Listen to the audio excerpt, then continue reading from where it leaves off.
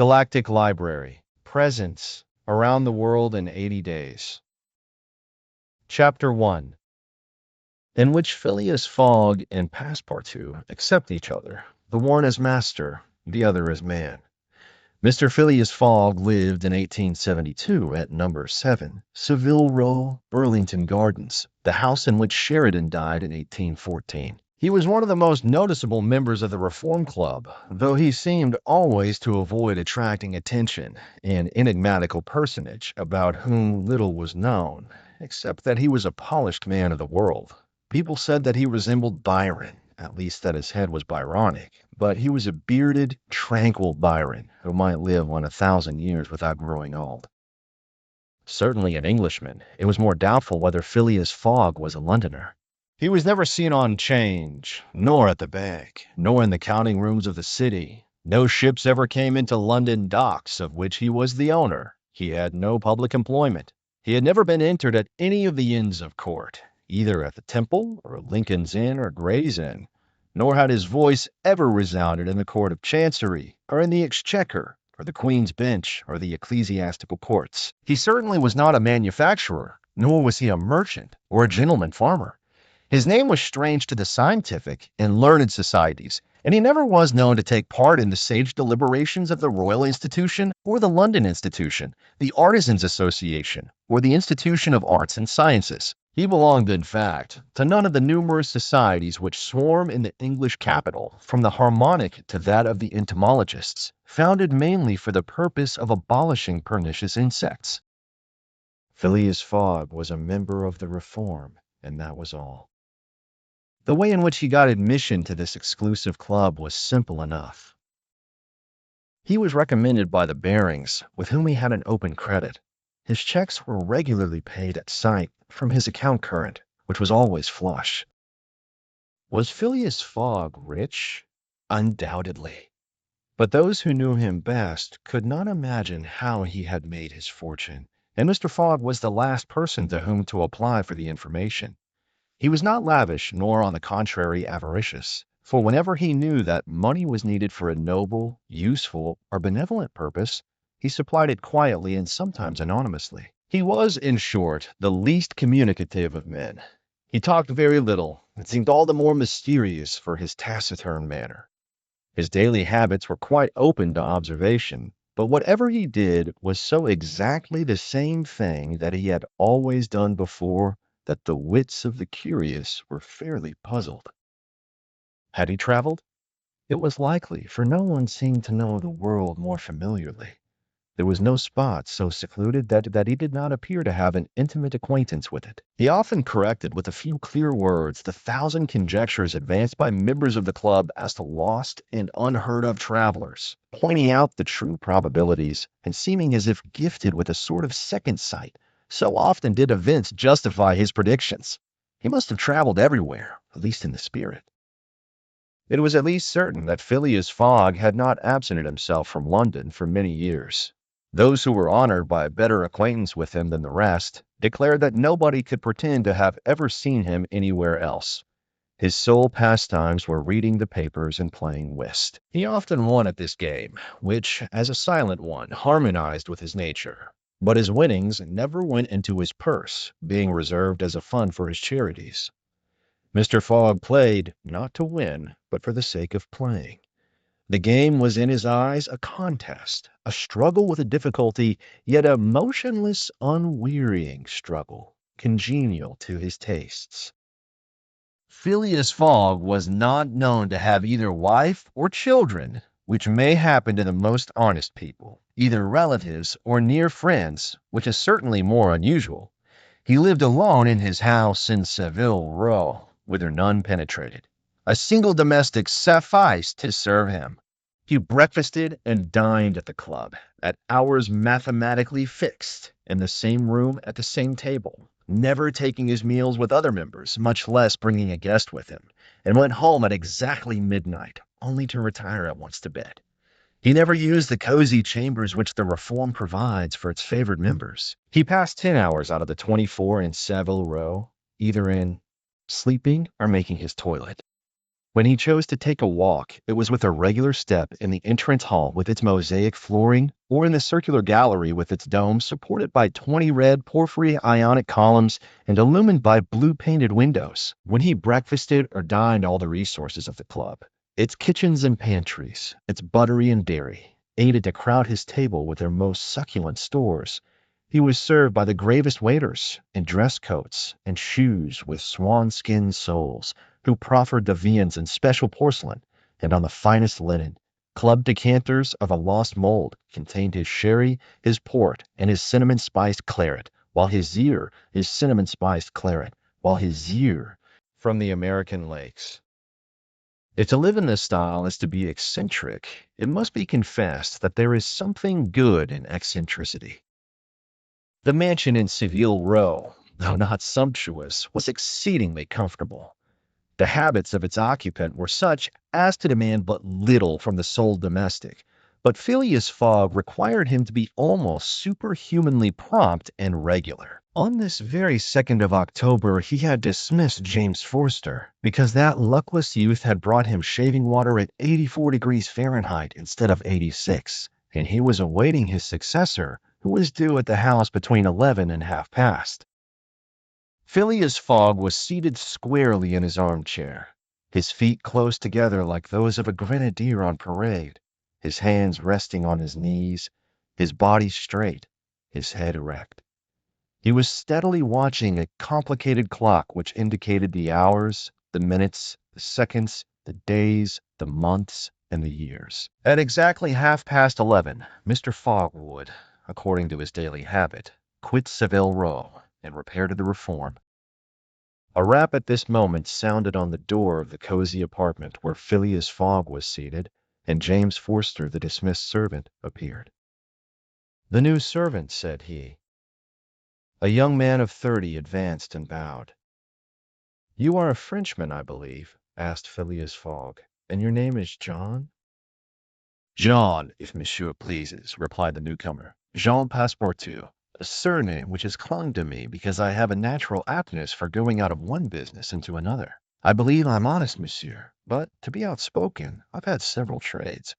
I've been an itinerant singer, a circus rider, when I used to vault like Leotard and dance on a rope like Blondel. Then I got to be a professor of gymnastics so as to make better use of my talents. And then I was a sergeant fireman at Paris and assisted at many a big fire. But I quitted France 5 years ago, and wishing to taste the sweets of domestic life, took service as a valet here in England. Finding myself out of place, and hearing that Monsieur Phileas Fogg was the most exact and settled gentleman in the United Kingdom, I have come to Monsieur in the hope of living with him a tranquil life, and forgetting even the name of Passepartout." "Passepartout suits me," responded Mr. Fogg. "You are well recommended to me. I hear a good report of you. You know my conditions?" "Yes, monsieur." "Good. What time is it?" 22 minutes after 11, returned Passepartout, drawing an enormous silver watch from the depths of his pocket. "You are too slow," said Mr. Fogg. "Pardon me, monsieur, it is impossible." "You are 4 minutes too slow. No matter. It's enough to mention the error.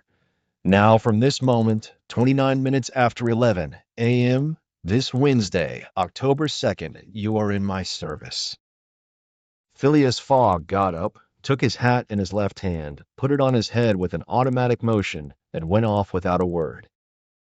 Passepartout heard the street door shut once. It was his new master going out. He heard it shut again. It was his predecessor, James Forster, departing in his turn. Passepartout remained alone in the house in Savile Row. Chapter 2, in which Passepartout is convinced that he has at last found his ideal. "Faith," muttered Passepartout, somewhat flurried, "I've seen people at Madame Tussaud's as lively as my new master." Madame Tussaud's people, let it be said, are of wax, and are much visited in London. Speech is all that is wanting to make them human. During his brief interview with Mr. Fogg, Passepartout had been carefully observing him. He appeared to be a man about 40 years of age, with fine, handsome features, and a tall, well-shaped figure. His hair and whiskers were light, his forehead compact and unwrinkled, his face rather pale, his teeth magnificent. His countenance possessed in the highest degree what physiognomists call repose in action, a quality of those who act rather than talk. Calm and phlegmatic, with a clear eye, Mr. Fogg seemed a perfect type of that English composure which Angelica Kauffmann has so skillfully represented on canvas. Seen in the various phases of his daily life, he gave the idea of being perfectly well balanced, as exactly regulated as a Leroy chronometer. Phileas Fogg was, indeed, exactitude personified, and this was betrayed even in the expression of his very hands and feet. For in men, as well as in animals, the limbs themselves are expressive of the passions. He was so exact that he was never in a hurry, was always ready, and was economical alike of his steps and his motions. He never took one step too many, and always went to his destination by the shortest cut. He made no superfluous gestures, and was never seen to be moved or agitated. He was the most deliberate person in the world, yet always reached his destination at the exact moment. He lived alone, and so to speak, outside of every social relation. And as he knew that in this world account must be taken of friction, and that friction retards, he never rubbed against anybody. As for Passepartout, he was a true Parisian of Paris.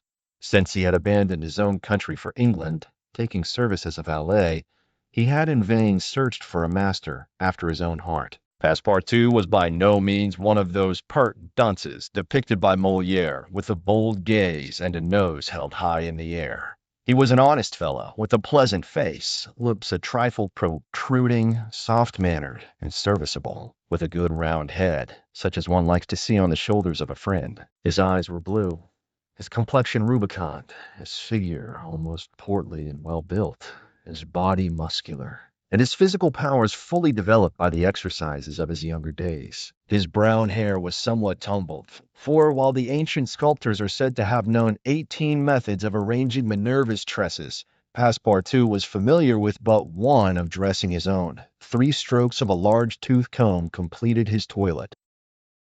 It would be rash to predict how Passepartout's lively nature would agree with Mr. Fogg. It was impossible to tell whether the new servant would turn out as absolutely methodical as his master required. Experience alone could solve the question. Passepartout had been a sort of vagrant in his early years, and now yearned for repose. But so far he had failed to find it, though he had already served in 10 English houses. But he could not take root in any of these. With chagrin, he found his masters invariably whimsical and irregular, constantly running about the country or on the lookout for adventure. His last master, young Lord Longferry, Member of Parliament, after passing his nights in the Haymarket taverns, was too often brought home in the morning on policemen's shoulders. Passepartout, desirous of respecting the gentleman whom he served, ventured a mild remonstrance on such conduct, which, being ill received, he took his leave. Hearing that Mr. Phileas Fogg was looking for a servant, and that his life was one of unbroken regularity, that he neither traveled nor stayed from home overnight, he felt sure that this would be the place he was after. He presented himself, and was accepted, as has been seen. At 11:30, then, Passepartout found himself alone in the house in Savile Row. He began its inspection without delay, scouring it from cellar to garret. So clean, well arranged, solemn a mansion pleased him. It seemed to him like a snail's shell, lighted and warmed by gas, which sufficed for both these purposes. When Passepartout reached the second story, he recognized at once the room which he was to inhabit, and he was well satisfied with it. Electric bells and speaking tubes afforded communication with the lower stories, while on the mantel stood an electric clock, precisely like that in Mr. Fogg's bedchamber, both beating the same second at the same instant. "That's good. That'll do," said Passepartout to himself. He suddenly observed, hung over the clock, a card which, upon inspection, proved to be a program of the daily routine of the house. It comprised all that was required of the servant, from 8 in the morning, exactly at which hour Phileas Fogg rose, till 11:30, when he left the house for the Reform Club, all the details of service, the tea and toast at 23 minutes past 8, the shaving water at 37 minutes past 9, and the toilet at 20 minutes before 10. Everything was regulated and foreseen that was to be done from 11:30 a.m. till midnight, the hour at which the methodical gentleman retired. Mr. Fogg's wardrobe was amply supplied and in the best taste.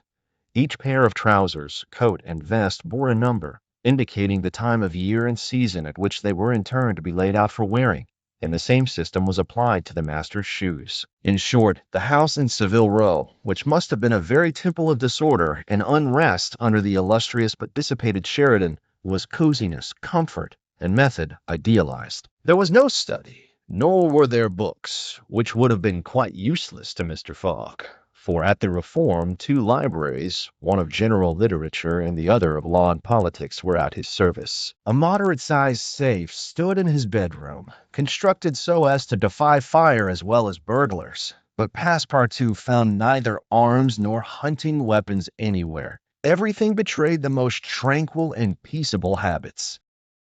Having scrutinized the house from top to bottom, he rubbed his hands. A broad smile overspread his features, and he said joyfully, "This is just what I wanted. Ah, we shall get on together, Mr. Fogg and I. What a domestic and regular gentleman. A real machine? Well, I don't mind serving a machine." Chapter 3, in which a conversation takes place which seems likely to cost Phileas Fogg dear. Phileas Fogg, having shut the door of his house at 11:30, and having put his right foot before his left 575 times, and his left foot before his right 576 times, reached the Reform Club, an imposing edifice in Pall Mall, which could not have cost less than 3 millions. He repaired at once to the dining room, the 9 windows of which open upon a tasteful garden, where the trees were already gilded with an autumn coloring, and took his place at the habitual table, the cover of which had already been laid for him. His breakfast consisted of a side dish, a broiled fish with reading sauce, a scarlet slice of roast beef garnished with mushrooms, a rhubarb and gooseberry tart, and a morsel of Cheshire cheese, the whole being washed down with several cups of tea, for which the Reform is famous. He rose at 1 and directed his steps towards the large hall, a sumptuous apartment adorned with lavishly framed paintings. A flunkey handed him an uncut Times, which he proceeded to cut with a skill which betrayed familiarity with this delicate operation. The perusal of this paper absorbed Phileas Fogg until 4:15, whilst the Standard, his next task, occupied him till the dinner hour. Dinner passed as breakfast had done, and Mr. Fogg reappeared in the reading room and sat down to the Pall Mall at 20 minutes before 6. Half an hour later several members of the Reform came in and drew up to the fireplace, where a coal fire was steadily burning. They were Mr. Fogg's usual partners at whist, Andrew Stewart, an engineer, John Sullivan and Samuel Fontaine, bankers, Thomas Flanagan, a brewer, and Gautier Ralph, one of the directors of the Bank of England, all rich and highly respectable personages, even in a club which comprises the princes of English trade and finance. "Well, Ralph," said Thomas Flanagan, "what about that robbery?" "Oh," replied Stewart, "the bank will lose the money." "On the contrary," broke in Ralph, "I hope we may put our hands on the robber. Skillful detectives have been sent to all the principal ports of America and the continent, and he'll be a clever fellow if he slips through their fingers." "But have you got the robber's description?" asked Stewart. "In the first place, he is no robber at all," returned Ralph, positively. "What? A fellow who makes off with £55,000? No robber?" "No." "Perhaps he's a manufacturer, then." "The Daily Telegraph says that he is a gentleman." It was Phileas Fogg, whose head now emerged from behind his newspapers, who made this remark. He bowed to his friends and entered into the conversation.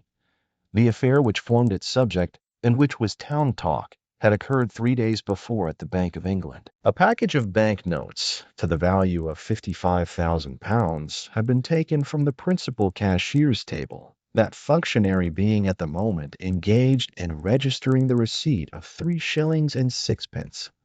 Of course, he could not have his eyes everywhere. Let it be observed that the Bank of England reposes a touching confidence in the honesty of the public. There are neither guards nor gratings to protect its treasures. Gold, silver, banknotes are freely exposed, at the mercy of the first comer. A keen observer of English customs relates that, being in one of the rooms of the bank one day, he had the curiosity to examine a gold ingot weighing some 7 or 8 pounds. He took it up, scrutinized it, passed it to his neighbor, he to the next man, and so on until the ingot, going from hand to hand, was transferred to the end of a dark entry, nor did it return to its place for half an hour. Meanwhile, the cashier had not so much as raised his head. But in the present instance, things had not gone so smoothly. The package of notes not being found when 5 o'clock sounded from the ponderous clock in the drawing office, the amount was passed to the account of profit and loss. As soon as the robbery was discovered, picked detectives hastened off to Liverpool, Glasgow, Havre, Suez, Brindisi, New York, and other ports, inspired by the proffered reward of £2,000 and 5% on the sum that might be recovered. Detectives were also charged with narrowly watching those who arrived at or left London by rail, and a judicial examination was at once entered upon. There were real grounds for supposing, as the Daily Telegraph said, that the thief did not belong to a professional band. On the day of the robbery, a well-dressed gentleman of polished manners and with a well-to-do air had been observed going to and fro in the paying room where the crime was committed. A description of him was easily procured and sent to the detectives, and some hopeful spirits, of whom Ralph was one, did not despair of his apprehension. The papers and clubs were full of the affair, and everywhere people were discussing the probabilities of a successful pursuit, and the Reform Club was especially agitated, several of its members being bank officials. Ralph would not concede that the work of the detectives was likely to be in vain, for he thought that the prize offered would greatly stimulate their zeal and activity. But Stewart was far from sharing this confidence, and as they placed themselves at the whist table, they continued to argue the matter. Stewart and Flanagan played together, while Phileas Fogg had fallen in for his partner. As the game proceeded, the conversation ceased, excepting between the rubbers, when it revived again. "I maintain," said Stewart, "that the chances are in favor of the thief, who must be a shrewd fellow."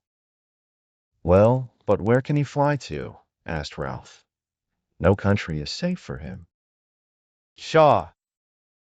Where could he go, then?" "Oh, I don't know that. The world is big enough." "It was once," said Phileas Fogg, in a low tone. "Cut, sir," he added, handing the cards to Thomas Flanagan. The discussion fell during the rubber, after which Stewart took up its thread. "What do you mean by once? Has the world grown smaller?"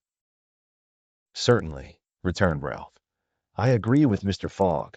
The world has grown smaller, since a man can now go round it 10 times more quickly than 100 years ago, and that is why the search for this thief will be more likely to succeed. And also why the thief can get away more easily." "Be so good as to play, Mr. Stewart," said Phileas Fogg. But the incredulous Stewart was not convinced, and when the hand was finished, said eagerly, "You have a strange way, Ralph, of proving that the world has grown smaller. So, because you can go round it in 3 months." "In 80 days," interrupted Phileas Fogg. "That is true, gentlemen," added John Sullivan. "Only 80 days, now that the section between Rothal and Allahabad on the great Indian Peninsula Railway has been opened. Here is the estimate made by the Daily Telegraph.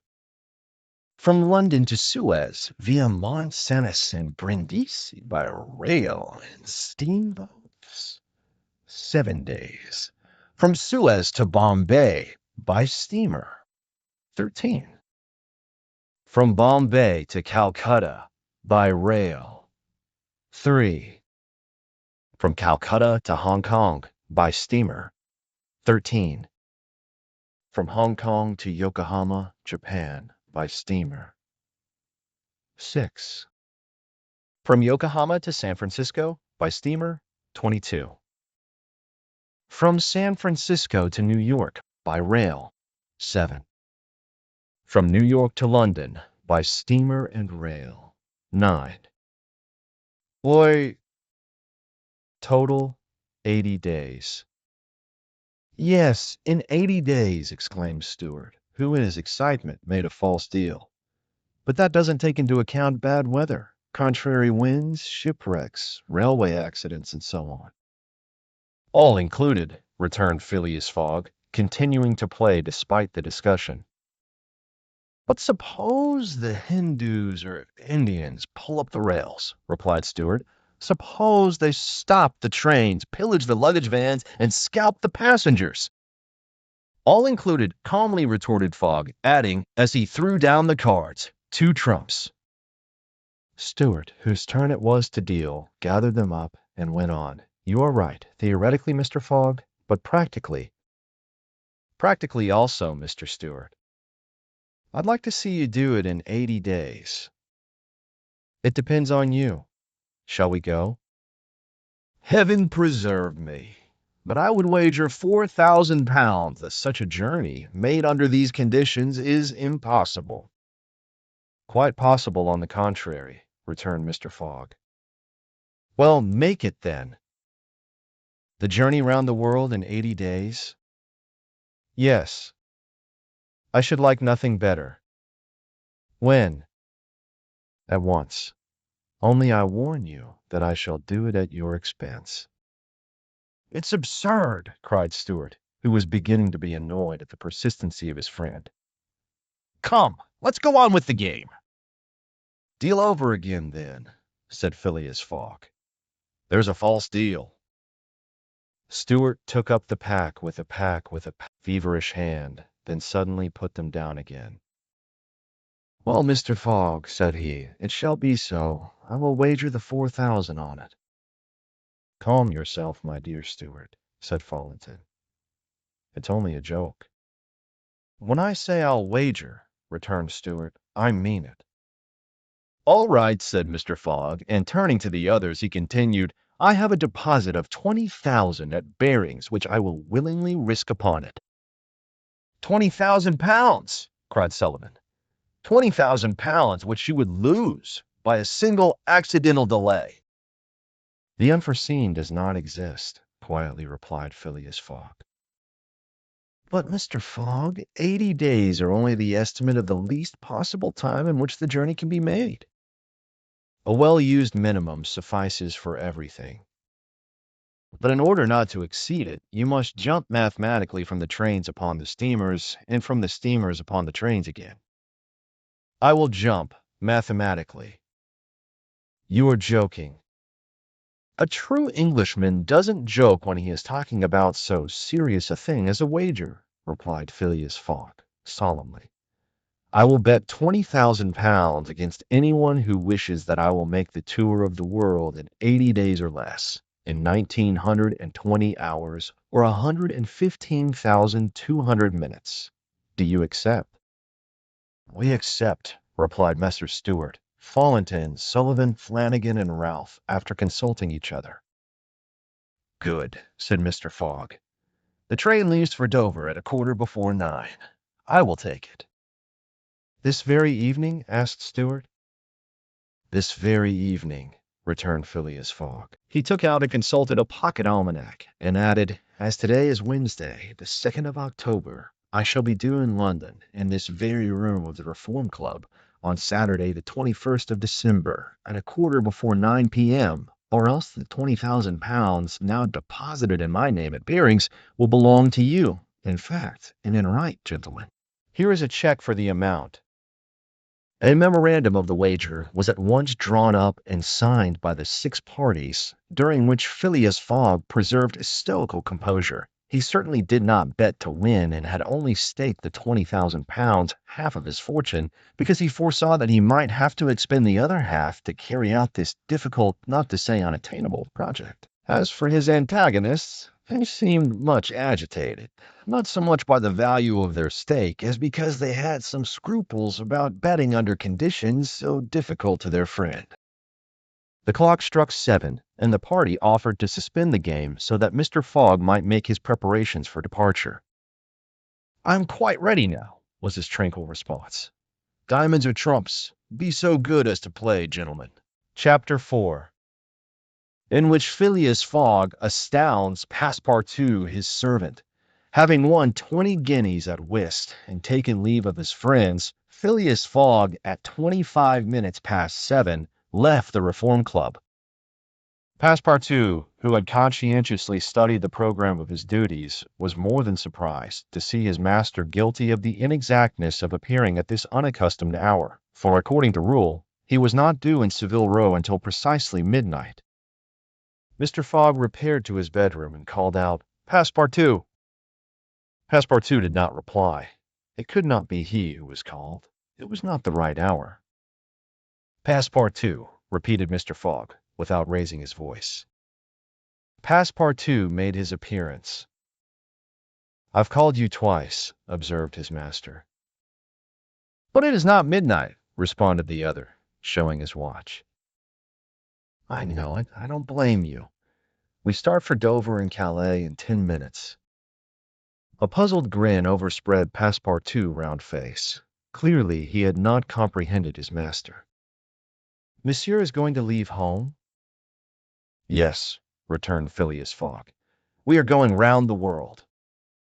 Passepartout opened wide his eyes, raised his eyebrows, held up his hands, and seemed about to collapse, so overcome was he with stupefied astonishment. "Round the world," he murmured. "In 80 days," responded Mr. Fogg. "So we haven't a moment to lose." "But the trunks," gasped Passepartout, unconsciously swaying his head from right to left. "We'll have no trunks, only a carpet bag, with 2 shirts and 3 pairs of stockings for me, and the same for you. We'll buy our clothes on the way. Bring down my mackintosh and traveling cloak and some stout shoes, though we shall do little walking. Make haste." Passepartout tried to reply, but could not. He went out, mounted to his own room, fell into a chair and muttered, "That's good, that is. And I, who wanted to remain quiet." He mechanically set about making the preparations for departure. Around the world in 80 days! Was his master a fool? No. Was this a joke, then? They were going to Dover. Good! To Calais. Good again! After all, Passepartout, who had been away from France 5 years, would not be sorry to set foot on his native soil again. Perhaps they would go as far as Paris, and it would do his eyes good to see Paris once more. But surely a gentleman so chary of his steps would stop there, no doubt. But then it was none the less true that he was going away, this so domestic person hitherto.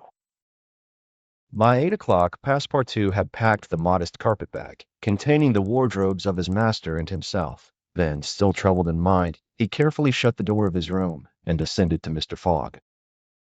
Mr. Fogg was quite ready. Under his arm might have been observed a red-bound copy of Bradshaw's Continental Railway Steam Transit and General Guide, with its timetable showing the arrival and departure of steamers and railways. He took the carpet-bag, opened it, and slipped into it a goodly roll of Bank of England notes, which would pass wherever he might go. "You have forgotten nothing?" asked he. "Nothing, monsieur." "My mackintosh and cloak?" "Here they are." "Good. Take this carpet-bag," handing it to Passepartout. "Take good care of it, for there are 20,000 pounds in it." Passepartout nearly dropped the bag, as if the 20,000 pounds were in gold, and weighed him down.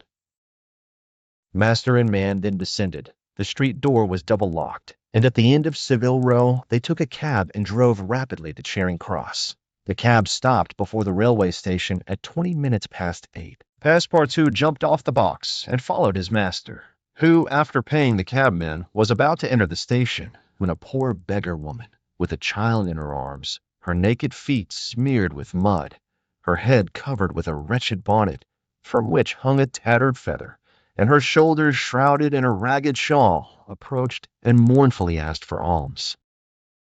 Mr. Fogg took out the 20 guineas he had just won at whist, and handed them to the beggar, saying, "Here, my good woman, I'm glad that I met you," and passed on. Passepartout had a moist sensation about the eyes. His master's action touched his susceptible heart. 2 first-class tickets for Paris having been speedily purchased, Mr. Fogg was crossing the station to the train when he perceived his 5 friends of the Reform. "Well, gentlemen," said he, "I'm off, you see, and if you will examine my passport when I get back, you will be able to judge whether I have accomplished the journey agreed upon." Oh, that would be quite unnecessary, Mr. Fogg, said Ralph politely. We will trust your word as a gentleman of honor. You do not forget when you are due in London again? Asked Stewart. In 80 days, on Saturday, the 21st of December, 1872, at a quarter before 9 p.m. Goodbye, gentlemen. Phileas Fogg and his servant seated themselves in a first-class carriage at 20 minutes before 9. 5 minutes later, the whistle screamed, and the train slowly glided out of the station. The night was dark, and a fine, steady rain was falling. Phileas Fogg, snugly ensconced in his corner, did not open his lips. Passepartout, not yet recovered from his stupefaction, clung mechanically to the carpet-bag with its enormous treasure. Just as the train was whirling through Sydenham, Passepartout suddenly uttered a cry of despair. "What's the matter?" asked Mr. Fogg. "Alas, in my hurry, I forgot." "What?" "To turn off the gas in my room." "Very well, young man," returned Mr. Fogg coolly. "It will burn at your expense." Chapter 5, in which a new species of funds, unknown to the moneyed men, appears on 'Change. Phileas Fogg rightly suspected that his departure from London would create a lively sensation at the West End. The news of the bet spread through the Reform Club and afforded an exciting topic of conversation to its members. From the club it soon got into the papers throughout England. The boasted tour of the world was talked about, disputed, argued with as much warmth as if the subject were another Alabama claim. Some took sides with Phileas Fogg, but the large majority shook their heads and declared against him. It was absurd, impossible, they declared, that the tour of the world could be made, except theoretically and on paper, in this minimum of time, and with the existing means of traveling. The Times, Standard, Morning Post, and Daily News, and 20 other highly respectable newspapers scouted Mr. Fogg's project as madness. The Daily Telegraph alone hesitatingly supported him. People in general thought him a lunatic and blamed his Reform Club friends for having accepted a wager which betrayed the mental aberration of its proposer. Articles no less passionate than logical appear on the question, for geography is one of the pet subjects of the English, and the columns devoted to Phileas Fogg's venture were eagerly devoured by all classes of readers. At first, some rash individuals, principally of the gentler sex, espoused his cause, which became still more popular when the Illustrated London News came out with his portrait, copied from a photograph in the Reform Club. A few readers of the Daily Telegraph even dared to say, "Why not, after all? Stranger things have come to pass." At last, a long article appeared, on the 7th of October, in the Bulletin of the Royal Geographical Society, which treated the question from every point of view and demonstrated the utter folly of the enterprise. Everything, it said, was against the travelers, every obstacle imposed alike by men and by nature. A miraculous agreement of the times of departure and arrival, which was impossible, was absolutely necessary to his success. He might perhaps reckon on the arrival of trains at the designated hours in Europe, where the distances were relatively moderate. But when he calculated upon crossing India in 3 days and the United States in 7, could he rely beyond misgiving upon accomplishing his task? There were accidents to machinery, the liability of trains to run off the line, collisions, bad weather, the blocking up by snow. Were not all these against Phileas Fogg? Would he not find himself, when traveling by steamer in winter, at the mercy of the winds and fogs? Is it uncommon for the best ocean steamers to be 2 or 3 days behind time? But a single delay would suffice to fatally break the chain of communication. Should Phileas Fogg once miss, even by an hour, a steamer, he would have to wait for the next, and that would irrevocably render his attempt vain. This article made a great deal of noise, and being copied into all the papers, seriously depressed the advocates of the rash tourist. Everybody knows that England is the world of betting men who are of a higher class than mere gamblers. To bet is in the English temperament. Not only the members of the Reform, but the general public made heavy wagers for or against Phileas Fogg, who was set down in the betting books as if he were a racehorse. Bonds were issued and made their appearance on change. Phileas Fogg bonds were offered at par or at a premium, and a great business was done in them. But 5 days after the article in the Bulletin of the Geographical Society appeared, the demand began to subside. Phileas Fogg declined. They were offered by packages, at first of 5, then of 10, until at last nobody would take less than 20, 50, 100. Lord Albemarle, an elderly paralytic gentleman, was now the only advocate of Phileas Fogg left. This noble lord, who was fastened to his chair, would have given his fortune to be able to make the tour of the world if it took 10 years, and he bet £5,000 on Phileas Fogg. When the folly as well as the uselessness of the adventure was pointed out to him, he contented himself with replying, "If the thing is feasible, the first to do it ought to be an Englishman." The Fogg party dwindled more and more. Everybody was going against him, and the bets stood 150 and 200 to 1. And a week after his departure, an incident occurred which deprived him of backers at any price. The commissioner of police was sitting in his office at 9 o'clock one evening when the following telegraphic dispatch was put into his hands. Suez to London. Rowan, Commissioner of Police, Scotland Yard. I've found the bank robber, Phileas Fogg. Send without delay warrant of arrest to Bombay. Fixed, detective. The effect of this dispatch was instantaneous. The polished gentleman disappeared to give place to the bank robber.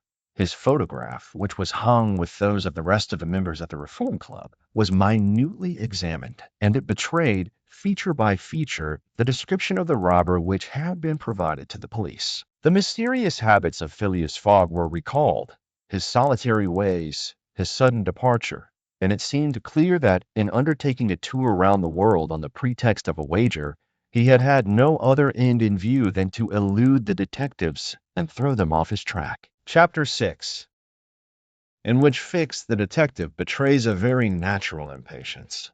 The circumstances under which this telegraphic dispatch about Phileas Fogg was sent were as follows. The steamer Mongolia, belonging to the Peninsular and Oriental Company, built of iron, of 2,800 tons burden and 500 horsepower, was due at 11 o'clock a.m. on Wednesday the 9th of October at Suez. The Mongolia plied regularly between Brindisi and Bombay via the Suez Canal and was one of the fastest steamers belonging to the company, always making more than 10 knots an hour between Brindisi and Suez, and 9.5 between Suez and Bombay. Two men were promenading up and down the wharves among the crowd of natives and strangers who were sojourning at this once straggling village, now, thanks to the enterprise of Monsieur Lesseps, a fast-growing town. One was the British consul at Suez, who, despite the prophecies of the English government and the unfavorable predictions of Stevenson, was in the habit of seeing from his office window English ships daily passing to and fro on the Great Canal, by which the old roundabout route from England to India by the Cape of Good Hope was abridged by at least a half. The other was a small, slight-built personage with a nervous, intelligent face and bright eyes peering out from under eyebrows which he was incessantly twitching. He was just now manifesting unmistakable signs of impatience, nervously pacing up and down and unable to stand still for a moment. This was Fix, one of the detectives who had been dispatched from England in search of the bank robber. It was his task to narrowly watch every passenger who arrived at Suez, and to follow up all who seemed to be suspicious characters, or bore a resemblance to the description of the criminal which he had received 2 days before from the police headquarters at London. The detective was evidently inspired by the hope of obtaining the splendid reward, which would be the prize of success, and awaited with a feverish impatience, easy to understand, the arrival of the steamer Mongolia. "So you say, consul," asked he for the 20th time, "that this steamer is never behind time?" "No, Mr. Fix," replied the consul. "She was bespoken yesterday at Port Said, and the rest of the way is of no account to such a craft. I repeat that the Mongolia has been in advance of the time required by the company's regulations and gained the prize awarded for excess of speed." "Does she come directly from Brindisi?" Directly from Brindisi. She takes on the Indian mails there, and she left there Saturday at 5 p.m. Have patience, Mr. Fix. She will not be late. But really, I don't see how, from the description you have, you will be able to recognize your man, even if he is on board the Mongolia. A man rather feels the presence of these fellows, Consul, than recognizes them. You must have a scent for them, and a scent is like a sixth sense which combines hearing, seeing, and smelling. I've arrested more than one of these gentlemen in my time, and if my thief is on board, I'll answer for it. He'll not slip through my fingers. I hope so, Mr. Fix, for it was a heavy robbery. A magnificent robbery, Consul. £55,000. We don't often have such windfalls. Burglars are getting to be so contemptible nowadays. A fellow gets hung for a handful of shillings. Mr. Fix, said the consul, I like your way of talking and hope you'll succeed, but I fear you will find it far from easy. Don't you see the description which you have there has a singular resemblance to an honest man? Consul, remarked the detective dogmatically, great robbers always resemble honest folks. Fellows who have rascally faces have only one course to take, and that is to remain honest. Otherwise, they would be arrested offhand. The artistic thing is to unmask honest countenances. It's no light task, I admit, but a real art. Mr. Fix evidently was not wanting in a tinge of self-conceit. Little by little, the scene on the quay became more animated. Sailors of various nations, merchants, shipbrokers, porters, fellas, bustled to and fro as if the steamer were immediately expected. The weather was clear and slightly chilly. The minarets of the town loomed above the houses in the pale rays of the sun. A jetty pier some 2,000 yards long extended into the roadstead. A number of fishing, smacks, and coasting boats, some retaining the fantastic fashion of ancient galleys, were discernible on the Red Sea. As he passed among the busy crowd, Fix, according to habit, scrutinized the passers-by with a keen, rapid glance. It was now 10:30. The steamer doesn't come, he exclaimed as the port clock struck. She can't be far off now, returned his companion. How long will she stop at Suez? 4 hours, long enough to get in her coal. It is 1,310 miles from Suez to Aden, at the other end of the Red Sea, and she has to take in a fresh coal supply. And does she go from Suez directly to Bombay? Without putting in anywhere. Good, said Fix. If the robber is on board, he will no doubt get off at Suez, so as to reach the Dutch or French colonies in Asia by some other route. He ought to know that he would not be safe an hour in India, which is English soil. Unless, objected the consul, he is exceptionally shrewd. An English criminal, you know, is always better concealed in London than anywhere else. This observation furnished the detective food for thought, and meanwhile the consul went away to his office. Fix, left alone, was more impatient than ever, having a presentiment that the robber was on board the Mongolia. If he had indeed left London intending to reach the New World, he would naturally take the route via India, which was less watched and more difficult to watch than that of the Atlantic.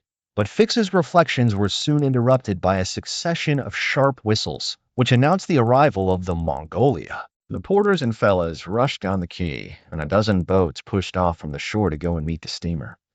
Soon her gigantic hull appeared, passing along between the banks, and 11 o'clock struck as she anchored in the road. She brought an unusual number of passengers, some of whom remained on deck to scan the picturesque panorama of the town, while the greater part disembarked in the boats and landed on the quay. Fix took up a position and carefully examined each face and figure which made its appearance.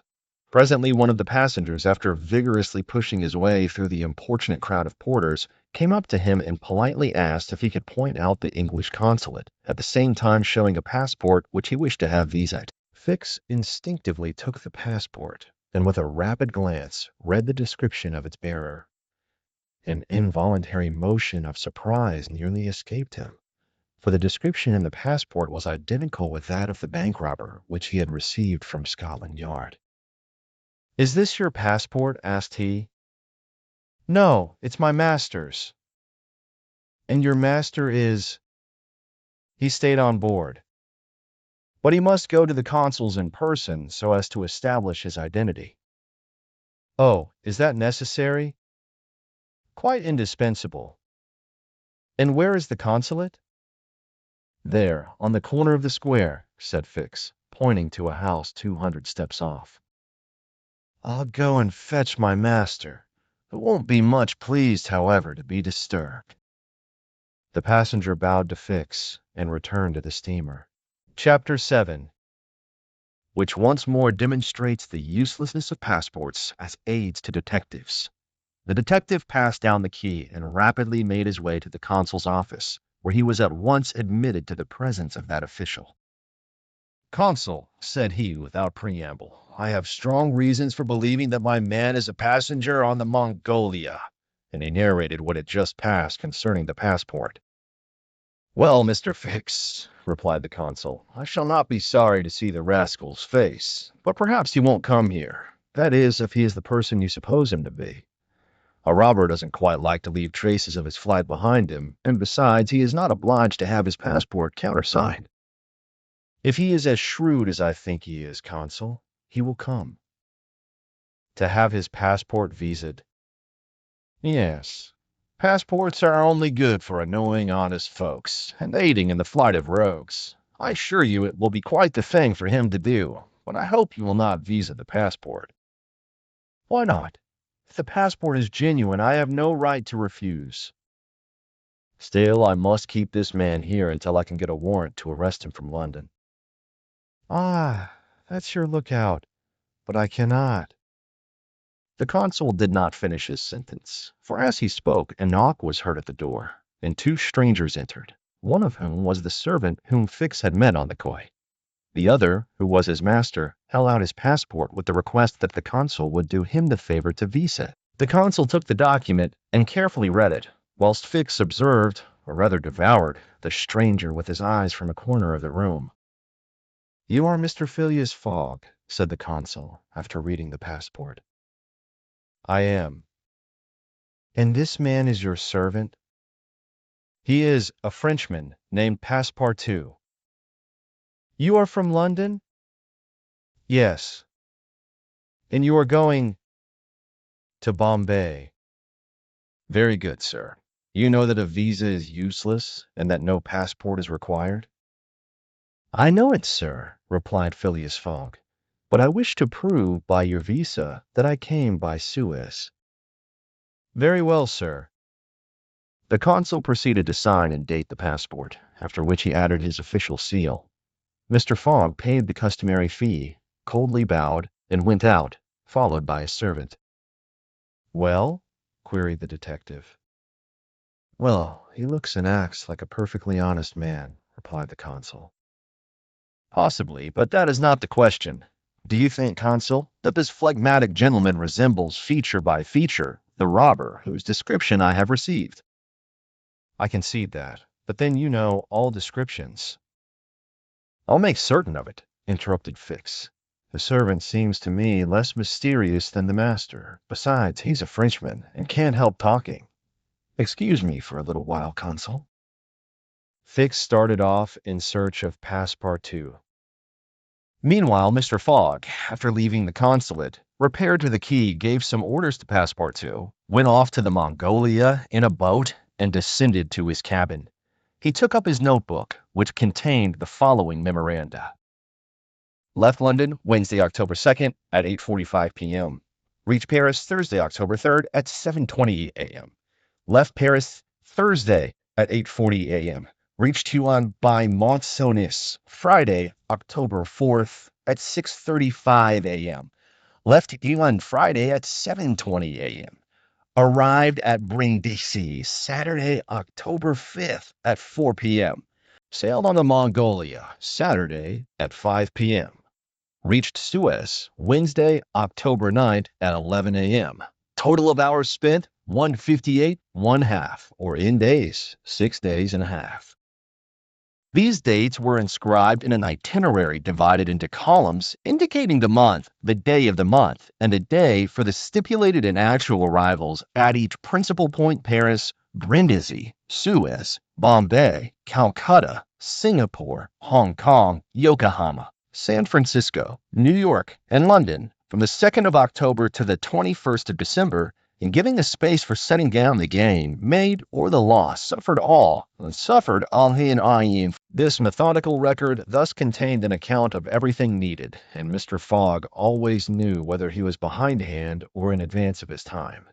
On this Friday, October 9th, he noted his arrival at Suez, and observed that he had as yet neither gained nor lost. He sat down quietly to breakfast in his cabin, never once thinking of inspecting the town, being one of those Englishmen who are wont to see foreign countries through the eyes of their domestics. Chapter 8, in which Passepartout talks rather more, perhaps, than is prudent.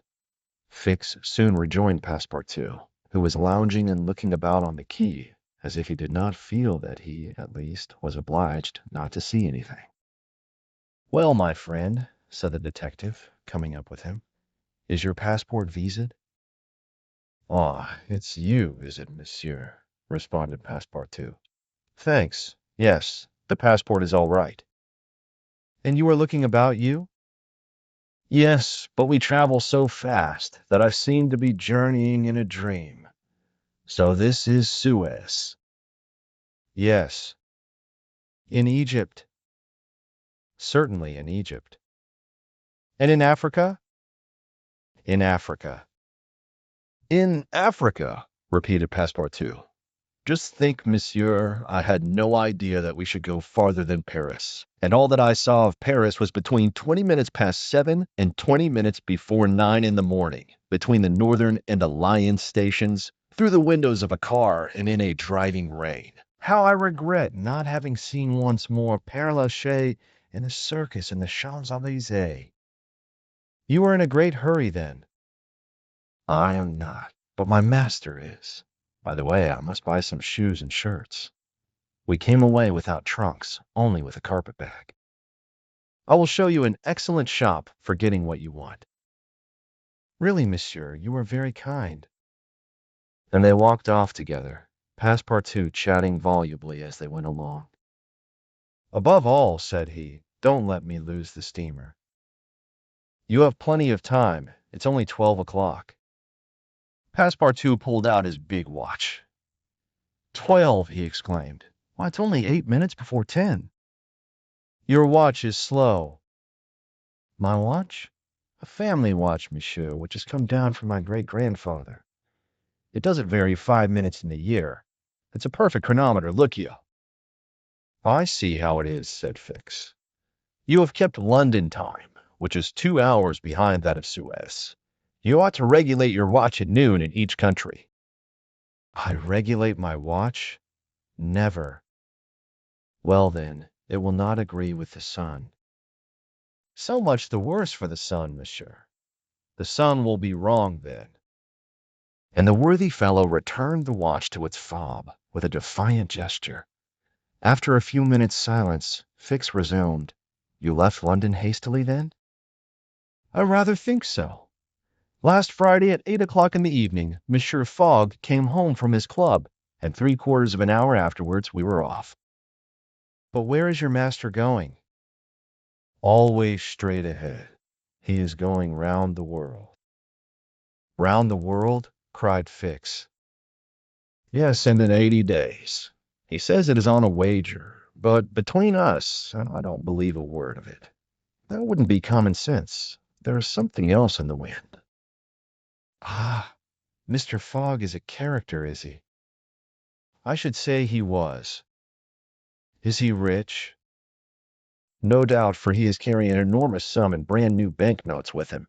And he doesn't spare the money on the way, either. He has offered a large reward to the engineer of Mongolia if he gets us to Bombay well in advance of time."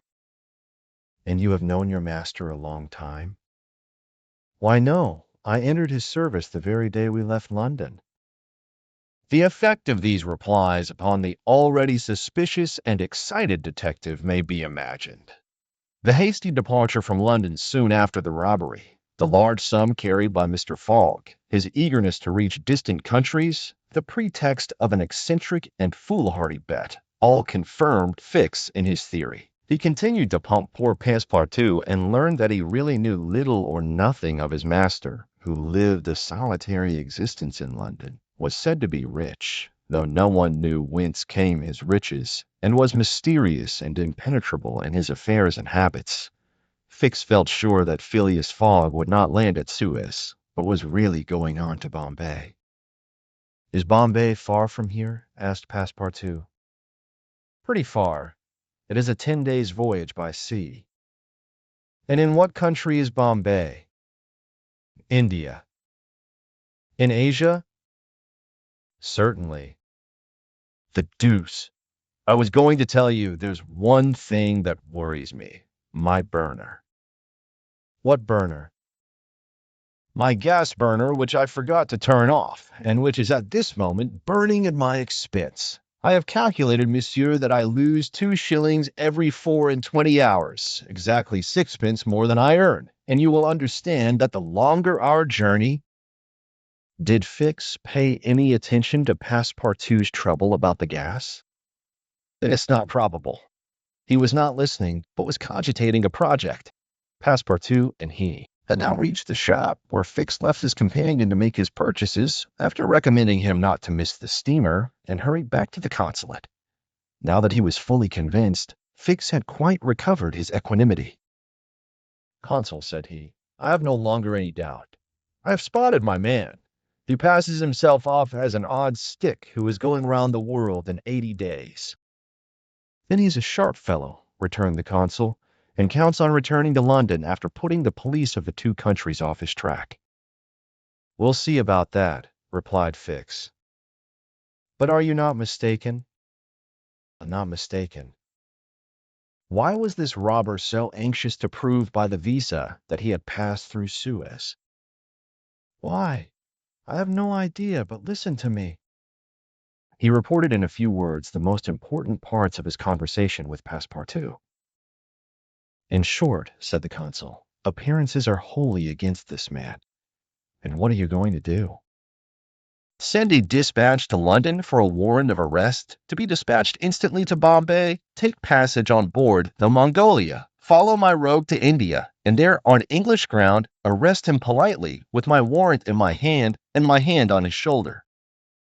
Having uttered these words with a cool, careless air, the detective took leave of the consul, and repaired to the telegraph office, whence he sent the dispatch which we have seen to the London police office. A quarter of an hour later found Fix, with a small bag in his hand, proceeding on board the Mongolia, and, ere many moments longer, the noble steamer rode out at full steam upon the waters of the Red Sea. Chapter 9. In which the Red Sea and the Indian Ocean proved propitious to the designs of Phileas Fogg. The distance between Suez and Aden is precisely 1,310 miles, and the regulations of the company allow the steamers 138 hours in which to traverse it. The Mongolia, thanks to the vigorous exertions of the engineer, seemed likely, so rapid was her speed, to reach her destination considerably within that time. The greater part of the passengers from Brindisi were bound for India, some for Bombay, others for Calcutta by way of Bombay, the nearest route thither, now that a railway crosses the Indian peninsula. Among the passengers was a number of officials and military officers of various grades, the latter being either attached to the regular British forces or commanding the sepoy troops, and receiving high salaries ever since the central government has assumed the powers of the East India Company. For the sub-lieutenants get £280, brigadiers £2,400, and generals of divisions £4,000. What with the military men, a number of rich young Englishmen on their travels, and the hospitable efforts of the purser, the time passed quickly on the Mongolia. The best affair was spread upon the cabin tables at breakfast, lunch, dinner, and the 8 o'clock supper, and the ladies scrupulously changed their toilets twice a day, and the hours were whirled away, when the sea was tranquil with music, dancing, and games. But the Red Sea is full of caprice, and often boisterous, like most long and narrow gulfs. When the wind came from the African or Asian coast, the Mongolia, with her long hull, rolled fearfully. Then the ladies speedily disappeared below. The pianos were silent. Singing and dancing suddenly ceased. Yet the good ship plowed straight on, unretarded by wind or wave, towards the straits of Bab-el-Mandeb. What was Phileas Fogg doing all this time? It might be thought that, in his anxiety, he would be constantly watching the changes of the wind, the disorderly raging of the billows, every chance, in short, which might force the Mongolia to slacken her speed and thus interrupt his journey. But if he thought of these possibilities, he did not betray the fact by any outward sign. Always the same impassible member of the Reform Club, whom no incident could surprise, as unvarying as the ship's chronometers, and seldom having the curiosity even to go upon the deck, he passed through the memorable scenes of the Red Sea with cold indifference, did not care to recognize the historic towns and villages which along its borders raised their picturesque outlines against the sky, and betrayed no fear of the dangers of the Arabic, with horror, and upon which the ancient navigators never ventured without propitiating the gods by ample sacrifices. How did this eccentric personage pass his time on the Mongolia? He made his 4 hearty meals every day, regardless of the most persistent rolling and pitching on the part of the steamer, and he played whist indefatigably, for he had found partners as enthusiastic in the game as himself. A tax collector, on the way to his post at Goa, the Reverend Decimus Smith, returning to his parish at Bombay, and a brigadier general of the English army, who was about to rejoin his brigade at Benares, made up the party and, with Mr. Fogg, played whist by the hour together in absorbing silence. As for Passepartout, he too had escaped seasickness, and took his meals conscientiously in the forward cabin. He rather enjoyed the voyage, for he was well fed and well lodged, took a great interest in the scenes through which they were passing, and consoled himself with the delusion that his master's whim would end at Bombay. He was pleased, on the day after leaving Suez, to find on deck the obliging person with whom he had walked and chatted on the quays. "If I am not mistaken," said he, approaching this person with his most amiable smile, "you are the gentleman who so kindly volunteered to guide me at Suez?" "Ah, I quite recognize you. You are the servant of the strange Englishman."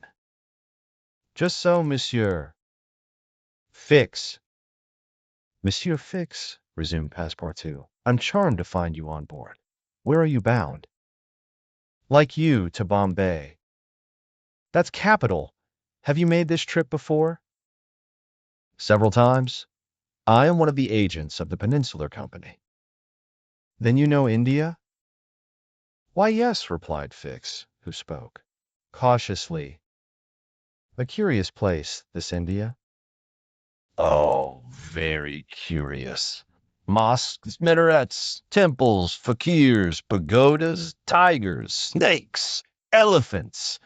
I hope you'll have ample time to see the sights." "I hope so, Monsieur Fix. You see, a man of sound sense ought not to spend his life jumping from a steamer upon a railway train, and from a railway train upon a steamer again, pretending to make the tour of the world in 80 days. No, all these gymnastics, you may be sure, will cease at Bombay." "And Mr. Fogg is getting on well?" asked Fix, in the most natural tone in the world. "Quite well, and I too. I eat like a famished ogre. It's the sea air." "But I never see your master on deck." "Never. He hasn't the least curiosity."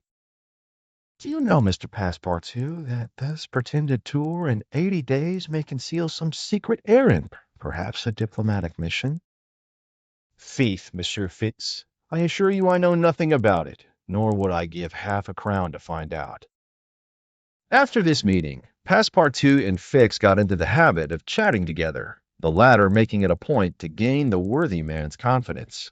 He frequently offered him a glass of whiskey or pale ale in the steamer bar-room, which Passepartout never failed to accept with graceful alacrity, mentally pronouncing Fix the best of good fellows. Meanwhile, the Mongolia was pushing forward rapidly. On the 13th, Mocha, surrounded by its ruined walls whereon date trees were growing, was sighted, and on the mountains beyond were espied vast coffee fields.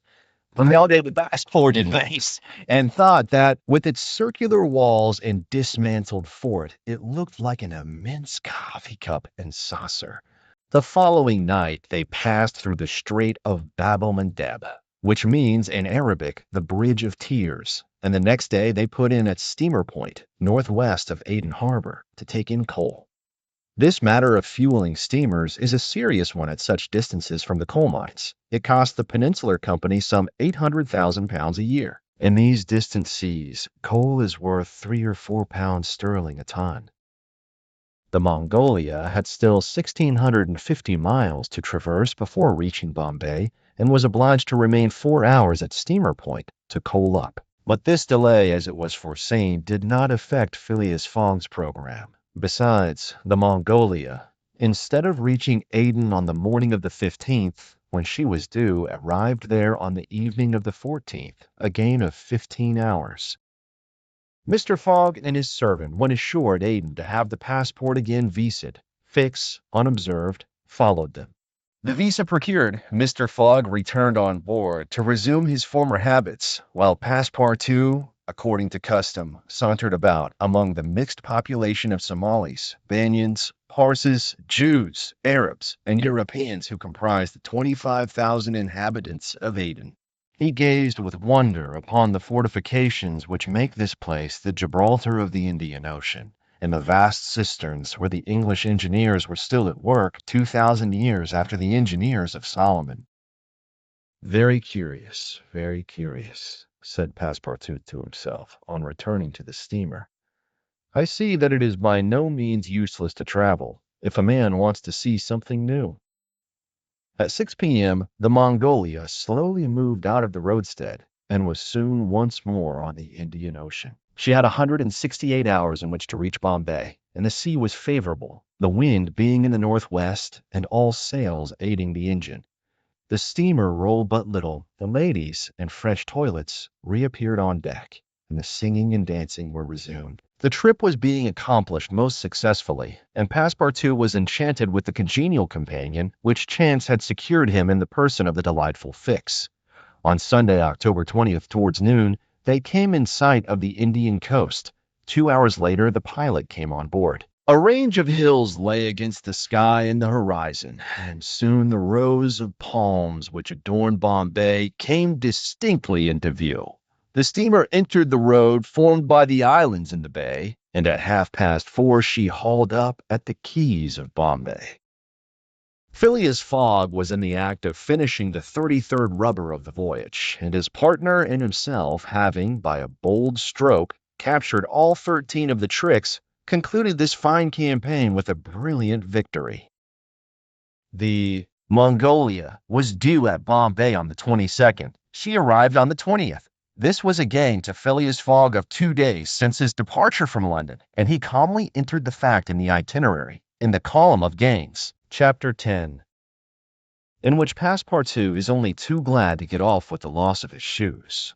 Everybody knows that the great reverse triangle of land, with its base in the north and its apex in the south, which is called India, embraces 1,400,000 square miles, upon which is spread unequally a population of 180 millions of souls. The British Crown exercises a real and despotic dominion over the larger portion of this vast country, and has a Governor-General stationed at Calcutta, governors at Madras, Bombay, and in Bengal, and a lieutenant governor at Agra. But British India, properly so called, only embraces 700,000 square miles and a population of from 100 to 110 millions of inhabitants. A considerable portion of India is still free from British authority, and there are certain ferocious Rajas in the interior who are absolutely independent. The celebrated East India Company was all-powerful from 1756, when the English first gained a foothold on the spot where now stands the city of Madras, down to the time of the Great Sepoy Insurrection. It gradually annexed province after province, purchasing them of the native chiefs, whom it seldom paid, and appointed the Governor-General and his subordinates, civil and military. But the East India Company has now passed away, leaving the British possessions in India directly under the control of the Crown. The aspect of the country, as well as the manners and distinctions of race, is daily changing. Formerly, one was obliged to travel in India by the old cumbrous methods of going on foot or on horseback, in palanquins or unwieldy coaches. Now fast steamboats ply on the Indus and the Ganges, and a great railway, with branch lines joining the main line at many points on its route, traverses the peninsula from Bombay to Calcutta in 3 days. This railway does not run in a direct line across India. The distance between Bombay and Calcutta, as the bird flies, is only from 1,000 to 1,100 miles. What the deflections of the road increase this distance by more than a third. The general route of the Great Indian Peninsula Railway is as follows. Leaving Bombay, it passes through Salsette, crossing to the continent opposite Tanay, goes over the chain of the Western Ghats, runs thence northeast as far as Berhampur, skirts the nearly independent territory of Bundelkhand, ascends to Allahabad, turns thence eastwardly, meeting the Ganges at Benares, then departs from the river a little, and descending southeast, Agandalhi, heading east, the way ascending southeast, has its terminus at Calcutta. The passengers of the Mongolia went ashore at 4:30 p.m. At exactly 8, the train would start for Calcutta. Mr. Fogg, after bidding goodbye to his whist partners, left the steamer, gave his servant several errands to do, urged it upon him to be at the station promptly at 8, and with his regular step, which beat to the second like an astronomical clock, directed his steps to the passport office. As for the wonders of Bombay, its famous city hall, its splendid library, its forts and docks, its bazaars, mosques, synagogues, its Armenian churches, and the noble pagoda on Malabar Hill with its 2 polygonal towers, he cared not a straw to see them. He would not deign to examine even the masterpieces of Elephanta, or the mysterious hypogea concealed southeast from the docks, or those fine remains of Buddhist architecture, the Kanherian grottos of the island of Salsette. Having transacted his business at the passport office, Phileas Fogg repaired quietly to the railway station, where he ordered dinner. Among the dishes served up to him, the landlord especially recommended a surgeon giblet of native rabbit, on which he prided himself. Mr. Fogg accordingly tasted the dish, but, despite its spice sauce, found it far from palatable. He rang for the landlord, and on his appearance said, fixing his clear eyes upon him, "Is this rabbit, sir?" "Yes, my lord," the rogue boldly replied, "rabbit from the jungles." "And this rabbit did not mew when he was killed?" "Mew, my lord." "What, a rabbit mew? I swear to you." "Be so good, landlord, as not to swear, but remember this. Cats were formerly considered in India as sacred animals. That was a good time." "For the cats, my lord? Perhaps for the travelers as well." After which Mr. Fogg quietly continued his dinner. Fix had gone on shore shortly after Mr. Fogg, and his first destination was the headquarters of the Bombay police. He made himself known as a London detective, told his business at Bombay and the position of affairs relative to the supposed robber, and nervously asked if a warrant had arrived from London. It had not reached the office. Indeed, there had not yet been time for it to arrive. Fix was sorely disappointed, and tried to obtain an order of arrest from the director of the Bombay police. This the director refused, as the matter concerned the London office, which alone could legally deliver the warrant. Fix did not insist, and was fain to resign himself to await the arrival of the important document, but he was determined not to lose sight of the mysterious rogue as long as he stayed in Bombay. He did not doubt for a moment, any more than Passepartout, that Phileas Fogg would remain there, at least until it was time for the warrant to arrive. Passepartout, however, had no sooner heard his master's orders on leaving the Mongolia than he saw at once that they were to leave Bombay as they had done Suez and Paris, and that the journey would be extended at least as far as Calcutta, and perhaps beyond that place. He began to ask himself if this bet that Mr. Fogg talked about was not really in good earnest, and whether his fate was not in truth forcing him, despite his love of repose, around the world in 80 days. Having purchased the usual quota of shirts and shoes, he took a leisurely promenade about the streets where crowds of people of many nationalities, Europeans, Persians with pointed caps, Banyas with round turbans, Singhs with square bonnets, Parsis with black mitres, and long-robed Armenians were collected. It happened to be the day of a Parsi festival. These descendants of the sect of Zoroaster, the most thrifty, civilized, intelligent, and austere of the East Indians, among whom are counted the richest native merchants of Bombay, were celebrating a sort of religious carnival with processions and shows, in the midst of which Indian dancing girls, clothed in rose-colored gauze, looped up with gold and silver, danced airily, but with perfect modesty, to the sound of viols and the clanging. It is needless to say that Passepartout watched these curious ceremonies with staring eyes and gaping mouth, and that his countenance was that of the greenest booby imaginable. Unhappily for his master, as well as himself, his curiosity drew him unconsciously farther off than he intended to go. At last, having seen the Parsi carnival wind away in the distance, he was turning his steps towards the station, when he happened to espy the splendid pagoda on Malabar Hill, and was seized with an irresistible desire to see its interior. He was quite ignorant that it is forbidden to Christians to enter certain Indian temples, and that even the faithful must not go in without first leaving their shoes outside the door. It may be said here that the wise policy of the British government severely punishes a disregard of the practices of the native religions. Passepartout, however, thinking no harm, went in like a simple tourist, and was soon lost in admiration of the splendid Brahmin ornamentation which everywhere met his eyes, when of a sudden he found himself sprawling on the sacred flagging. He looked up to behold 3 enraged priests, who forthwith fell upon him, tore off his shoes, and began to beat him with loud, savage exclamations. The agile Frenchman was soon upon his feet again, and lost no time in knocking down 2 of his long-gowned adversaries with his fists and a vigorous application of his toes. Then, rushing out of the pagoda as fast as his legs could carry him, he soon escaped the 3rd priest by mingling with the crowd in the streets. At 5 minutes before 8, Passepartout, hatless, shoeless, and having in the squabble lost his package of shirts and shoes, rushed breathlessly into the station. Fix, who had followed Mr. Fogg to the station and saw that he was really going to leave Bombay, was there upon the platform. He had resolved to follow the supposed robber to Calcutta, and farther, if necessary. Passepartout did not observe the detective, who stood in an obscure corner, but Fix heard him relate his adventures in a few words to Mr. Fogg. "I hope that this will not happen again," said Phileas Fogg coldly, as he got into the train. Poor Passepartout, crestfallen, followed his master without a word. Fix was on the point of entering another carriage, when an idea struck him, which induced him to alter his plan. "No, I'll stay," muttered he. "An offense has been committed on Indian soil. I've got my man." Just then the locomotive gave a sharp screech, and the train passed out into the darkness of the night. Chapter 11, in which Phileas Fogg secures a curious means of conveyance at a fabulous price.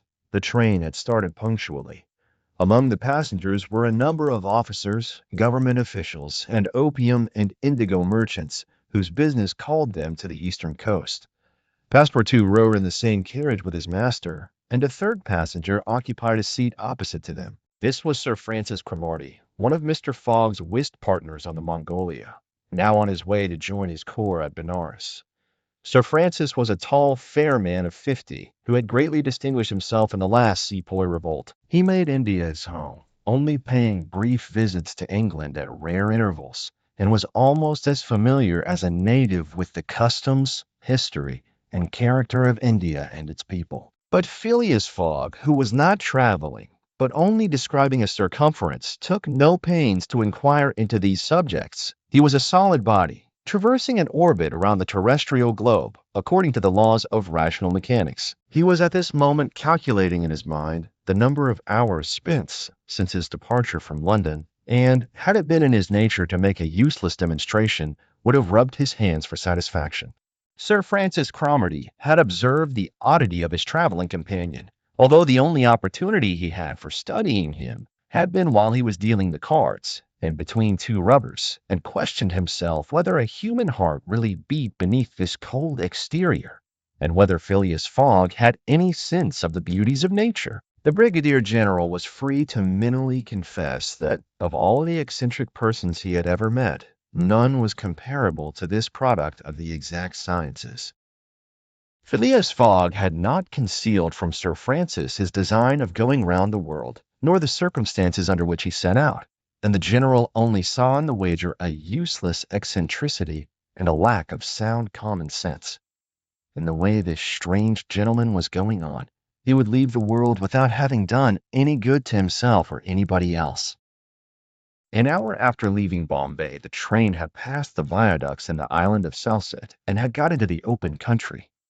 At Kalyan, they reached the junction of the branch line which descends towards southeastern India by Kingdala and Pouna, and passing Powell, they entered the defile of the mountains with their basalt bases and their summits crowned with thick and verdant forests. Phileas Fogg and Sir Francis Cromarty exchanged a few words from time to time, and now Sir Francis, reviving the conversation, observed, "Some years ago, Mr. Fogg, you would have met with a delay at this point, which would probably have lost you your wager."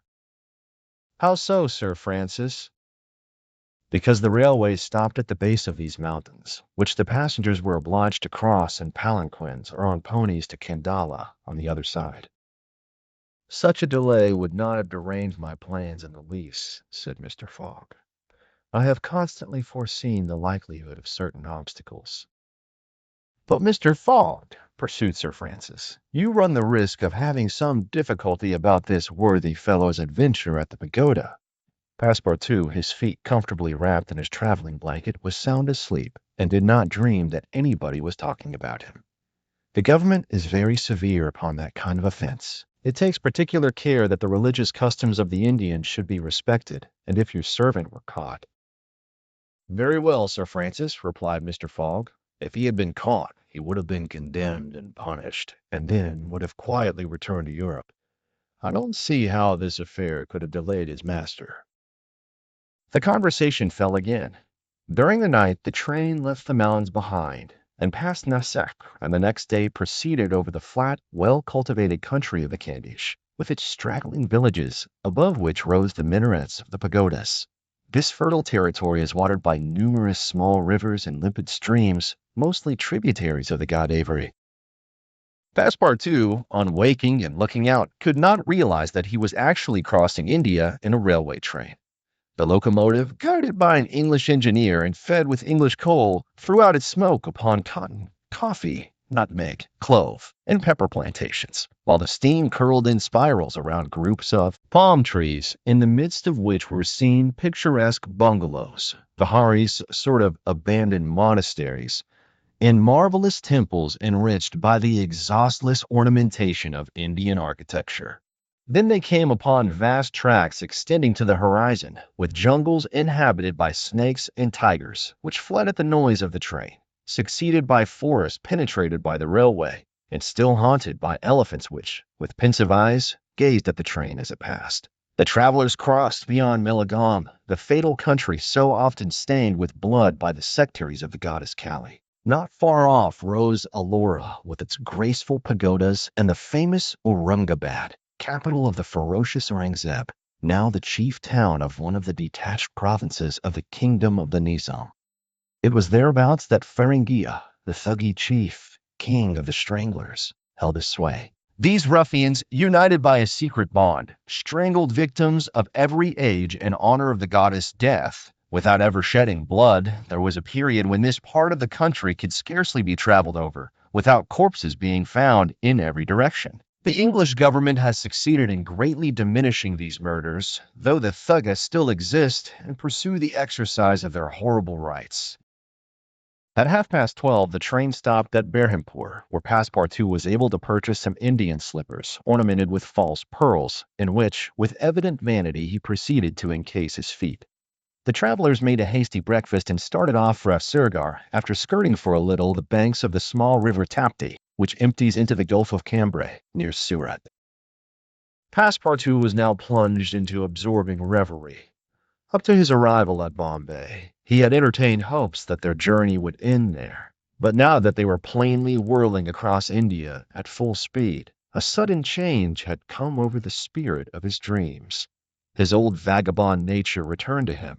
The fantastic ideas of his youth once more took possession of him. He came to regard his master's project as intended in good earnest, believed in the reality of the bet, and therefore in the tour of the world and the necessity of making it without fail within the designated period.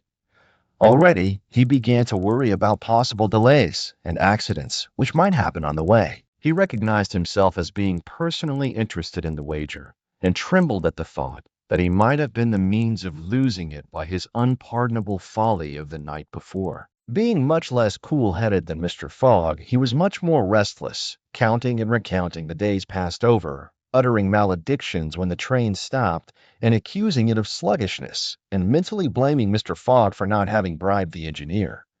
The worthy fellow was ignorant that, while it was possible by such means to hasten the rate of a steamer, it could not be done on the railway.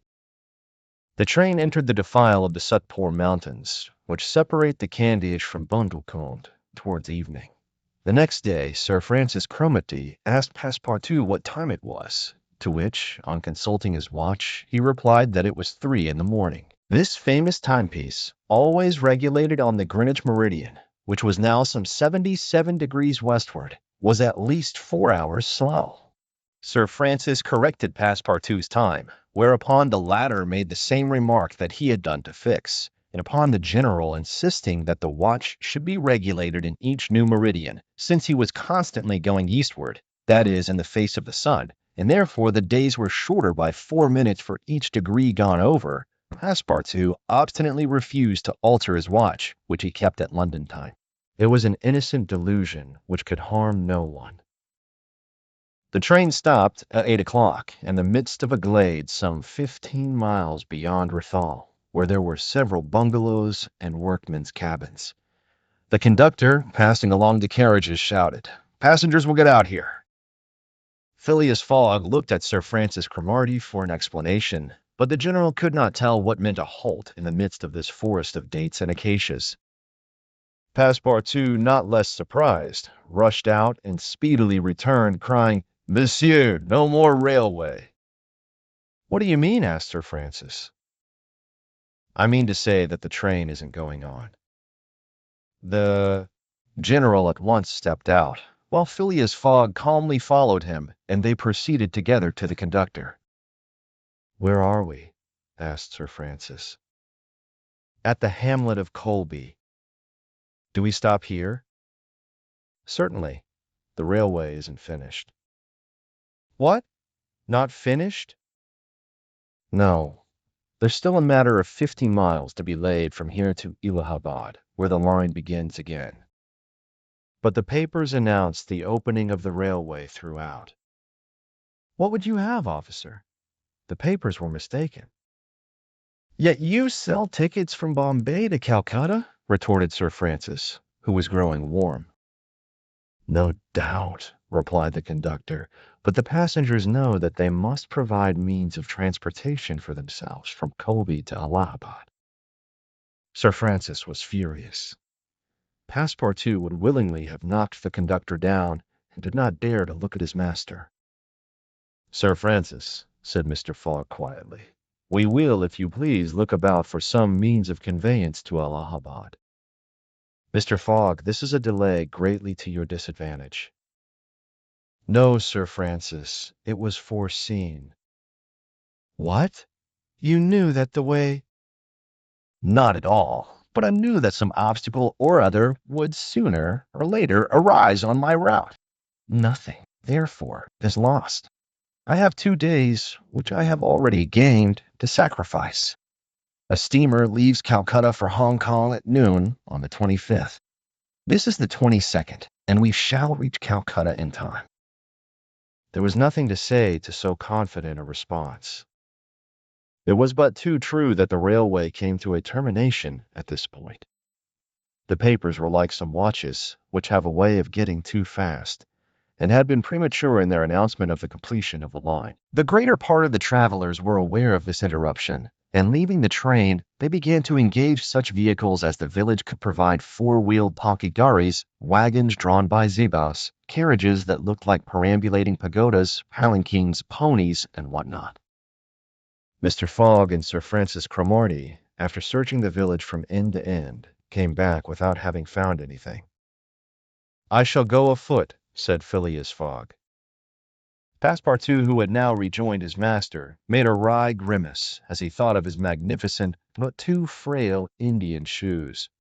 Happily he too had been looking about him, and after a moment's hesitation said, "Monsieur, I think I have found a means of conveyance." "What?" "An elephant. An elephant that belongs to an Indian who lives but 100 steps from here." "Let's go and see the elephant," replied Mr. Fogg. They soon reached a small hut, near which, enclosed within some high palings, was the animal in question. An Indian came out of the hut, and at their request conducted them within the enclosure. The elephant, which its owner had reared not for a beast of burden, but for warlike purposes, was half domesticated. The Indian had begun already by often irritating him, and feeding him every 3 months on sugar and butter, to impart to him a ferocity not in his nature, this method being often employed by those who train the Indian elephants for battle. Happily, however, for Mr. Fogg, the animal's instruction in this direction had not gone far, and the elephant still preserved his natural gentleness. Puny, this was the name of the beast, could doubtless travel rapidly for a long time, and, in default of any other means of conveyance, Mr. Fogg resolved to hire him. But elephants are far from cheap in India, where they are becoming scarce. The males, which alone are suitable for circus shows, are much sought, especially as but few of them are domesticated. When therefore Mr. Fogg proposed to the Indian to hire Keune, he refused point blank. Mr. Fogg persisted, offering the excessive sum of £10 an hour for the loan of the beast to Allahabad. Refused. £20? Refused also. £40? Still refused. Passepartout jumped at each advance, but the Indian declined to be tempted. Yet the offer was an alluring one, for, supposing it took the elephant 15 hours to reach Allahabad, his owner would receive no less than £600 sterling. Phileas Fogg, without getting in the least flurried, then proposed to purchase the animal outright, and at first offered £1,000 for him. The Indian, perhaps thinking he was going to make a great bargain, still refused. Sir Francis Cromarty took Mr. Fogg aside, and begged him to reflect before he went any further, to which that gentleman replied that he was not in the habit of acting rashly, that a bet of £20,000 was at stake, that the elephant was absolutely necessary to him, and that he would secure him if he had to pay 20 times his value. Returning to the Indian, whose small sharp eyes, glistening with avarice, betrayed that with him it was only a question of how great a price he could obtain, Mr. Fogg offered first £1,200, then £1,500, £1,800, £2,000. Passepartout, usually so rubicund, was fairly white with suspense. At £2,000 the Indian yielded. "What a price, good heavens!" cried Passepartout. "For an elephant!" It only remained now to find a guide, which was comparatively easy. A young Parsee, with an intelligent face, offered his services, which Mr. Fogg accepted, promising so generous a reward as to materially stimulate his zeal. The elephant was led out and equipped. The Parsee, who was an accomplished elephant driver, covered his back with a sort of saddlecloth, and attached to each of his flanks some curiously uncomfortable howdahs. Phileas Fogg paid the Indian with some banknotes which he extracted from the famous carpet-bag, a proceeding that seemed to deprive poor Passepartout of his vitals. Then he offered to carry Sir Francis to Allahabad, which the brigadier gratefully accepted, as one traveler the more would not be likely to fatigue the gigantic beast. Provisions were purchased at Colby, and while Sir Francis and Mr. Fogg took the howdahs on either side, Passepartout got astride the saddlecloth between them. The Parsee perched himself on the elephant's neck, and at 9 o'clock they set out from the village, the animal marching off through the dense forest of palms by the shortest cut. Chapter 12, in which Phileas Fogg and his companions venture across the Indian forests, and what ensued. In order to shorten the journey, the guide passed to the left of the line, where the railway was still in process of being built. This line, owing to the capricious turnings of the Vindhya Mountains, did not pursue a straight course. He, who was quite familiar with the roads and paths in the district, declared that they would gain 20 miles by striking directly through the forest. Phileas Fogg and Sir Francis Cromarty, plunged to the neck in the peculiar howdahs provided for them, were horribly jostled by the swift trotting of the elephant, spurred on as he was by the skillful Parsee, but they endured the discomfort with true British phlegm, talking little, and scarcely able to catch a glimpse of each other. As for Passepartout, who was mounted on the beast's back, and received the direct force of each concussion as he trod along, he was very careful, in accordance with his master's advice, to keep his tongue from between his teeth, as it would otherwise have been bitten off short. The worthy fellow bounced from the elephant's neck to his rump and vaulted like a clown on a springboard. Yet he laughed in the midst of his bouncing, and from time to time took a piece of sugar out of his pocket and inserted it in Keawe's trunk, who received it without in the least slackening his regular trot. After 2 hours, the guide stopped the elephant and gave him an hour for rest, during which Keawe, after quenching his thirst at a neighboring spring, set to devouring the branches and shrubs round about him. Neither Sir Francis nor Mr. Fogg regretted the delay, and both descended with a feeling of relief. "Why, he's made of iron!" exclaimed the general, gazing admiringly on Keawe. "Of forged iron," replied Passepartout, as he set about preparing a hasty breakfast. At noon the Parsee gave the signal of departure. The country soon presented a very savage aspect.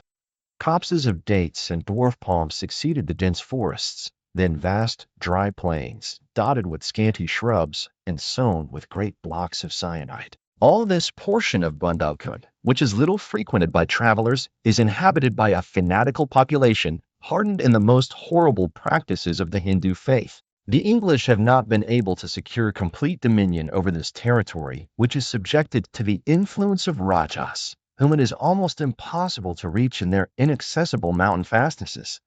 The traveler several times saw bands of ferocious Indians, who, when they perceived the elephant striding across country, made angry and threatening motions. The Parsee avoided them as much as possible. Few animals were observed on the route. Even the monkeys hurried from their path, with contortions and grimaces which convulsed Passepartout with laughter. In the midst of his gaiety, however, one thought troubled the worthy servant. What would Mr. Fogg do with the elephant when he got to Allahabad? Would he carry him on with him? Impossible. The cost of transporting him would make him ruinously expensive. Would he sell him or set him free?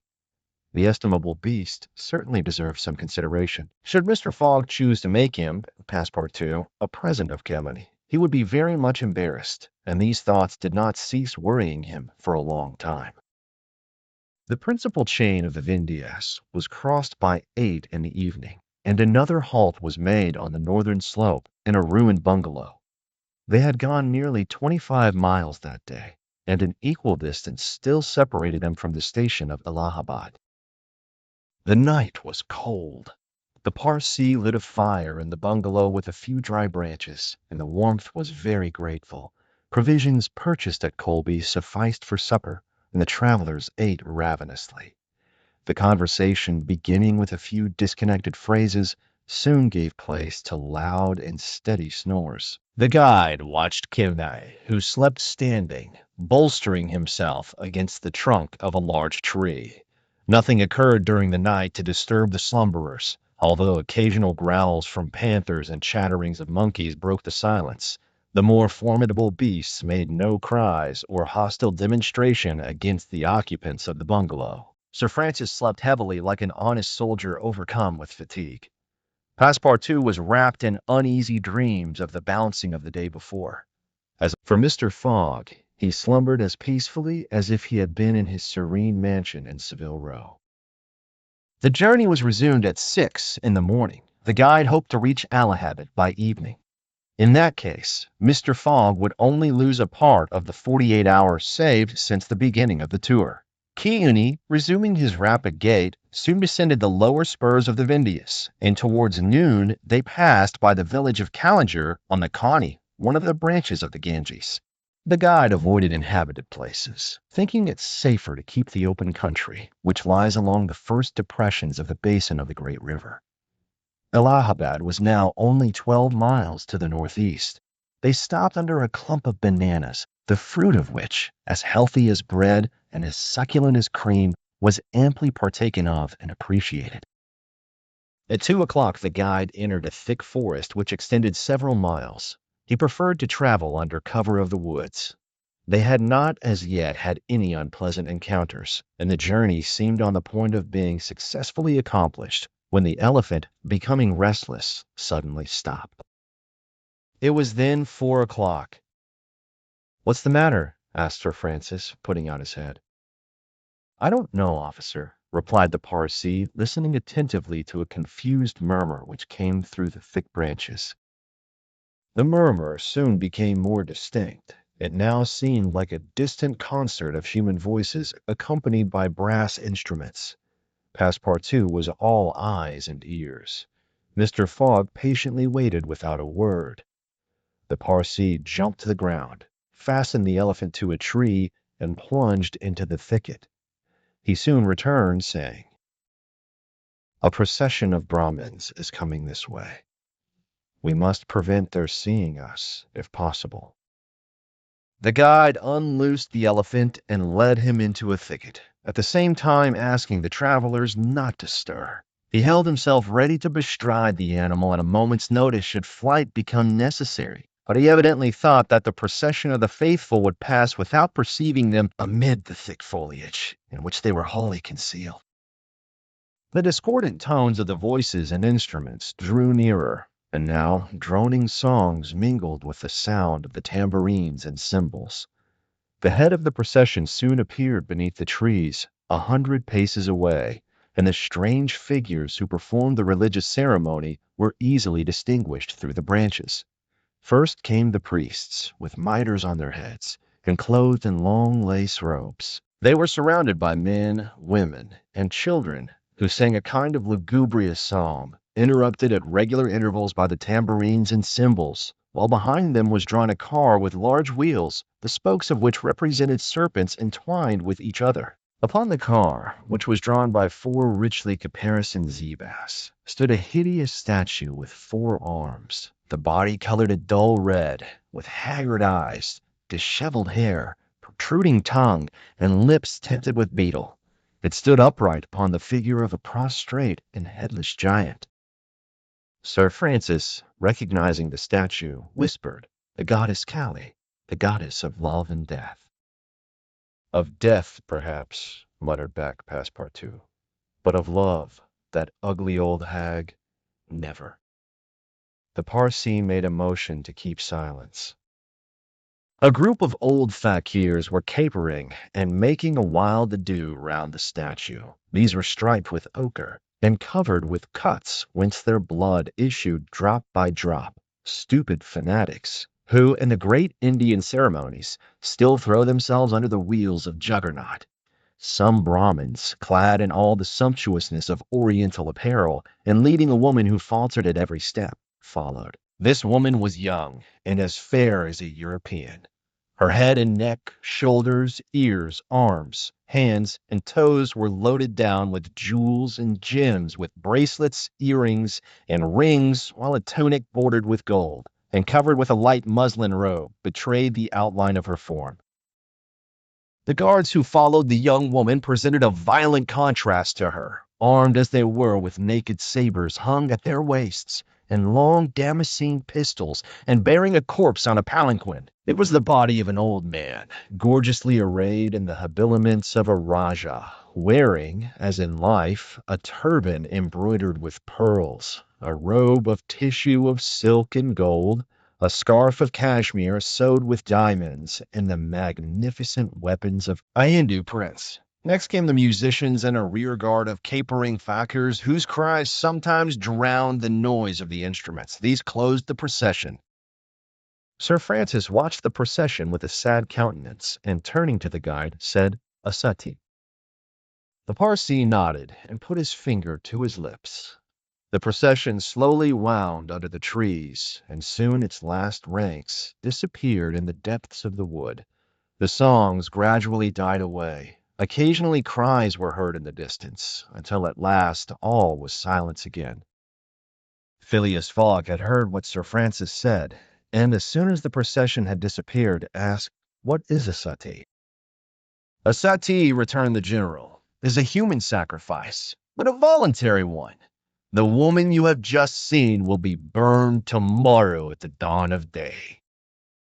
"Oh, the scoundrels!" cried Passepartout, who could not repress his indignation. "And the corpse?" asked Mr. Fogg. "Is that of the prince, her husband," said the guide, "an independent Rajah of Bundelkund." "Is it possible," resumed Phileas Fogg, his voice betraying not the least emotion, "that these barbarous customs still exist in India, and that the English have been unable to put a stop to them?" "These sacrifices do not occur in the larger portion of India," replied Sir Francis, "but we have no power over these savage territories, and especially here in Bundelkund. The whole district north of the Vindhyas is the theater of incessant murders and pillage." "The poor wretch!" exclaimed Passepartout, "to be burned alive." "Yes," returned Sir Francis, "burned alive. And if she were not, you cannot conceive what treatment she would be obliged to submit to from her relatives. They would shave off her hair, feed her on a scanty allowance of rice, treat her with contempt. She would be looked upon as an unclean creature, and would die in some corner like a scurvy dog. The prospect of so frightful an existence drives these poor creatures to the sacrifice much more than love or religious fanaticism. Sometimes, however, the sacrifice is really voluntary, and it requires the active interference of the government to prevent it. Several years ago, when I was living at Bombay, a young widow asked permission of the governor to be burned along with her husband's body, but, as you may imagine, he refused. The woman left the town, took refuge with an independent Rajah, and there carried out her self-devoted purpose. While Sir Francis was speaking, the guide shook his head several times, and now said, "The sacrifice which will take place tomorrow at dawn is not a voluntary one." "How do you know?" "Everybody knows about this affair in Bundelkund." "But the wretched creature did not seem to be making any resistance," observed Sir Francis. "That was because they had intoxicated her with fumes of hemp and opium." "But where are they taking her?" "To the pagoda of Pillaji, 2 miles from here. She will pass the night there." "And the sacrifice will take place?" "Tomorrow, at the first light of dawn." The guide now led the elephant out of the thicket and leaped upon his neck. Just at the moment that he was about to urge Kiona forward with a peculiar whistle, Mr. Fogg stopped him, and, turning to Sir Francis Cromarty, said, "Suppose we save this woman." "Save the woman, Mr. Fogg." "I have yet 12 hours to spare. I can devote them to that." "Why, you are a man of heart." "Sometimes," replied Phileas Fogg, quietly, "when I have the time." Chapter 13, in which Passepartout receives a new proof that fortune favors the brave. The project was a bold one, full of difficulty, perhaps impracticable. Mr. Fogg was going to risk life, or at least liberty, and therefore the success of his tour. But he did not hesitate, and he found in Sir Francis Cromarty an enthusiastic ally. As for Passepartout, he was ready for anything that might be proposed. His master's idea charmed him. He perceived a heart, a soul, under that icy exterior. He began to love Phileas Fogg. There remained the guide. What course would he adopt? Would he not take part with the Indians? In default of his assistance, it was necessary to be assured of his neutrality. Sir Francis frankly put the question to him. "Officers," replied the guide, "I am a Parsee, and this woman is a Parsee. Copperly, command me as you will." "Excellence," said Mr. Fogg. "However," resumed the guide, "it is certain not only that we shall risk our lives, but horrible tortures if we are taken." "That is foreseen," replied Mr. Fogg. "I think we must wait till night before acting." "I think so," said the guide. The worthy Indian then gave some account of the victim, who, he said, was a celebrated beauty of the Parsee race, and the daughter of a wealthy Bombay merchant. She had received a thoroughly English education in that city, and from her manners and intelligence would be thought a European. Her name was Awadi. Left an orphan, she was married against her will to the old Rajah of Bundukund, and knowing the fate that awaited her, she escaped, was retaken, and devoted by the Rajah's relatives who had an interest in her death, to the sacrifice from which it seemed she could not escape. The Parsee's narrative only confirmed Mr. Fogg and his companions in their generous design. It was decided that the guide should direct the elephant towards the Pagoda Palaji, which he accordingly approached as quickly as possible. They halted half an hour afterwards in a copse, some 500 feet from the pagoda, where they were well concealed, but they could hear the groans and cries of the fakirs distinctly.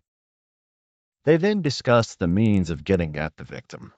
The guide was familiar with the pagoda of Pilagi, in which, as he declared, the young woman was imprisoned. Could they enter any of its doors while the whole party of Indians was plunged in a drunken sleep?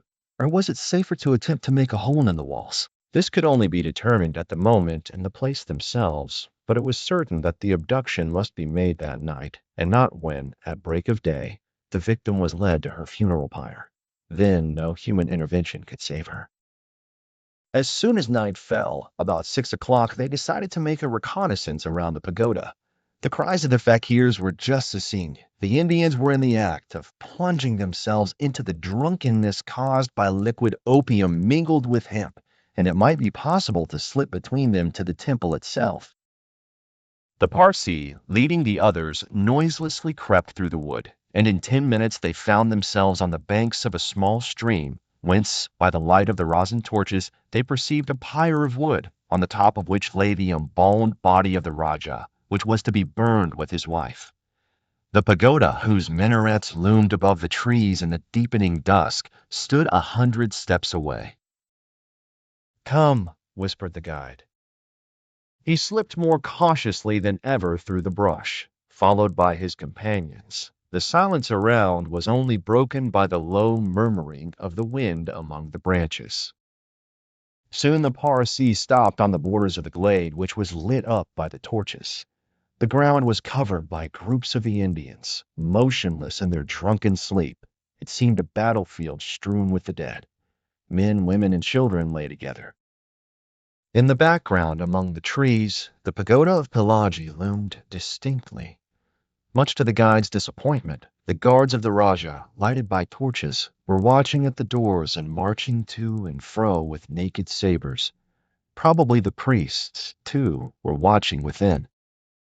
The Parsee, now convinced that it was impossible to force an entrance to the temple, advanced no farther, but led his companions back again. Phileas Fogg and Sir Francis Cromarty also saw that nothing could be attempted in that direction. They stopped and engaged in a whispered colloquy. "It is only 8 now," said the brigadier, "and these guards may also go to sleep." "It is not impossible," returned the Parsee. They lay down at the foot of a tree and waited. The time seemed long. The guide ever and anon left them to take an observation on the edge of the wood, but the guards watched steadily by the glare of the torches, and a dim light crept through the windows of the pagoda. They waited till midnight, but no change took place among the guards, and it became apparent that their yielding to sleep could not be counted on. The other plan must be carried out. An opening in the walls of the pagoda must be made.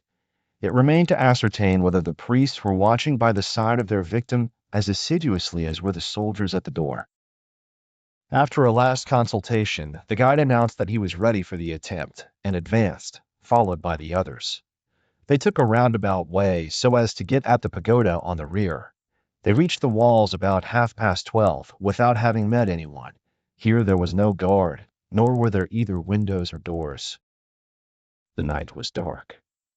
The moon on the wane scarcely left the horizon, and was covered with heavy clouds. The height of the trees deepened the darkness.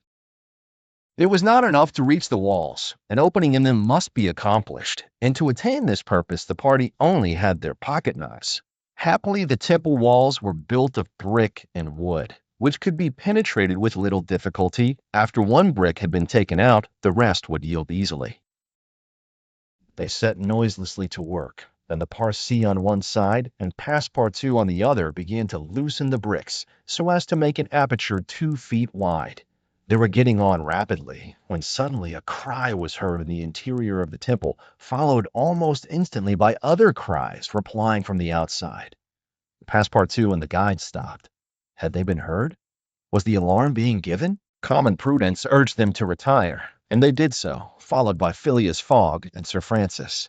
They again hid themselves in the wood and waited till the disturbance, whatever it might be, ceased, holding themselves ready to resume their attempt without delay.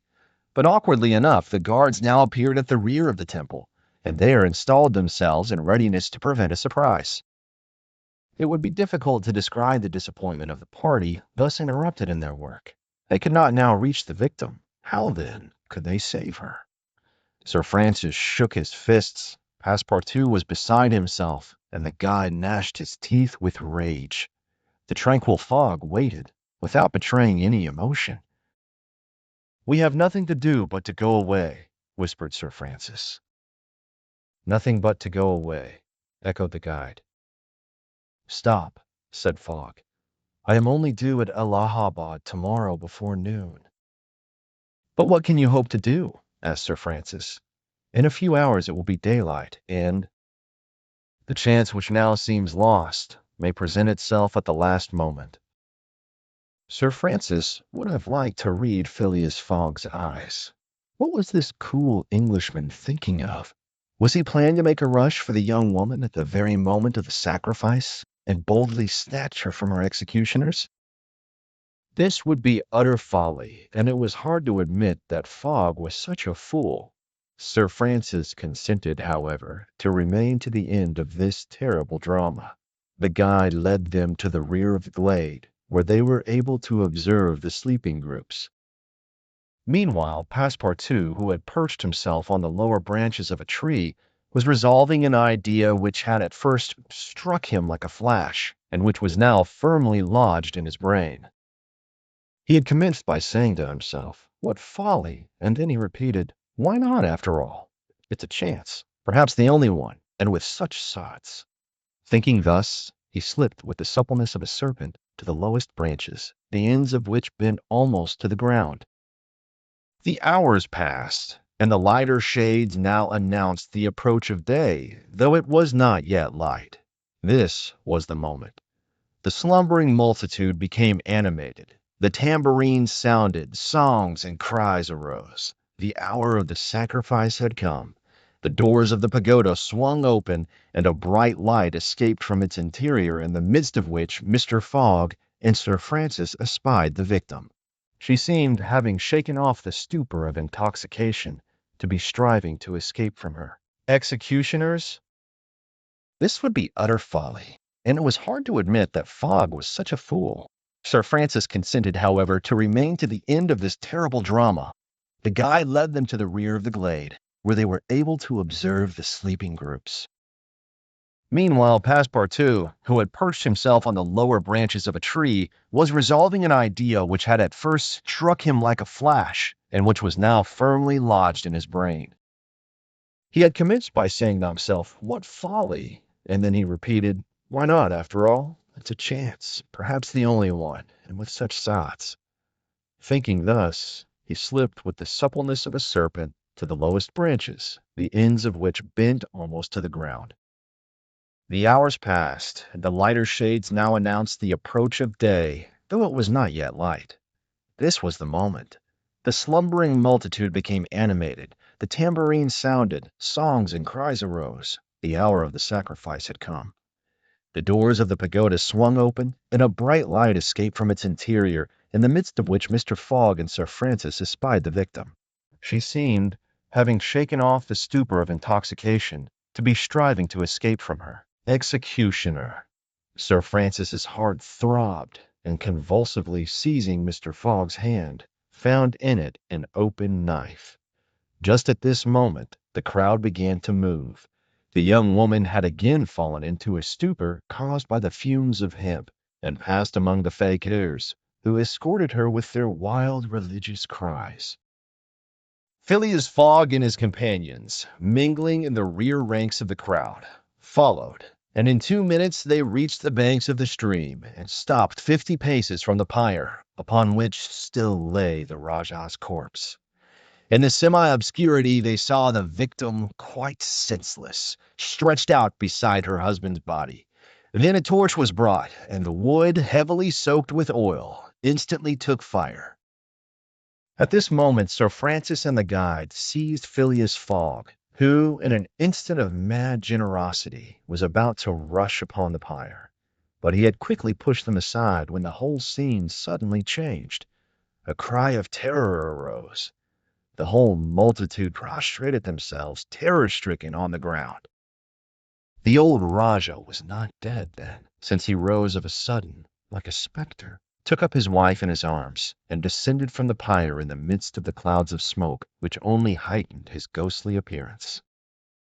Fakirs and soldiers and priests, seized with instant terror, lay there with their faces on the ground, not daring to lift their eyes and behold such a prodigy. The inanimate victim was borne along by the vigorous arms which supported her, and which she did not seem in the least burdened. Mr. Fogg and Sir Francis stood erect, the Parsee bowed his head, and Passepartout was, no doubt, scarcely less stupefied. The resuscitated Rajah approached Sir Francis and Mr. Fogg, and in an abrupt tone said, "Let us be off." It was Passepartout himself, who had slipped upon the pyre in the midst of the smoke, and, profiting by the still overhanging darkness, had delivered the young woman from death. It was Passepartout who, playing his part with a happy audacity, had passed through the crowd amid the general terror. A moment after, all four of the party had disappeared in the woods, and the elephant was bearing them away at a rapid pace. But the cries and noise, and a ball which whizzed through Phileas Fogg's hat, apprised them that the trick had been discovered.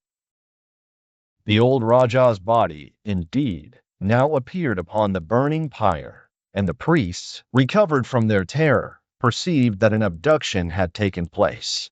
They hastened into the forest, followed by the soldiers, who fired a volley after the fugitives, but the latter rapidly increased the distance between them, and ere long found themselves beyond the reach of the bullets and arrows. Executioner. Sir Francis's heart throbbed, and, convulsively seizing Mr. Fogg's hand, found in it an open knife. Just at this moment the crowd began to move. The young woman had again fallen into a stupor caused by the fumes of hemp, and passed among the fakirs, who escorted her with their wild religious cries. Phileas Fogg and his companions, mingling in the rear ranks of the crowd, followed, and in 2 minutes they reached the banks of the stream, and stopped 50 paces from the pyre, upon which still lay the Rajah's corpse.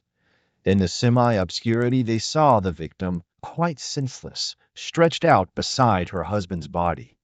Then a torch was brought, and the wood, heavily soaked with oil, instantly took fire. At this moment Sir Francis and the guide seized Phileas Fogg, who, in an instant of mad generosity, was about to rush upon the pyre. But he had quickly pushed them aside when the whole scene suddenly changed. A cry of terror arose. The whole multitude prostrated themselves, terror-stricken, on the ground. The old Rajah was not dead then, since he rose of a sudden, like a spectre, took up his wife in his arms, and descended from the pyre in the midst of the clouds of smoke, which only heightened his ghostly appearance. Fakirs and soldiers and priests, seized with instant terror, lay there, with their faces on the ground, not daring to lift their eyes and behold such a prodigy. The inanimate victim was borne along by the vigorous arms which supported her, and which she did not seem in the least to burden. Mr. Fogg and Sir Francis stood erect. The Parsee bowed his head, and Passepartout was, no doubt, scarcely less stupefied. The resuscitated Rajah approached Sir Francis and Mr. Fogg, and in an abrupt tone said, "Let us be off." It was Passepartout himself, who had slipped upon the pyre in the midst of the smoke, and profiting by the still overhanging darkness, had delivered the young woman from death.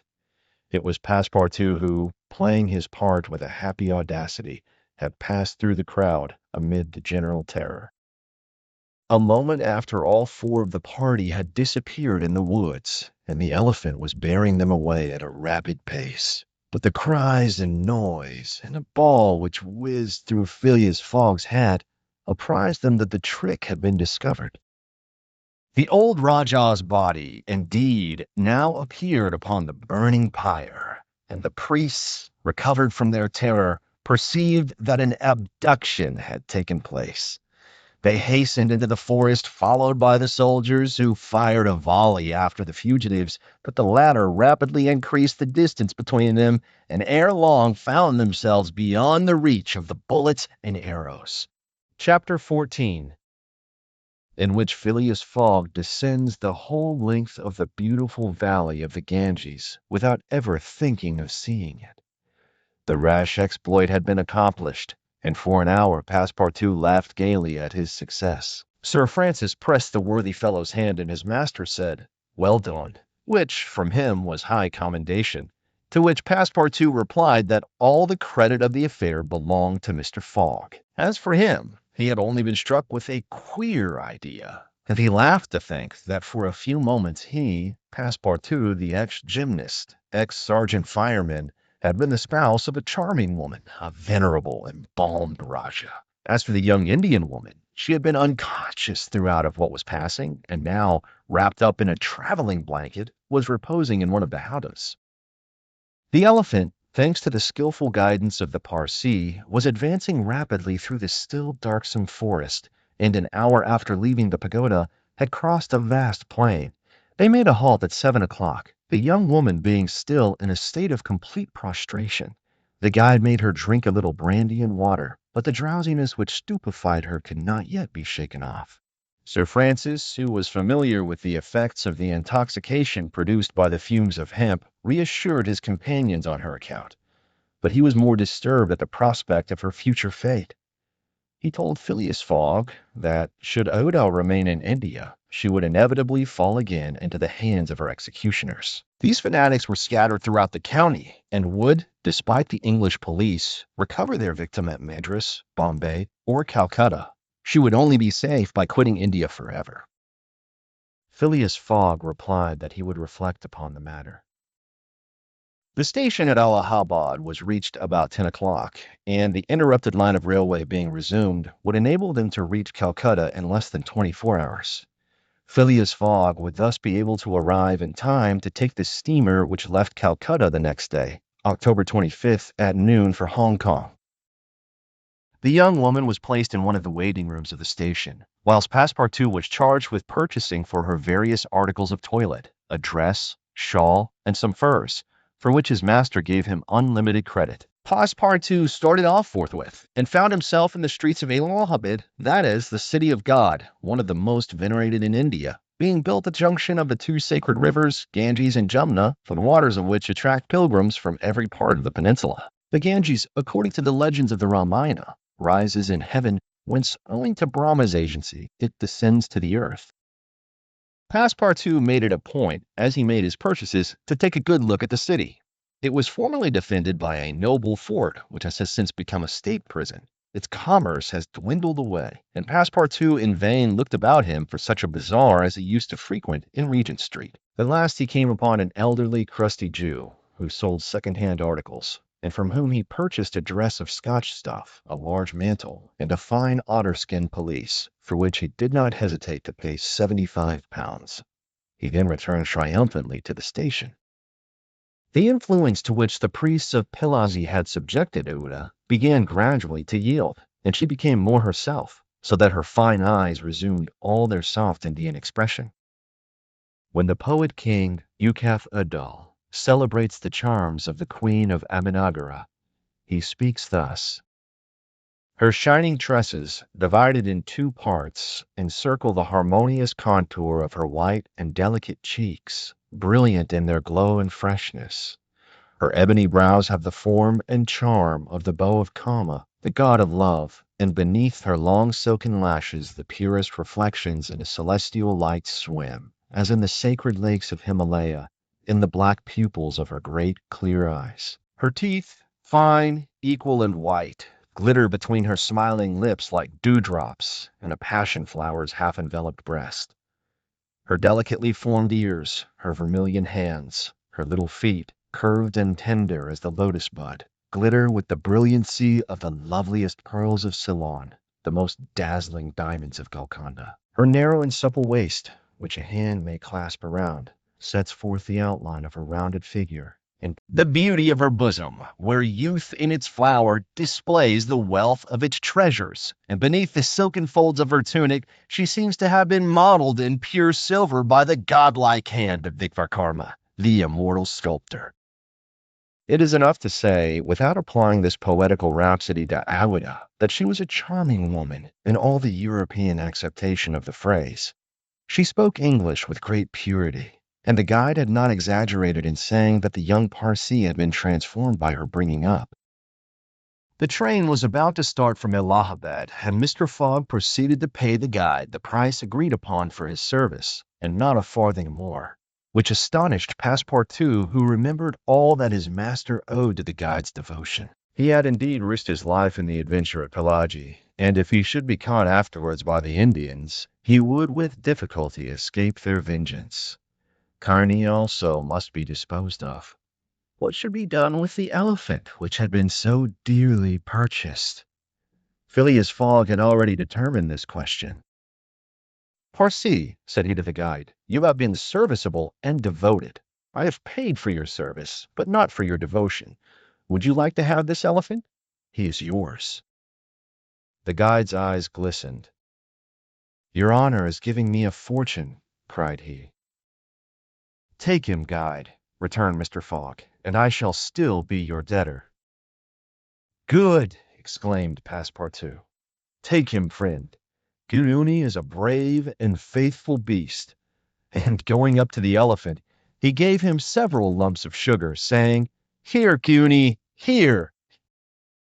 The elephant grunted out his satisfaction, and clasping Passepartout around the waist with his trunk, lifted him as high as his head. Passepartout, not in the least alarmed, caressed the animal, which replaced him gently on the ground.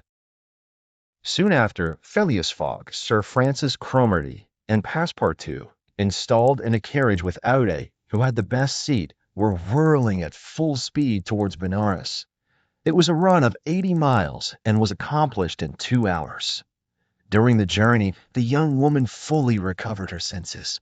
What was her astonishment to find herself in this carriage, on the railway, dressed in European habiliments, and with travelers who were quite strangers to her. Her companions first set about fully reviving her with a little liquor, and then Sir Francis narrated to her what had passed, dwelling upon the courage with which Phileas Fogg had not hesitated to risk his life to save her, and recounting the happy sequel of the venture, the result of Passepartout's rash idea. Mr. Fogg said nothing, while Passepartout, abashed, kept repeating that it wasn't worth telling. Oda pathetically thanked her deliverers, rather with tears than words. Her fine eyes interpreted her gratitude better than her lips. Then, as her thoughts strayed back to the scene of the sacrifice, and recalled the dangers which still menaced her, she shuddered with terror. Phileas Fogg understood what was passing in Aouda's mind, and offered, in order to reassure her, to escort her to Hong Kong, where she might remain safely until the affair was hushed up, an offer which she eagerly and gratefully accepted. She had, it seems, a Parsee relation, who was one of the principal merchants of Hong Kong, which is wholly an English city, though on an island on the Chinese coast. At 12:30, the train stopped at Benares. The Brahmin legends assert that this city is built on the site of the ancient Kasi, which, like Muhammad's tomb, was once suspended between heaven and earth, though the Benares of today, which the Orientalists call the Athens of India, stands quite unpoetically on the solid earth. Passepartout caught glimpses of its brick houses and clay huts, giving an aspect of desolation to the place as the train entered it. Benares was Sir Francis Cromarty's destination, the troops he was rejoining being encamped some miles northward of the city.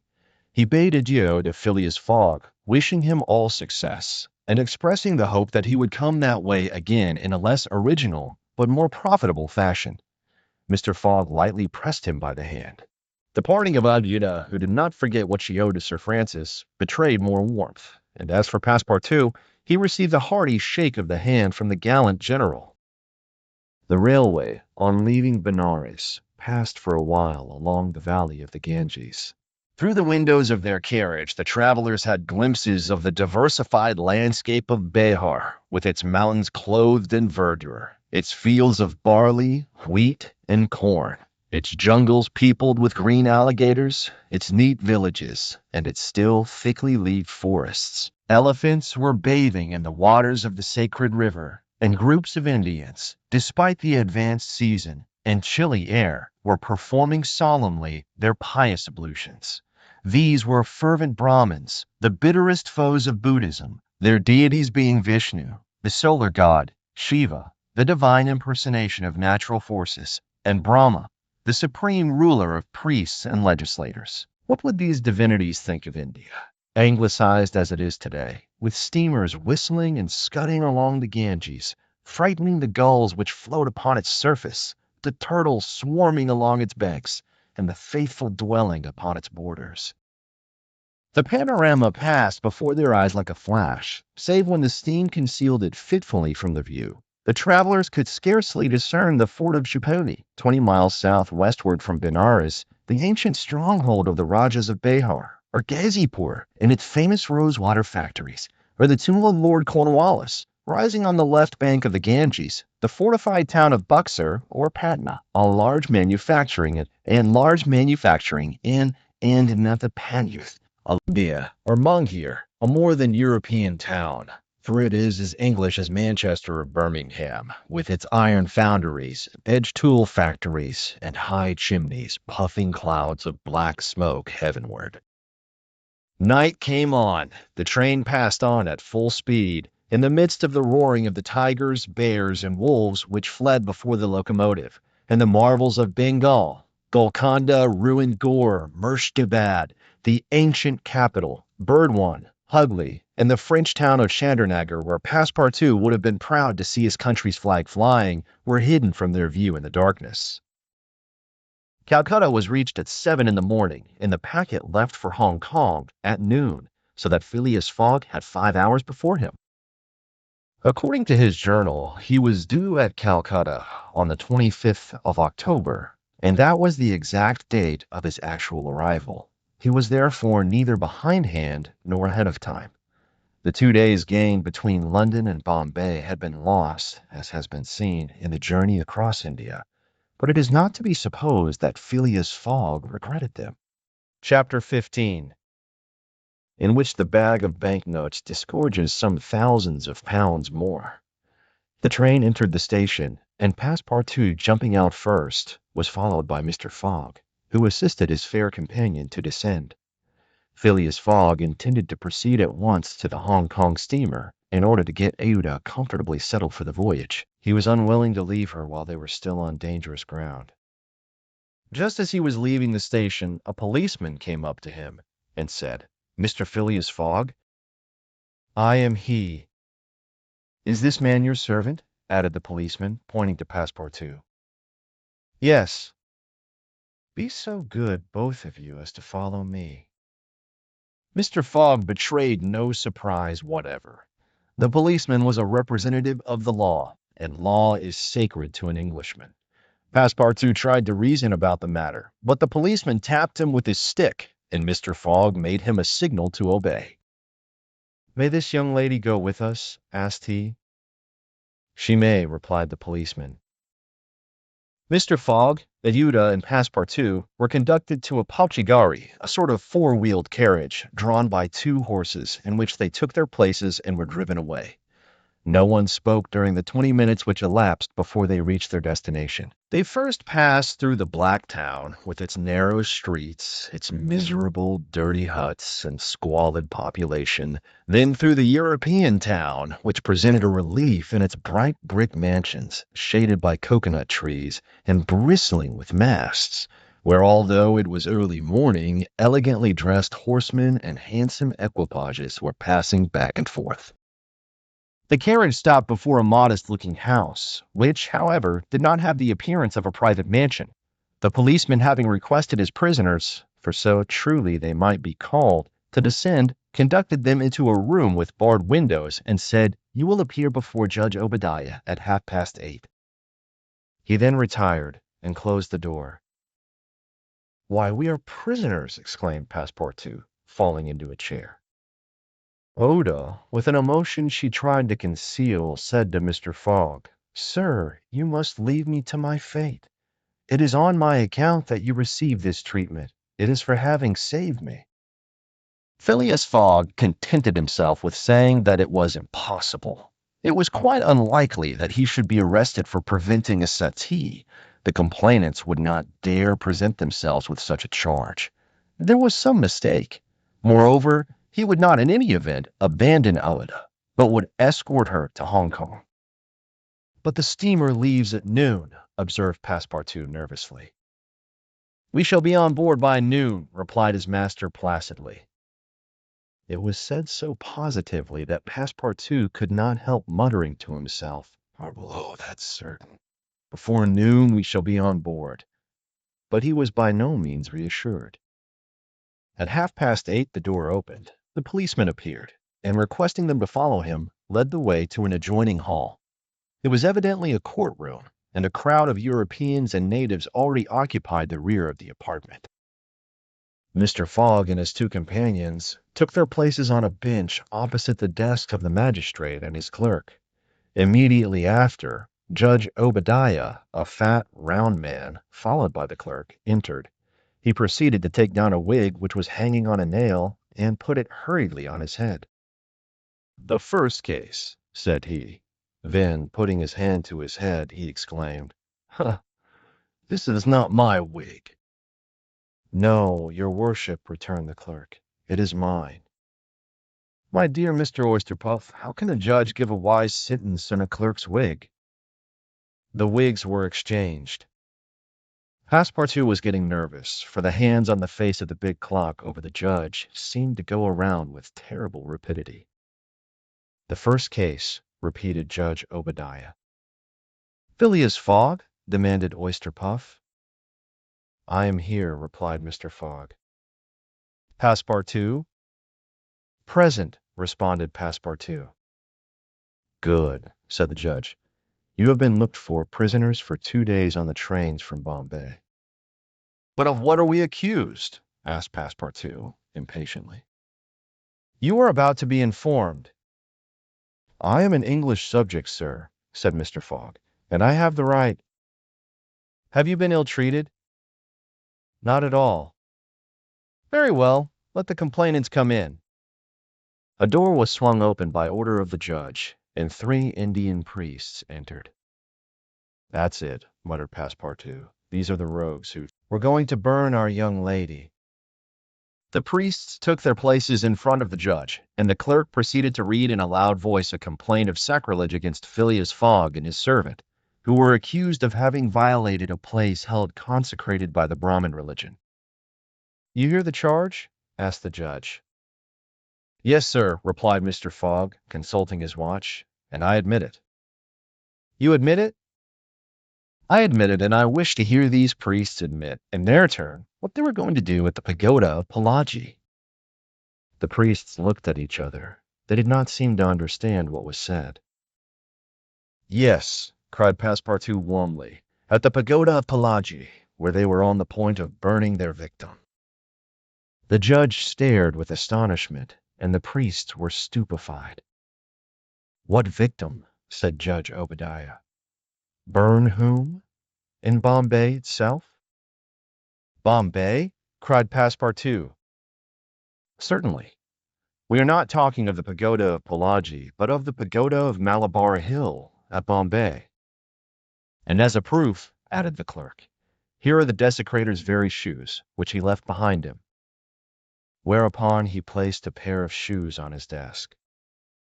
"My shoes!" cried Passepartout, in his surprise permitting this imprudent exclamation to escape him. The confusion of master and man, who had quite forgotten the affair at Bombay, for which they were now detained at Calcutta, may be imagined.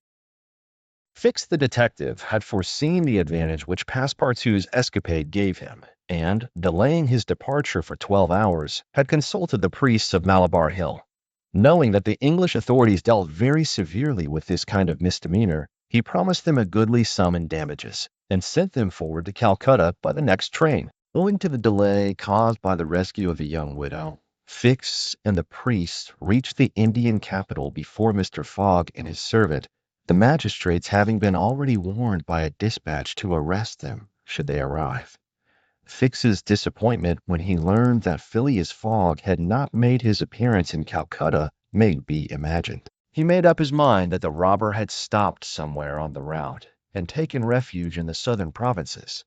For 24 hours, Fix watched the station with feverish anxiety. At last, he was rewarded by seeing Mr. Fogg and Passepartout arrive, accompanied by a young woman whose presence he was wholly at a loss to explain. He hastened for a policeman, and this was how the party came to be arrested and brought before Judge Obadiah.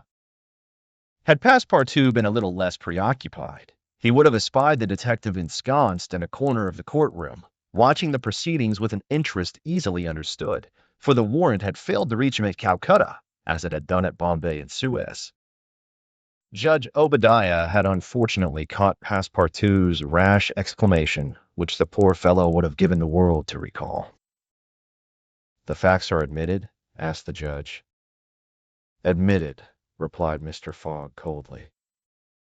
"Inasmuch," resumed the judge, "as the English law protects equally and sternly the religions of the Indian people, and as the man Passepartout has admitted that he violated the sacred pagoda of Malabar Hill at Bombay on the 20th of October, I condemn the said Passepartout to imprisonment for 15 days and a fine of £300. £300! Cried Passepartout, startled at the largeness of the sum. "Silence!" shouted the constable.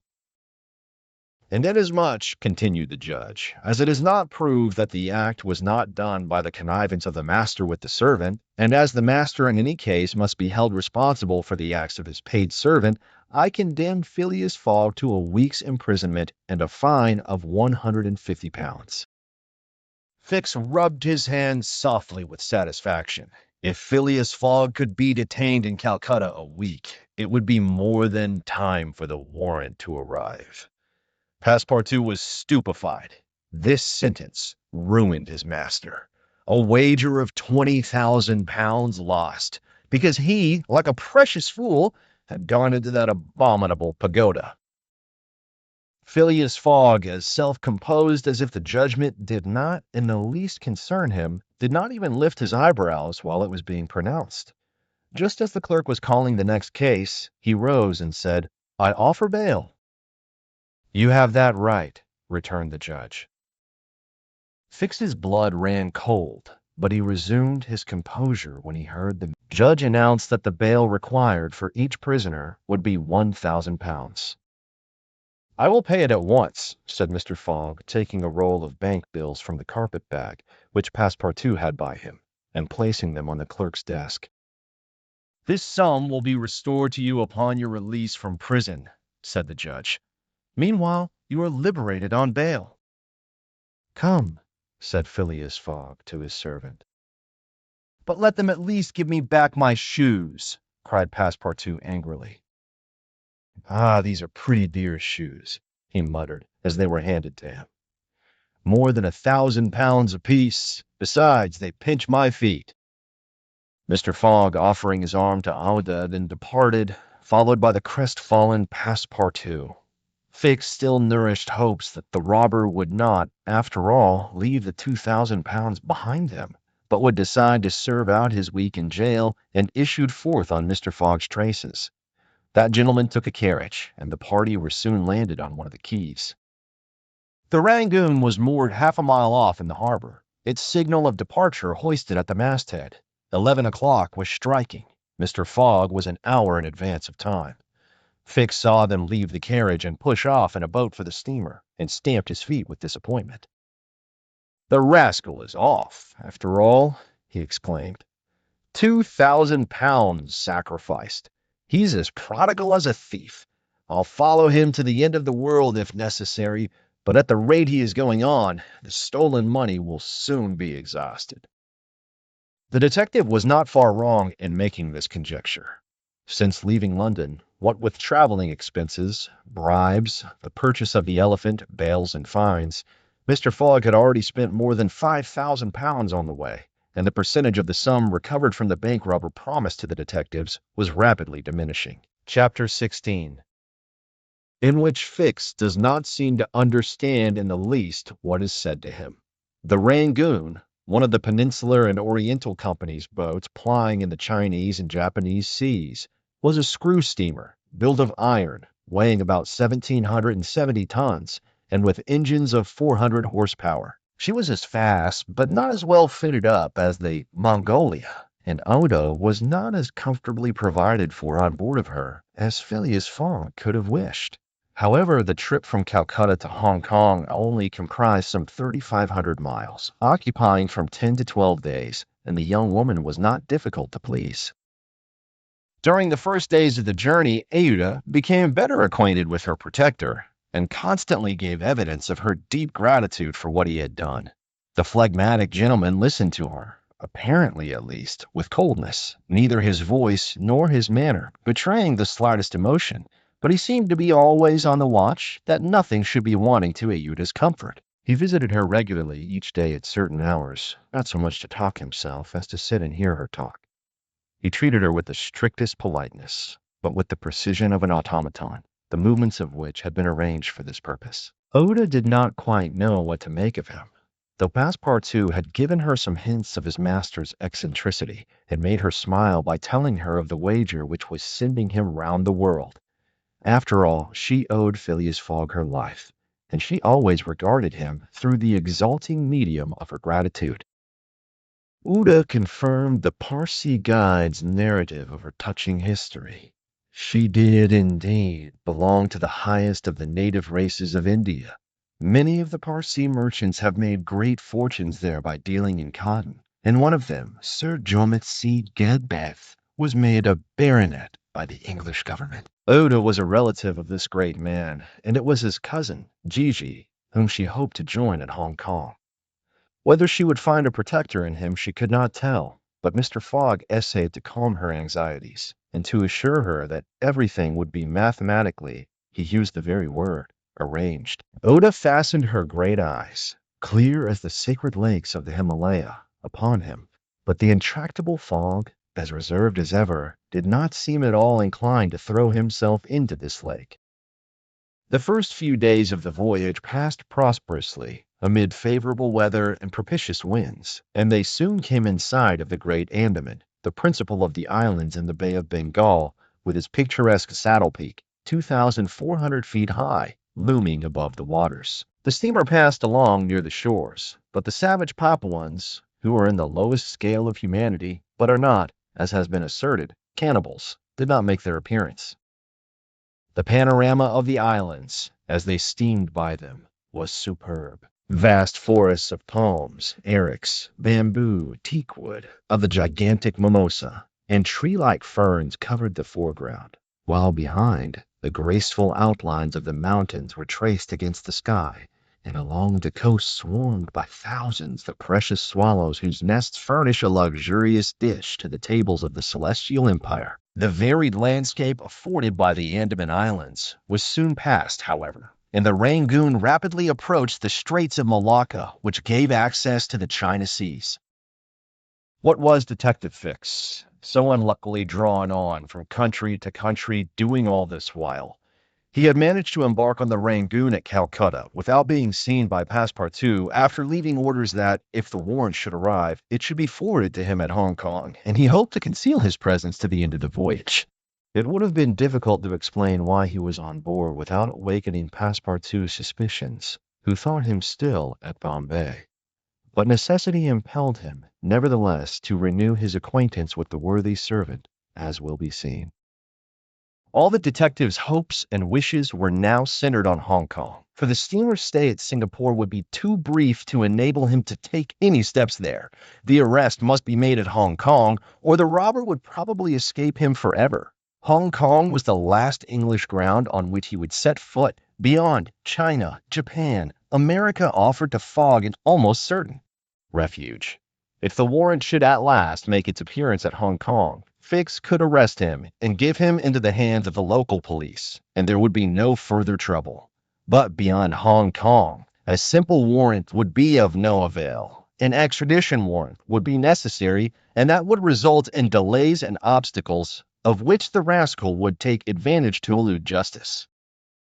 Fix thought over these probabilities during the long hours which he spent in his cabin, and kept repeating to himself, now either the warrant will be at Hong Kong, in which case I shall arrest my man, or it will not be there, and this time it is absolutely necessary that I should delay his departure. I have failed at Bombay, and I have failed at Calcutta. If I fail at Hong Kong, my reputation is lost. Cost what it may, I must succeed.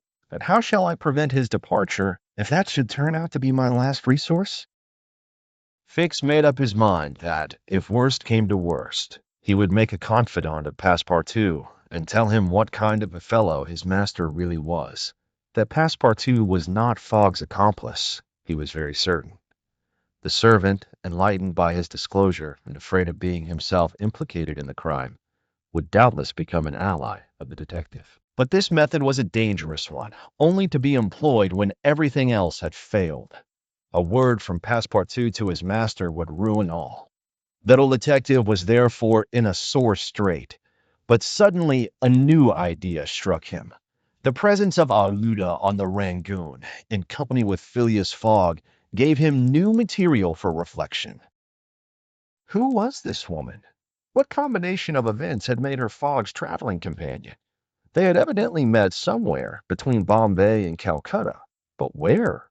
Had they met accidentally, or had Fogg gone into the interior purposely in quest of this charming damsel? Fix was fairly puzzled. He asked himself whether there had not been a wicked elopement, and this idea so impressed itself upon his mind that he determined to make use of the supposed intrigue. Whether the young woman were married or not, he would be able to create such difficulties for Mr. Fogg at Hong Kong that he could not escape by paying any amount of money. But could he even wait till they reach Hong Kong? Fogg had an abominable way of jumping from one boat to another, and before anything could be effected, might get full under way again for Yokohama. Fix decided that he must warn the English authorities and signal the Rangoon before her arrival. This was easy to do, since the steamer stopped at Singapore, whence there is a telegraphic wire to Hong Kong. He finally resolved, moreover, before acting more positively, to question Passepartout. It would not be difficult to make him talk, and as there was no time to lose, Fix prepared to make himself known. It was now the 30th of October, and on the following day, the Rangoon was due at Singapore. Fix emerged from his cabin and went on deck. Passepartout was promenading up and down in the forward part of the steamer. The detective rushed forward with every appearance of extreme surprise and exclaimed, "You here, on the Rangoon?" "What, Monsieur Fix, are you on board?" returned the really astonished Passepartout, recognizing his crony of the Mongolia. "Why, I left you at Bombay, and here you are, on the way to Hong Kong. Are you going round the world, too?" "No, no," replied Fix. "I shall stop at Hong Kong, at least for some days." Said Passepartout, who seemed for an instant perplexed. "But how is it I have not seen you on board since we left Calcutta?" "Oh, a trifle of seasickness. I've been staying in my berth. The Gulf of Bengal does not agree with me as well as the Indian Ocean. And how is Mr. Fogg?" "As well and as punctual as ever. Not a day behind time.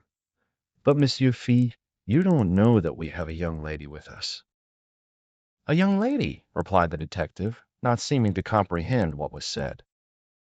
Passepartout thereupon recounted out his history, the affair at the Bombay Pagoda, the purchase of the elephant for £2,000, the rescue, the arrest, and sentence of the Calcutta court, and the restoration of Mr. Fogg and himself to liberty on bail. Fix, who was familiar with the last events, seemed to be equally ignorant of all that Passepartout related, and the latter was charmed to find so interested a listener. But does your master propose to carry this young woman to Europe? Not at all. They are simply going to place her under the protection of one of her relatives, a rich merchant at Hong Kong. Nothing to be done there, said Fix to himself, concealing his disappointment. A glass of gin, Mr. Passepartout? Willingly, Monsieur Fix. We must at least have a friendly glass on board the Rangoon. Chapter 17. Showing what happened on the voyage from Singapore to Hong Kong. The detective and Passepartout met often on deck after this interview, though Fix was reserved and did not attempt to induce his companion to divulge any more facts concerning Mr. Fogg. He caught a glimpse of that mysterious gentleman once or twice, but Mr. Fogg usually confined himself to the cabin, where he kept a Hugh to company, or, according to his inveterate habit, took a hand at whist. Passepartout began very seriously to conjecture what strange chance kept Fix still on the route that his master was pursuing. It was really worth considering why this certainly very amiable and complacent person, whom he had first met at Suez, had then encountered on board the Mongolia, who disembarked at Bombay, which he announced as his destination, and now turned up so unexpectedly on the Rangoon, was following Mr. Fogg's tracks step by step. What was Fix's object? Passepartout was ready to wager his Indian shoes, which he religiously preserved, that Fix would also leave Hong Kong at the same time with them, and probably on the same steamer. Passepartout might have cudgeled his brain for a century without hitting upon the real object which the detective had in view. He never could have imagined that Phileas Fogg was being tracked as a robber around the globe. But as it is in human nature to attempt the solution of every mystery, Passepartout suddenly discovered an explanation of Fix's movements, which was in truth far from unreasonable. Fix, he thought, could only be an agent of Mr. Fogg's friends at the Reform Club, sent to follow him up and to ascertain that he really went round the world as had been agreed upon. It's clear, repeated the worthy servant to himself, proud of his shrewdness. He's a spy sent to keep us in view. That isn't quite the thing either, to be spying Mr. Fogg, who is so honorable a man. Ah, gentlemen of the Reform, this shall cost you dear. Passepartout, enchanted with his discovery, resolved to say nothing to his master, lest he should be justly offended at this mistrust on the part of his adversaries. But he determined to chaff Fix, when he had the chance, with mysterious allusions, which, however, need not betray his real suspicions. During the afternoon of Wednesday, October 30th, the Rangoon entered the Strait of Malacca, which separates the peninsula of that name from Sumatra. The mountainous and craggy islets intercepted the beauties of this noble island from the view of the travelers. The Rangoon weighed anchor at Singapore the next day at 4 a.m. to receive coal, having gained half a day on the prescribed time for arrival. Phileas Fogg noted this gain in his journal and then, accompanied by Ouda, who betrayed a desire for a walk on shore, disembarked. Fix, who suspected Mr. Fogg's every movement, followed them cautiously, without being himself perceived, while Passepartout, laughing in his sleeve at Fix's maneuvers, went about his usual errands. The island of Singapore is not imposing in aspect, for there are no mountains, yet its appearance is not without attractions.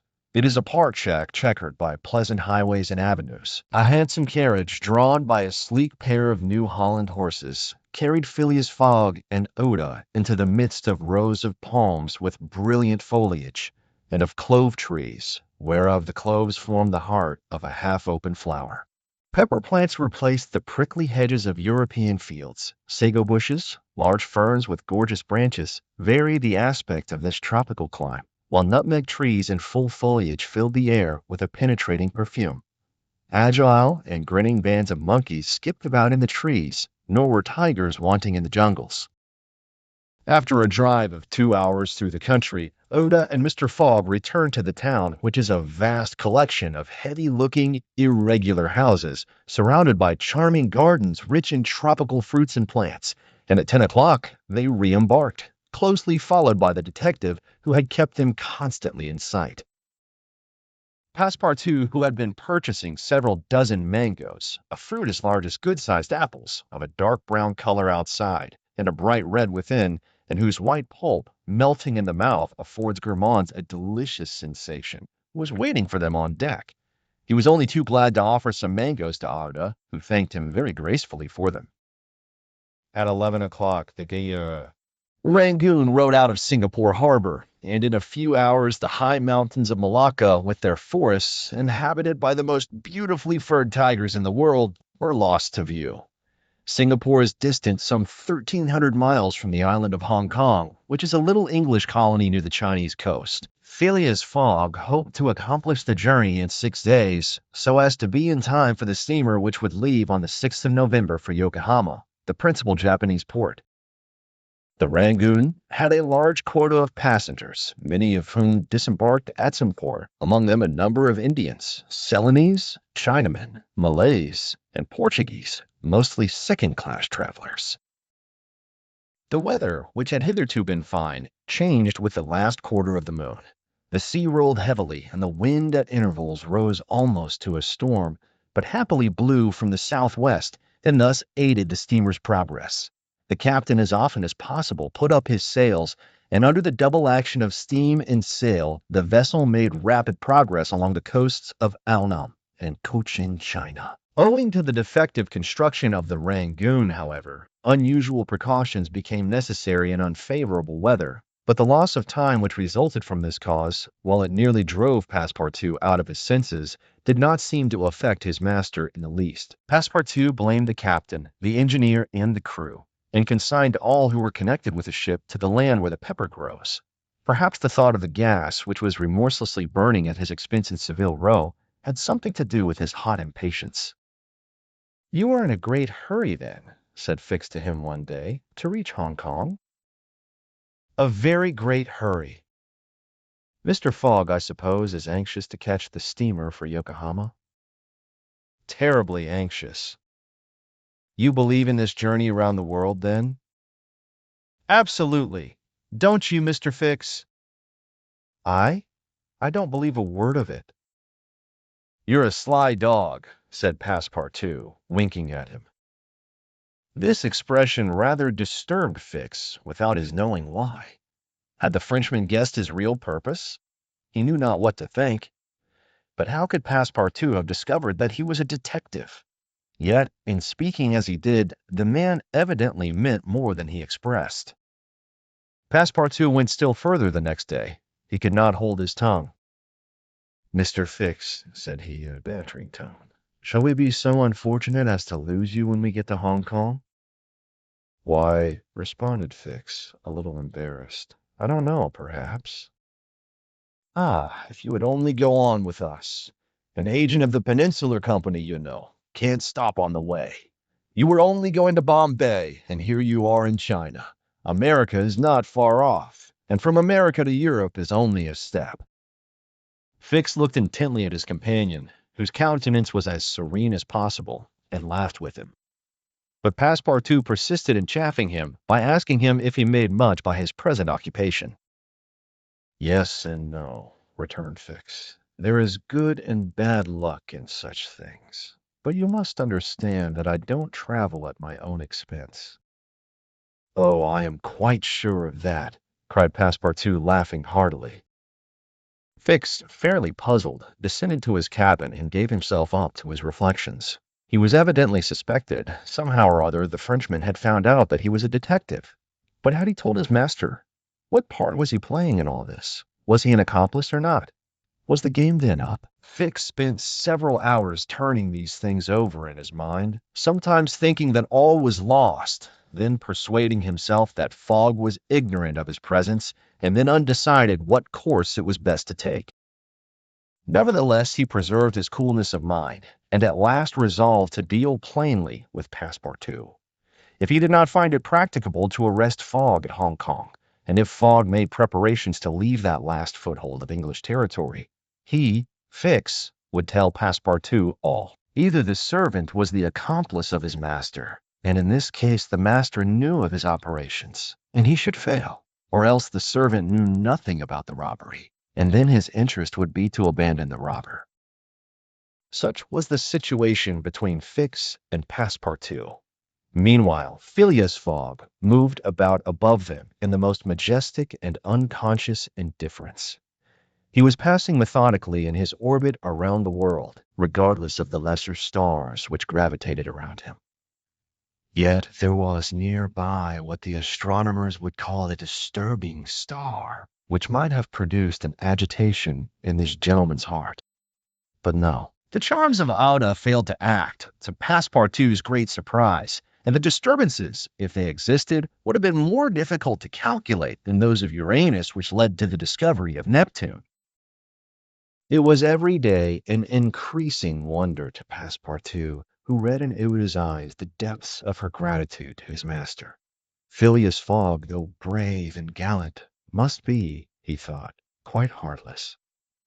As to the sentiment which this journey might have awakened in him, there was clearly no trace of such a thing, while poor Passepartout existed in perpetual reveries. One day he was leaning on the railing of the engine room and was observing the engine when a sudden pitch of the steamer threw the screw out of the water. The steam came hissing out of the valves, and this made Passepartout indignant. "The valves are not sufficiently charged," he exclaimed. "We are not going. Oh, these English! If this was an American craft, we should blow up, perhaps, but we should at all events go faster." Chapter 18, in which Phileas Fogg, Passepartout, and Fix go each about his business. The weather was bad during the latter days of the voyage. The wind, obstinately remaining in the northwest, blew a gale and retarded the steamer. The Rangoon rolled heavily, and the passengers became impatient of the long, monstrous waves which the wind raised before their path. A sort of tempest arose on the 3rd of November, the squall knocking the vessel about with fury, and the waves running high. The Rangoon reefed all her sails, and even the rigging proved too much, whistling and shaking amid the squall. The steamer was forced to proceed slowly, and the captain estimated that she would reach Hong Kong 20 hours behind time, and more if the storm lasted. Phileas Fogg gazed at the tempestuous sea, which seemed to be struggling especially to delay him with his habitual tranquillity. He never changed countenance for an instant, though a delay of 20 hours, by making him too late for the Yokohama boat, would almost inevitably cause the loss of the wager. But this man of nerve manifested neither impatience nor annoyance. It seemed as if the storm were a part of his program and had been foreseen. Uda was amazed to find him as calm as he had been from the first time she saw him.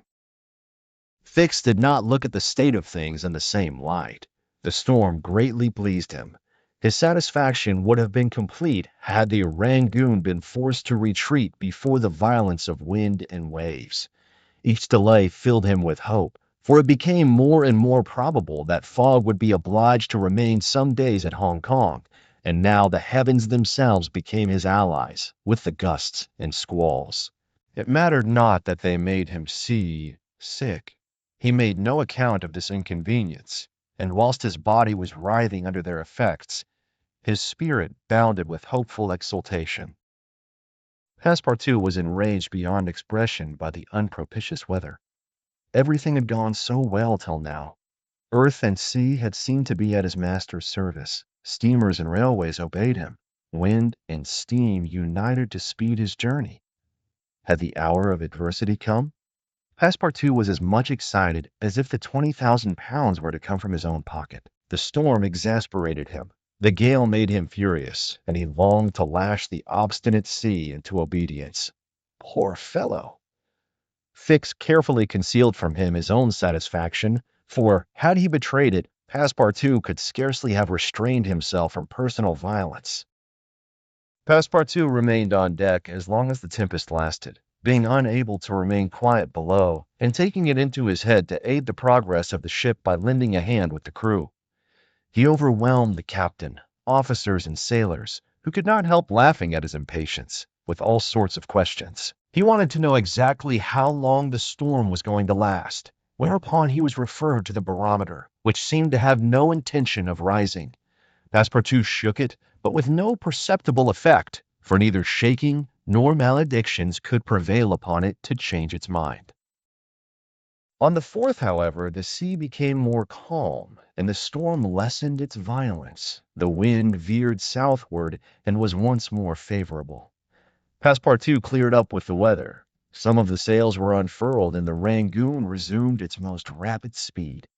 The time lost could not, however, be regained. Land was not signaled until 5 o'clock on the morning of the 6th. The steamer was due on the 5th.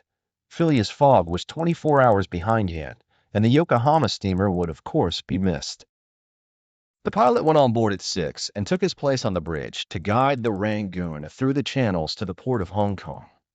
Passepartout longed to ask him if the steamer had left for Yokohama, but he dared not, for he wished to preserve the spark of hope which still remained till the last moment. He had confided his anxiety to Fix, who, the sly rascal, tried to console him by saying that Mr. Fogg would be in time if he took the next boat, but this only put Passepartout in a passion. Mr. Fogg, bolder than his servant, did not hesitate to approach the pilot and tranquilly ask him if he knew when a steamer would leave Hong Kong for Yokohama. "At high tide tomorrow morning," answered the pilot. "Ah," said Mr. Fogg, without betraying any astonishment. Passepartout, who heard what passed, would willingly have embraced the pilot, while Fix would have been glad to twist his neck. "What is the steamer's name?" asked Mr. Fogg. "The Carnatic." "Ought she not to have gone yesterday?" "Yes, sir, but they had to repair one of her boilers, and so her departure was postponed till tomorrow." "Thank you," returned Mr. Fogg, descending mathematically to the saloon. Passepartout clasped the pilot's hand and shook it heartily in his delight, exclaiming, "Pilot, you are the best of good fellows." The pilot probably does not know to this day why his responses won him this enthusiastic greeting. He remounted the bridge and guided the steamer through the flotilla of junks, tonkas, and fishing boats which crowd the harbor of Hong Kong. At 1 o'clock, the Rangoon was at the quay, and the passengers were going ashore.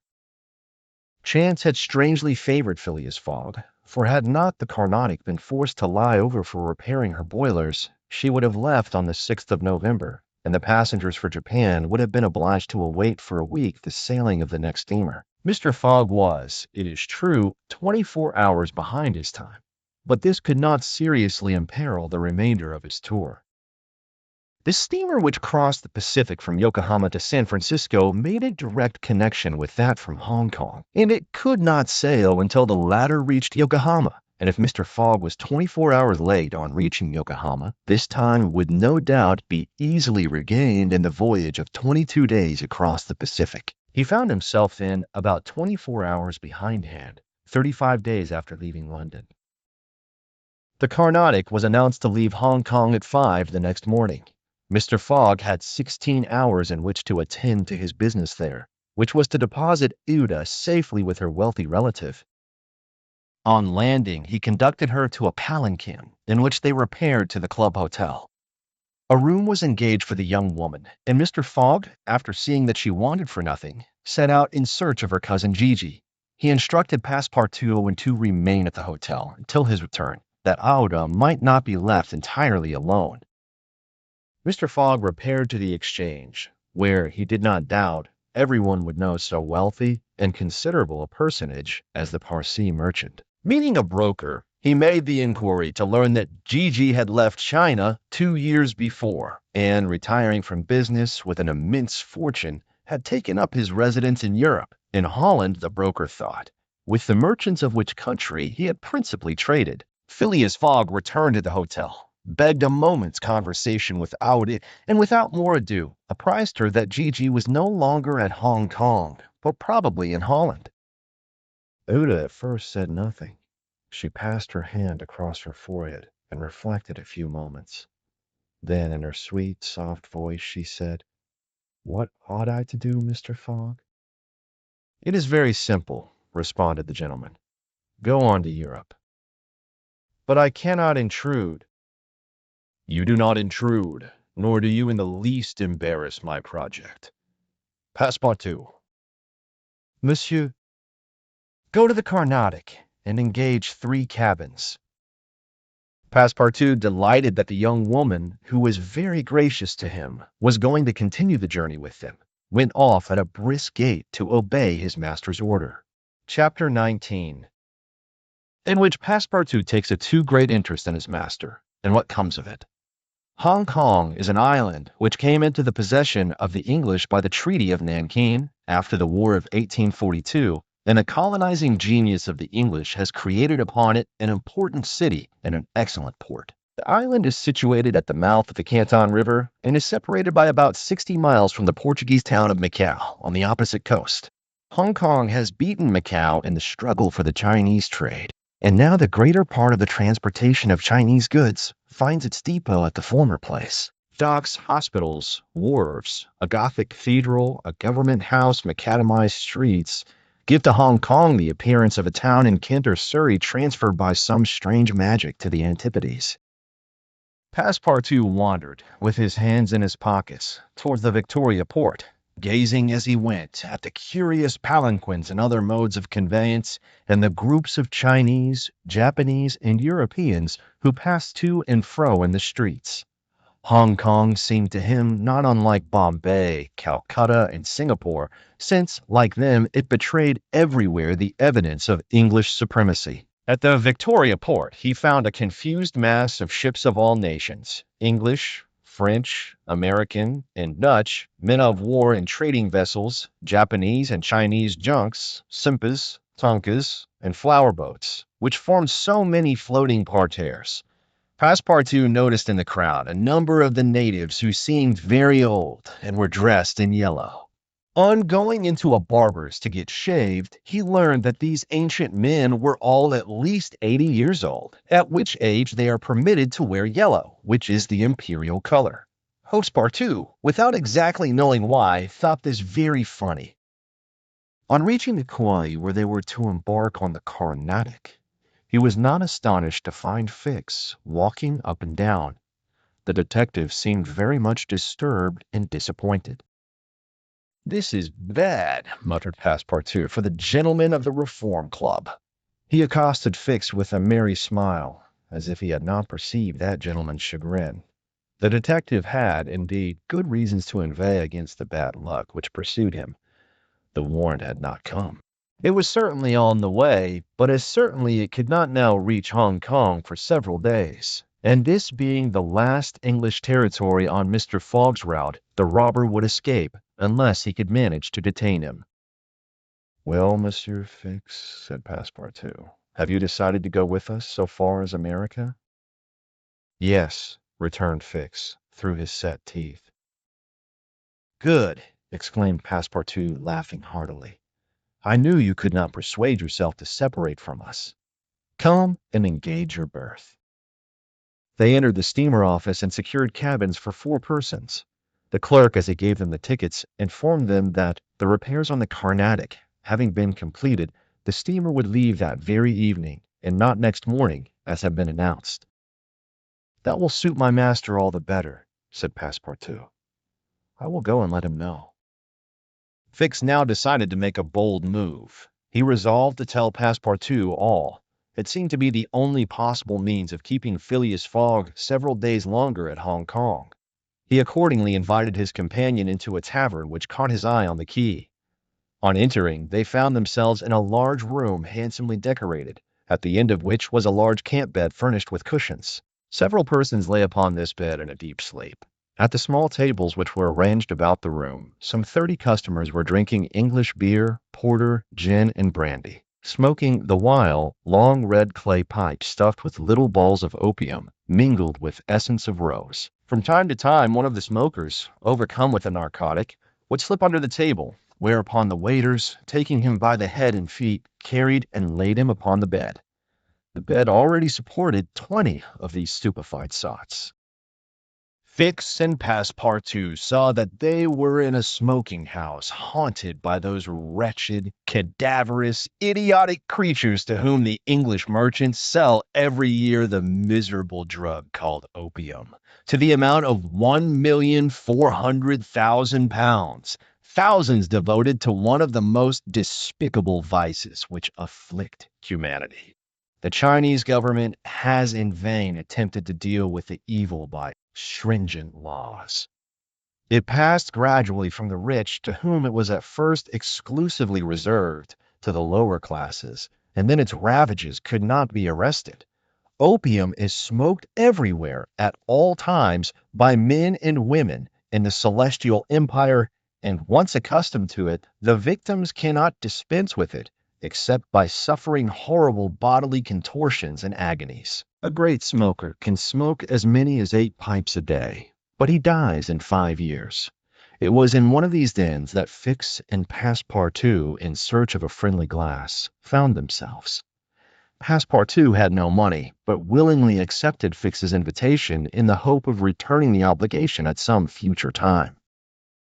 They ordered 2 bottles of port, to which the Frenchman did ample justice, whilst Fix observed him with close attention. They chatted about the journey, and Passepartout was especially merry at the idea that Fix was going to continue it with them. When the bottles were empty, however, he rose to go and tell his master of the change in the time of the sailing of the Carnatic. Fix caught him by the arm and said, "Wait a moment." "What for, Mr. Fix?" "I want to have a serious talk with you." "A serious talk!" cried Passepartout, drinking up the little wine that was left in the bottom of his glass. "Well, we'll talk about it tomorrow. I haven't time now." "Stay. What I have to say concerns your master." Passepartout, at this, looked attentively at his companion. Fix's face seemed to have a singular expression. He resumed his seat. "What is it that you have to say?"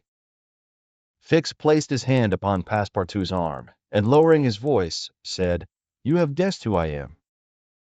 "Parbleu!" said Passepartout, smiling. "Then I'm going to tell you everything." "Now that I know everything, my friend." "Ah, that's very good. But go on, go on. First, though, let me tell you that those gentlemen have put themselves to a useless expense." "Useless?" said Fix. "You speak confidently. It's clear that you don't know how large this sum is." "Of course I do," returned Passepartout.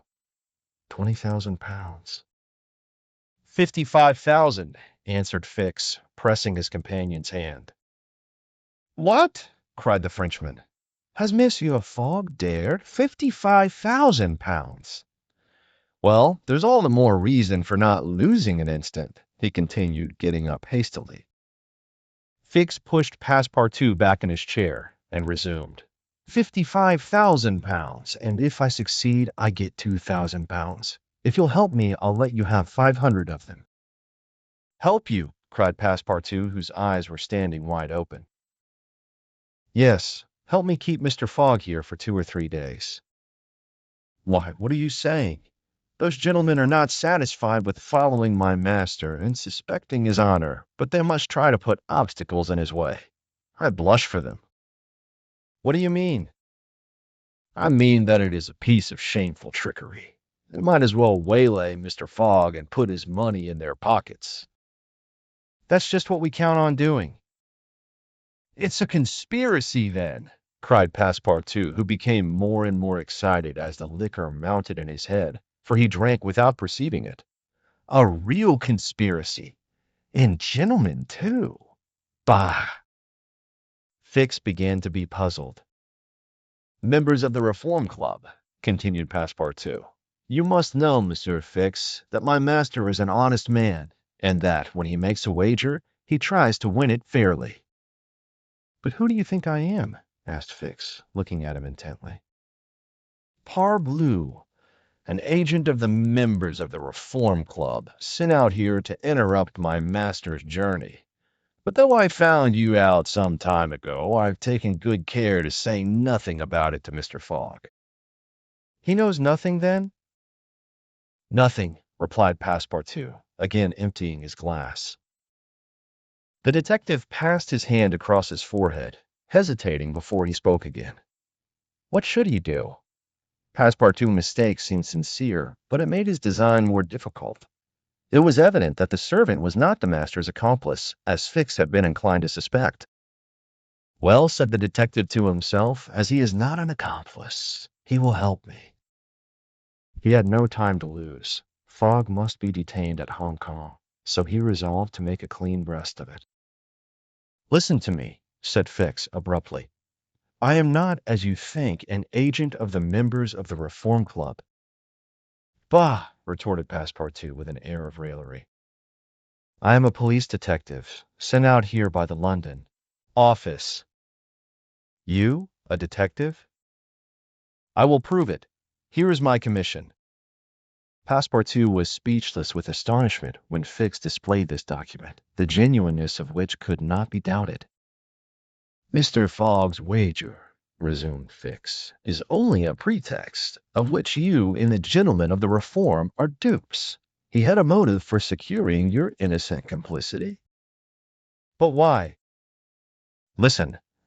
On the 28th of last September, a robbery of £55,000 was committed at the Bank of England by a person whose description was fortunately secured. Here is his description. It answers exactly to that of Mr. Phileas Fogg. What nonsense! Cried Passepartout, striking the table with his fist. My master is the most honorable of men. How can you tell? You know scarcely anything about him. You went into his service the day he came away, and he came away on a foolish pretext, without trunks, and carrying a large amount in banknotes. And yet you're bold enough to assert that he is an honest man. Yes, yes, repeated the poor fellow mechanically. Would you like to be arrested as his accomplice? Passepartout, overcome by what he had heard, held his head between his hands and did not dare to look at the detective. Phileas Fogg, the savior of Aouda, that brave and generous man, a robber, and yet how many presumptions there were against him. Passepartout essayed to reject the suspicions which forced themselves upon his mind. He did not wish to believe that his master was guilty.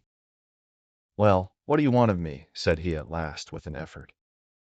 See here, replied Fix. I have tracked Mr. Fogg to this place, but as yet I have failed to receive the warrant of arrest for which I sent to London. You must help me to keep him here in Hong Kong.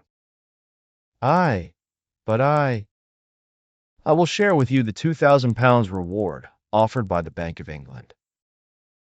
Never, replied Passepartout, who tried to rise but fell back, exhausted in mind and body. Mr. Fix, he stammered, even should what you say be true, if master is really the robber you are seeking for, which I deny, I have been, am in his service. I have seen his generosity and goodness, and I will never betray him. Not for all the gold in the world. I come from a village where they don't eat that kind of bread. You refuse? I refuse. Consider that I've said nothing, said Fix, and let us drink. Yes, let us drink. Passepartout felt himself yielding more and more to the effects of the liquor. Fix, seeing that he must, at all hazards, be separated from his master, wished to entirely overcome him. Some pipes full of opium lay upon the table. Fix slipped one into Passepartout's hand. He took it, put it between his lips, lit it, drew several puffs, and his head, becoming heavy under the influence of the narcotic, fell upon the table.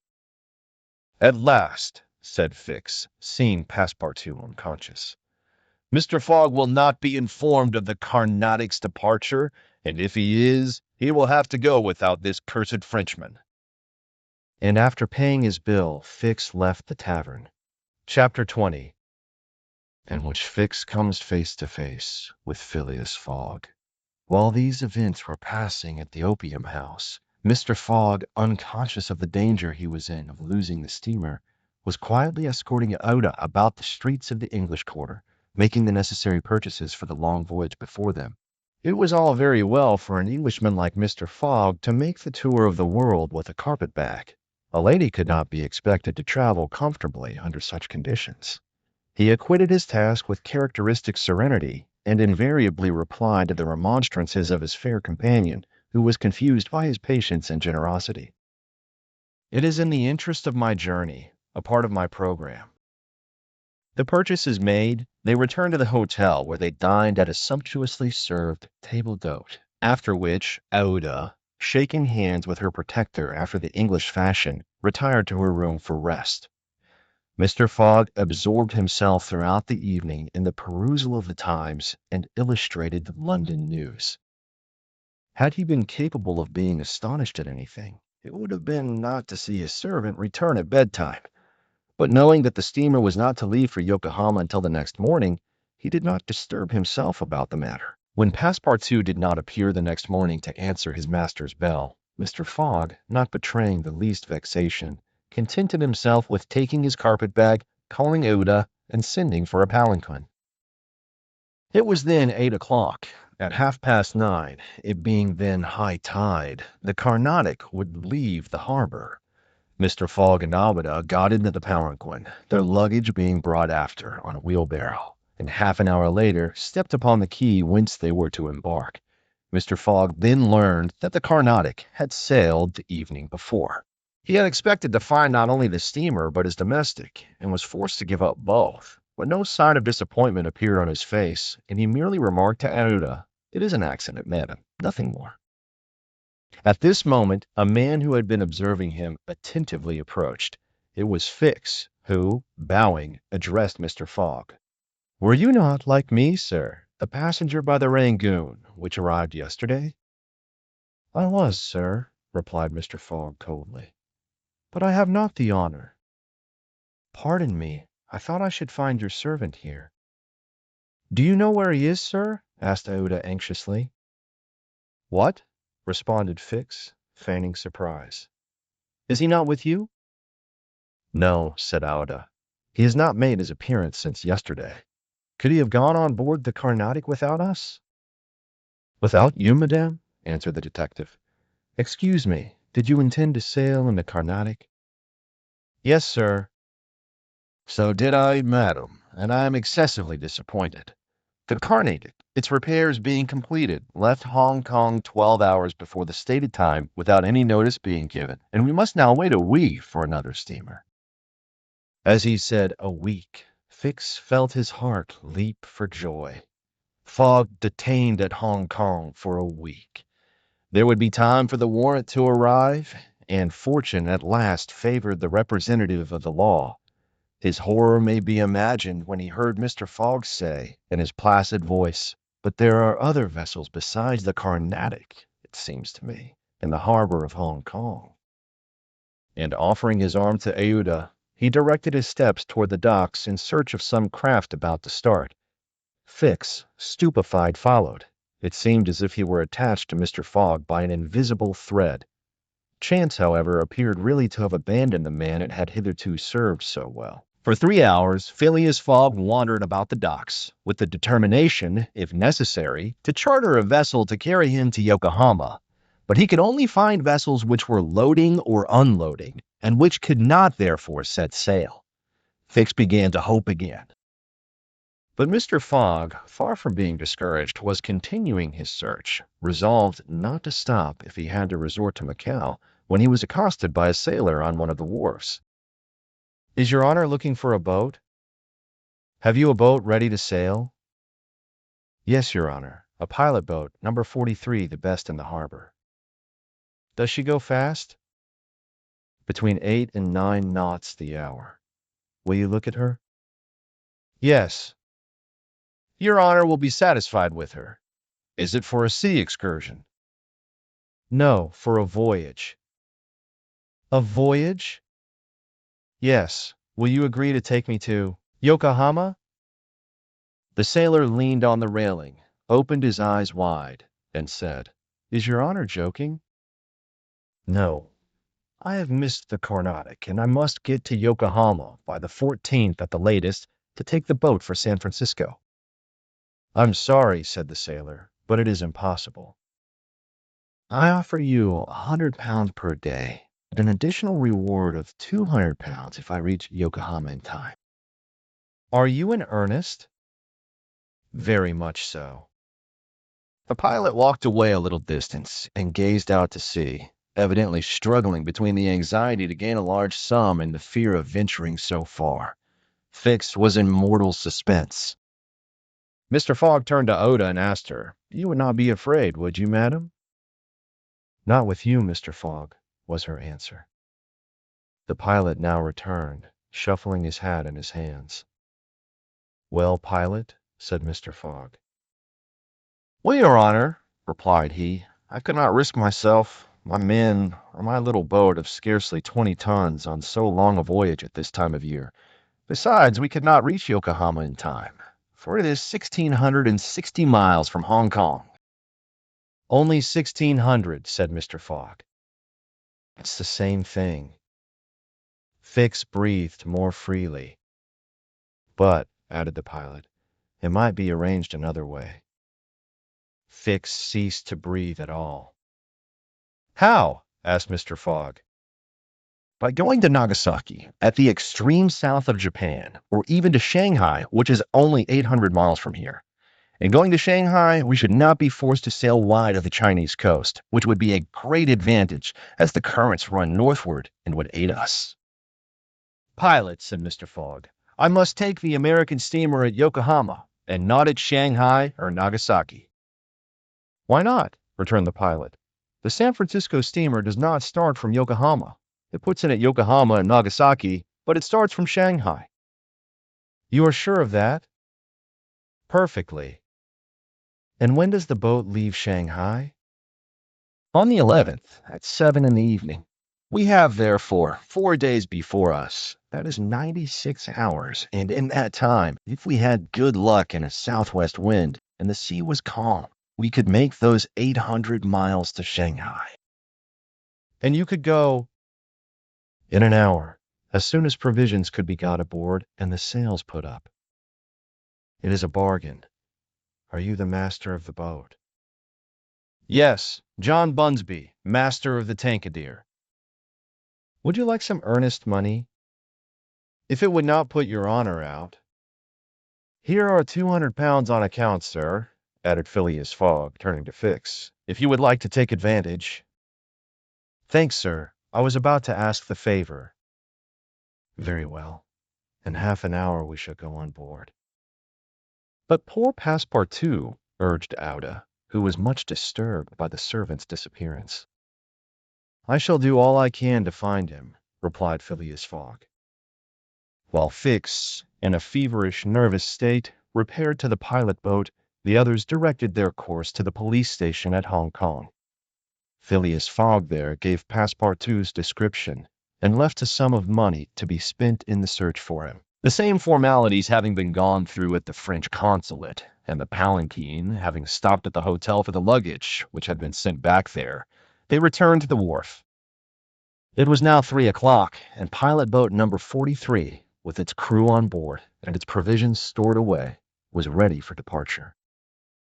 The Tankadere was a neat little craft of 20 tons, as gracefully built as if she were a racing yacht.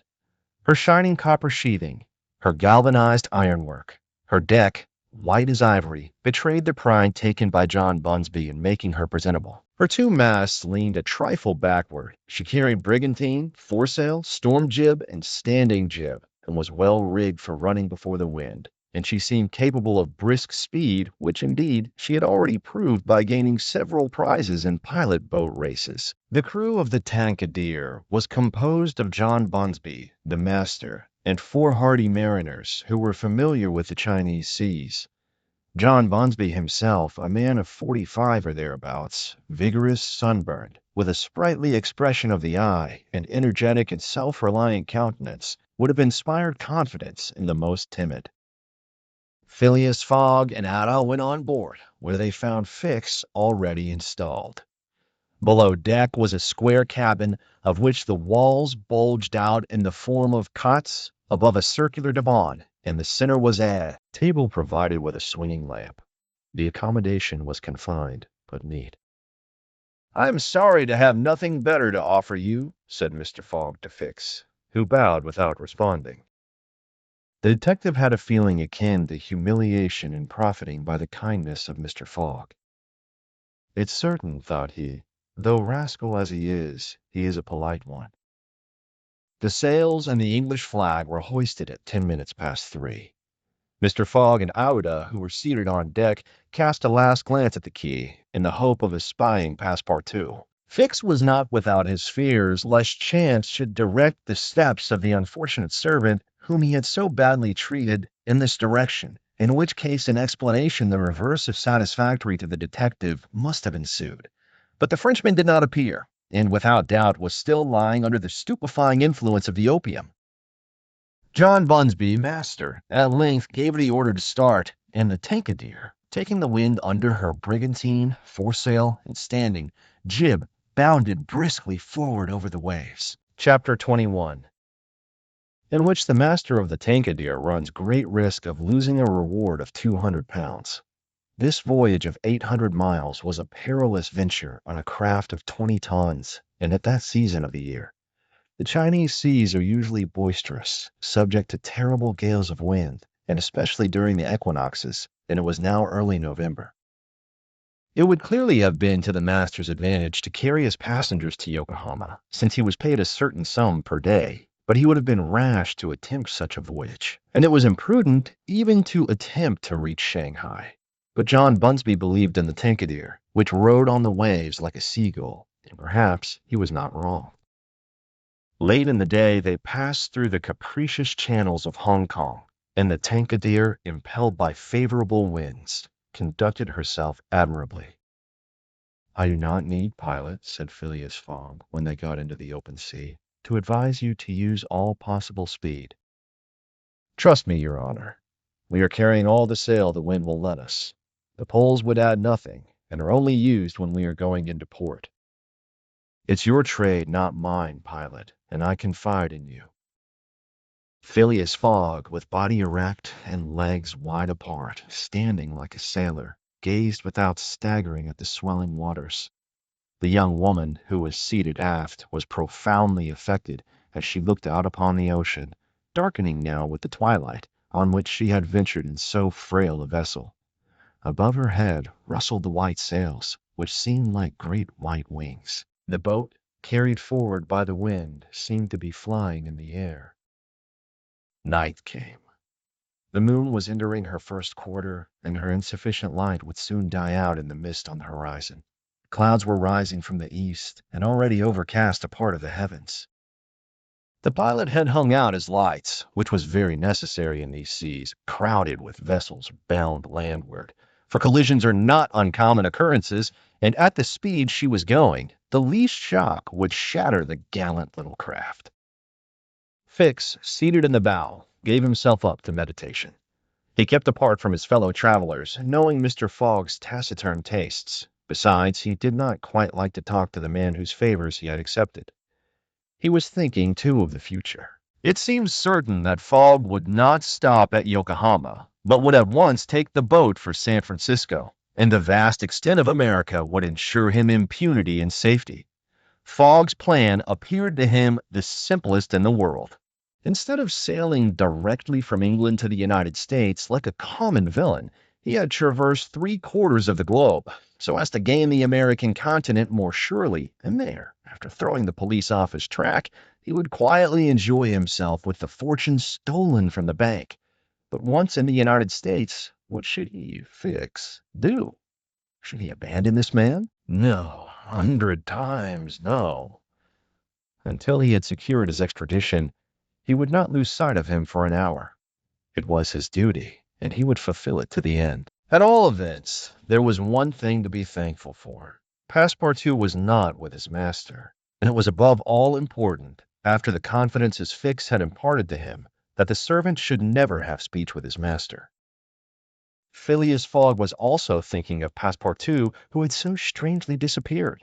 Looking at the matter from every point of view, it did not seem to him impossible that, by some mistake, the man might have embarked on the Carnatic at the last moment, and this was also Aouda's opinion, who regretted very much the loss of the worthy fellow to whom she owed so much. They might then find him at Yokohama, for if the Carnatic was carrying him thither, it would be easy to ascertain if he had been on board. A brisk breeze arose about 10 o'clock, but though it might have been prudent to take in a reef, the pilot, after carefully examining the heavens, let the craft remain rigged as before. The Tankadere bore sail admirably as she drew a great deal of water, and everything was prepared for high speed in case of a gale. Mr. Fogg and Oda descended into the cabin at midnight, having been already preceded by Fix, who had lain down on one of the cots. The pilot and crew remained on deck all night. At sunrise the next day, which was November 8th, the boat had made more than 100 miles. The log indicated a mean speed of between 8 and 9 miles. The Tankadere still carried all sail and was accomplishing her greatest capacity of speed. If the wind held as it was, the chances would be in her favor.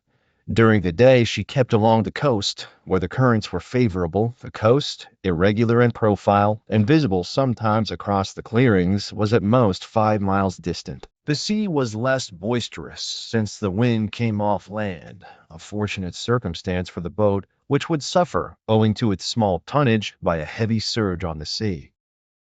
The breeze subsided a little towards noon and set in from the southwest. The pilot put up his poles, but took them down again within 2 hours, as the wind freshened up anew. Mr. Fogg and Oda, happily unaffected by the roughness of the sea, ate with a good appetite, Fix being invited to share their repast, which he accepted with secret chagrin. To travel at this man's expense and live upon his provisions was not palatable to him. Still, he was obliged to eat, and so he ate. When the meal was over, he took Mr. Fogg apart and said, "Sir," this "sir" scorched his lips, and he had to control himself to avoid collaring this gentleman. "Sir, you have been very kind to give me a passage on this boat, but though my means will not admit of my expending them as freely as you, I must ask to pay my share." "Let us not speak of that, sir," replied Mr. Fogg. "But if I insist—" "No, sir," repeated Mr. Fogg, in a tone which did not admit of a reply. "This enters into my general expenses." Fix, as he bowed, had a stifled feeling, and, going forward, where he ensconced himself, did not open his mouth for the rest of the day. Meanwhile they were progressing famously, and John Bunsby was in high hope. He several times assured Mr. Fogg that they would reach Shanghai in time, to which that gentleman responded that he counted upon it. The crew set to work in good earnest, inspired by the reward to be gained. There was not a sheet which was not tightened, not a sail which was not vigorously hoisted, not a lurch could be charged to the man at the helm. They worked as desperately as if they were contesting in a royal yacht regatta. By evening, the logs showed that 220 miles had been accomplished from Hong Kong, and Mr. Fogg might hope that he would be able to reach Yokohama without recording any delay in his journal, in which case the many misadventures which had overtaken him since he left London would not seriously affect his journey. The Tankadere entered the Straits of Fukien, which separate the island of Formosa from the Chinese coast, in the small hours of the night, and crossed the Tropic of Cancer. The sea was very rough in the straits, full of eddies formed by the countercurrents, and the chopping waves broke her course, whilst it became very difficult to stand on deck. At daybreak the wind began to blow hard again, and the heavens seemed to predict a gale. The barometer announced a speedy change, the mercury rising and falling capriciously. The sea also, in the southeast, raised long surges which indicated a tempest. The sun had set the evening before in a red mist, in the midst of the phosphorescent scintillations of the ocean. John Bunsby long examined the threatening aspect of the heavens, muttering indistinctly between his teeth. At last he said in a low voice to Mr. Fogg, "Shall I speak out to your honor?" "Of course."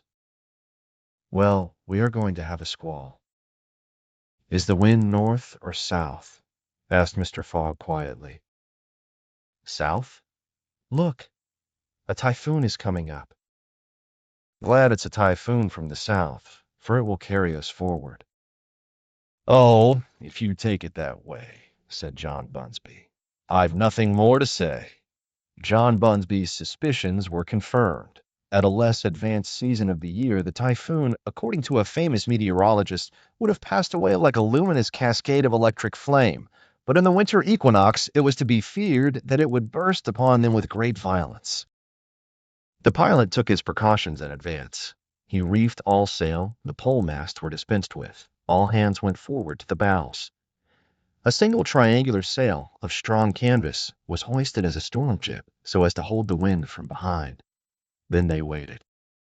John Bunsby had requested his passengers to go below, but this imprisonment in so narrow a space, with little air, the boat bouncing in the gale, was far from pleasant. Neither Mr. Fogg, Fix, nor Oda consented to leave the deck. The storm of rain and wind descended upon them towards 8 o'clock. With but its bit of sail, the Tankadere was lifted like a feather by a wind, an idea of whose violence can scarcely be given. To compare her speed to 4 times that of a locomotive going on full steam would be below the truth. The boat scudded thus northward during the whole day, borne on by monstrous waves, preserving always, fortunately, a speed equal to theirs. 20 times she seemed almost to be submerged by these mountains of water which rose behind her, but the adroit management of the pilot saved her. The passengers were often bathed in spray, but they submitted to it philosophically. Fix cursed it, no doubt. But Auda, with her eyes fastened upon her protector, whose coolness amazed her, showed herself worthy of him and bravely weathered the storm. As for Phileas Fogg, it seemed just as if the typhoon were a part of his program. Up to this time, the Tankadere had always held her course to the north, but towards evening the wind, veering 3/4, bore down from the northwest. The boat, now lying in the trough of the waves, shook and rolled terribly.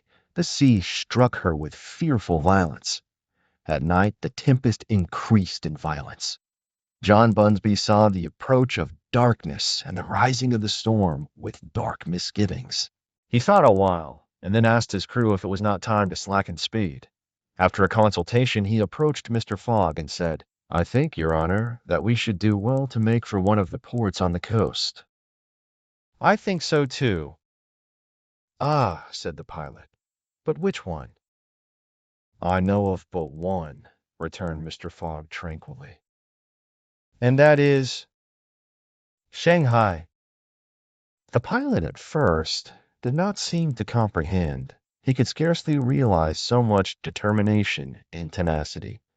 Then he cried, "Well, yes, Your Honor is right. To Shanghai." So the Tankadere kept steadily on her northward track.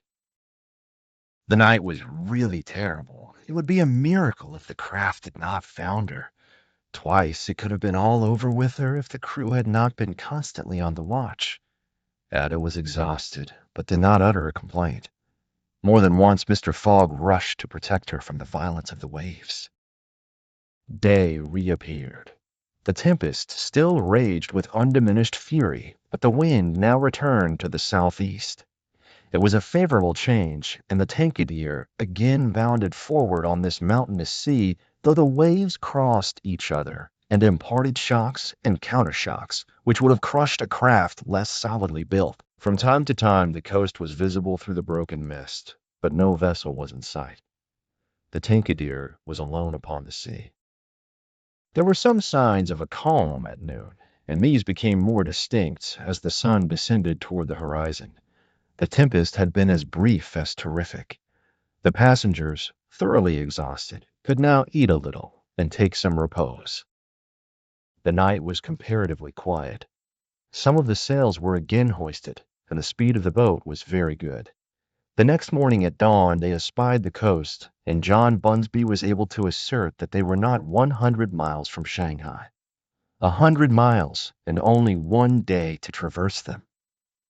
That very evening Mr. Fogg was due at Shanghai, if he did not wish to miss the steamer to Yokohama. Had there been no storm, during which several hours were lost, they would be at this moment within 30 miles of their destination. The wind grew decidedly calmer, and happily the sea fell with it. All sails were now hoisted, and at noon the Tankadere was within 45 miles of Shanghai. There remained yet 6 hours in which to accomplish that distance.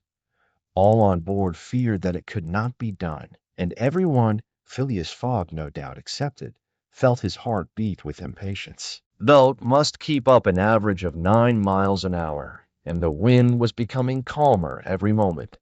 It was a capricious breeze coming from the coast, and after it passed, the sea became smooth. Still, the Tankadere was so light, and her fine sails caught the fickle zephyrs so well that with the aid of the currents, John Bunsby found himself at 6 o'clock, not more than 10 miles from the mouth of Shanghai River. Shanghai itself is situated at least 12 miles up the stream. At 7 they were still 3 miles from Shanghai. The pilot swore an angry oath. The reward of £200 was evidently on the point of escaping him. He looked at Mr. Fogg. Mr. Fogg was perfectly tranquil, and yet his whole fortune was at this moment at stake. At this moment also a long black funnel, crowned with wreaths of smoke, appeared on the edge of the waters. It was the American steamer leaving for Yokohama at the appointed time. "Confound her!" cried John Bunsby, pushing back the rudder with a desperate jerk. "Signal her," said Phileas Fogg quietly. A small brass cannon stood on the forward deck of the Tankadere, for making signals in the fogs. It was loaded to the muzzle, but just as the pilot was about to apply a red-hot coal to the touch-hole, Mr. Fogg said, "Hoist your flag." The flag was run up at half-mast, and, this being the signal of distress, it was hoped that the American steamer, perceiving it, would change her course a little, so as to succor the pilot boat. "Fire!" said Mr. Fogg, and the booming of the little cannon resounded in the air. Chapter 22, in which Passepartout finds out that, even at the Antipodes, it is convenient to have some money in one's pocket. The Carnatic, setting sail from Hong Kong at 6:30 on the 7th of November, directed her course at full steam towards Japan. She carried a large cargo and a well-filled cabin of passengers. 2 staterooms in the rear were, however, unoccupied, those which had been engaged by Phileas Fogg. The next day a passenger with a half-stupefied eye, staggering gait, and disordered hair was seen to emerge from the second cabin and to totter to his seat on deck. It was Passepartout, and what had happened to him was as follows. Shortly after Fix left the opium den, 2 waiters had lifted the unconscious Passepartout and had carried him to the bed reserved for the smokers. 3 hours later, pursued even in his dreams by a fixed idea, the poor fellow awoke and struggled against the stupefying influence of the narcotic. The thought of a duty unfulfilled shook off his torpor, and he hurried from the abode of drunkenness. Staggering and holding himself up by keeping against the walls, falling down and creeping up again, and irresistibly impelled by a kind of instinct, he kept crying out, "The Carnatic! The Carnatic!" The steamer lay puffing alongside the quay, on the point of starting.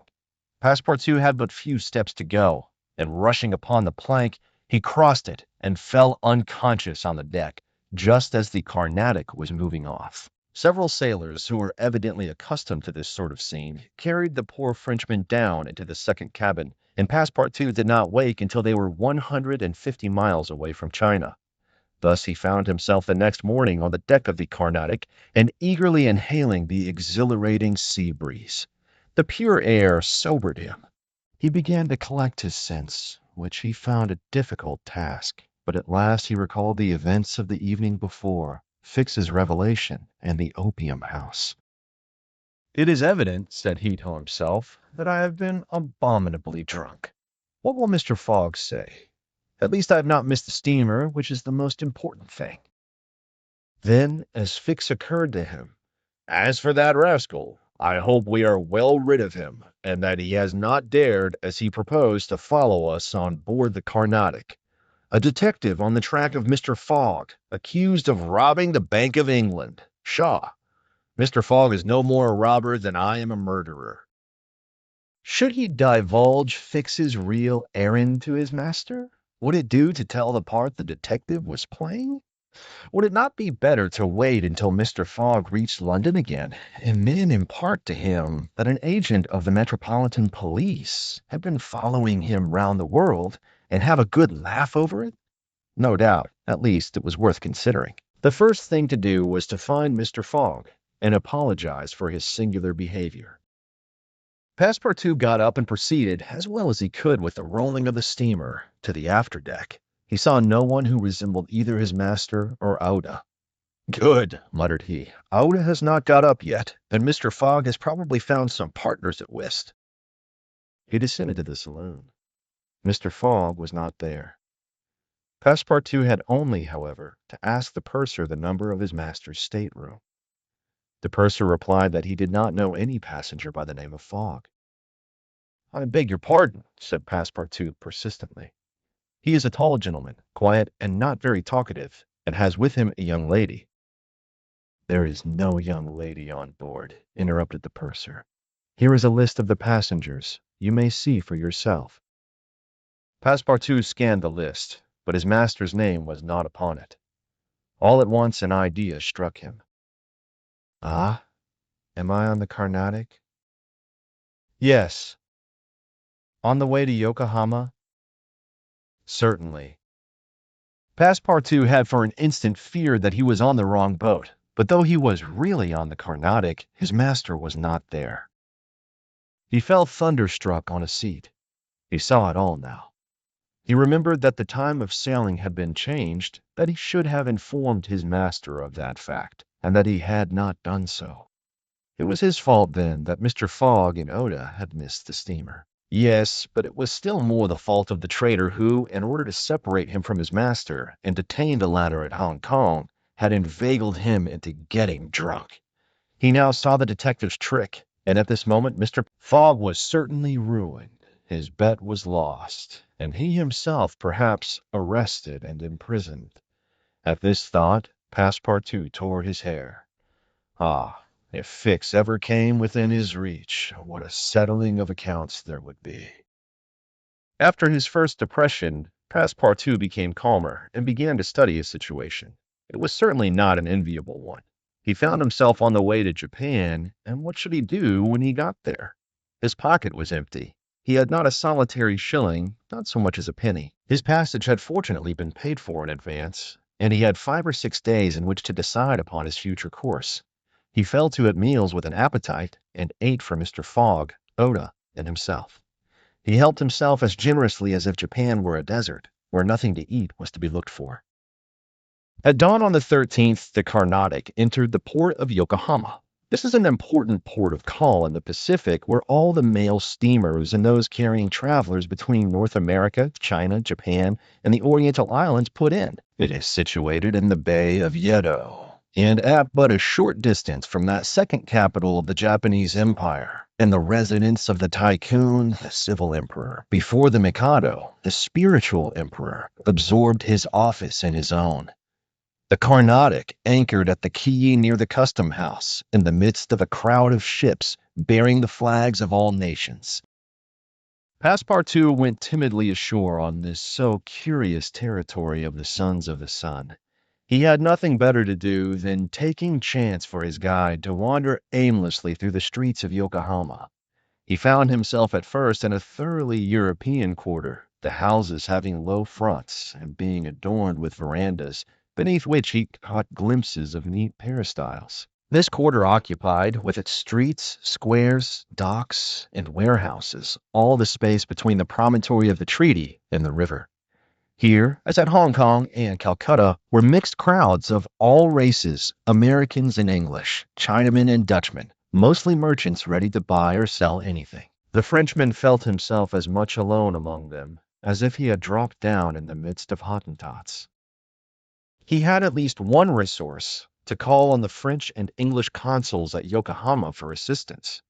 But he shrank from telling the story of his adventures, intimately connected as it was with that of his master, and before doing so, he determined to exhaust all other means of aid. As chance did not favor him in the European quarter, he penetrated that inhabited by the native Japanese, determined, if necessary, to push on to Yedo.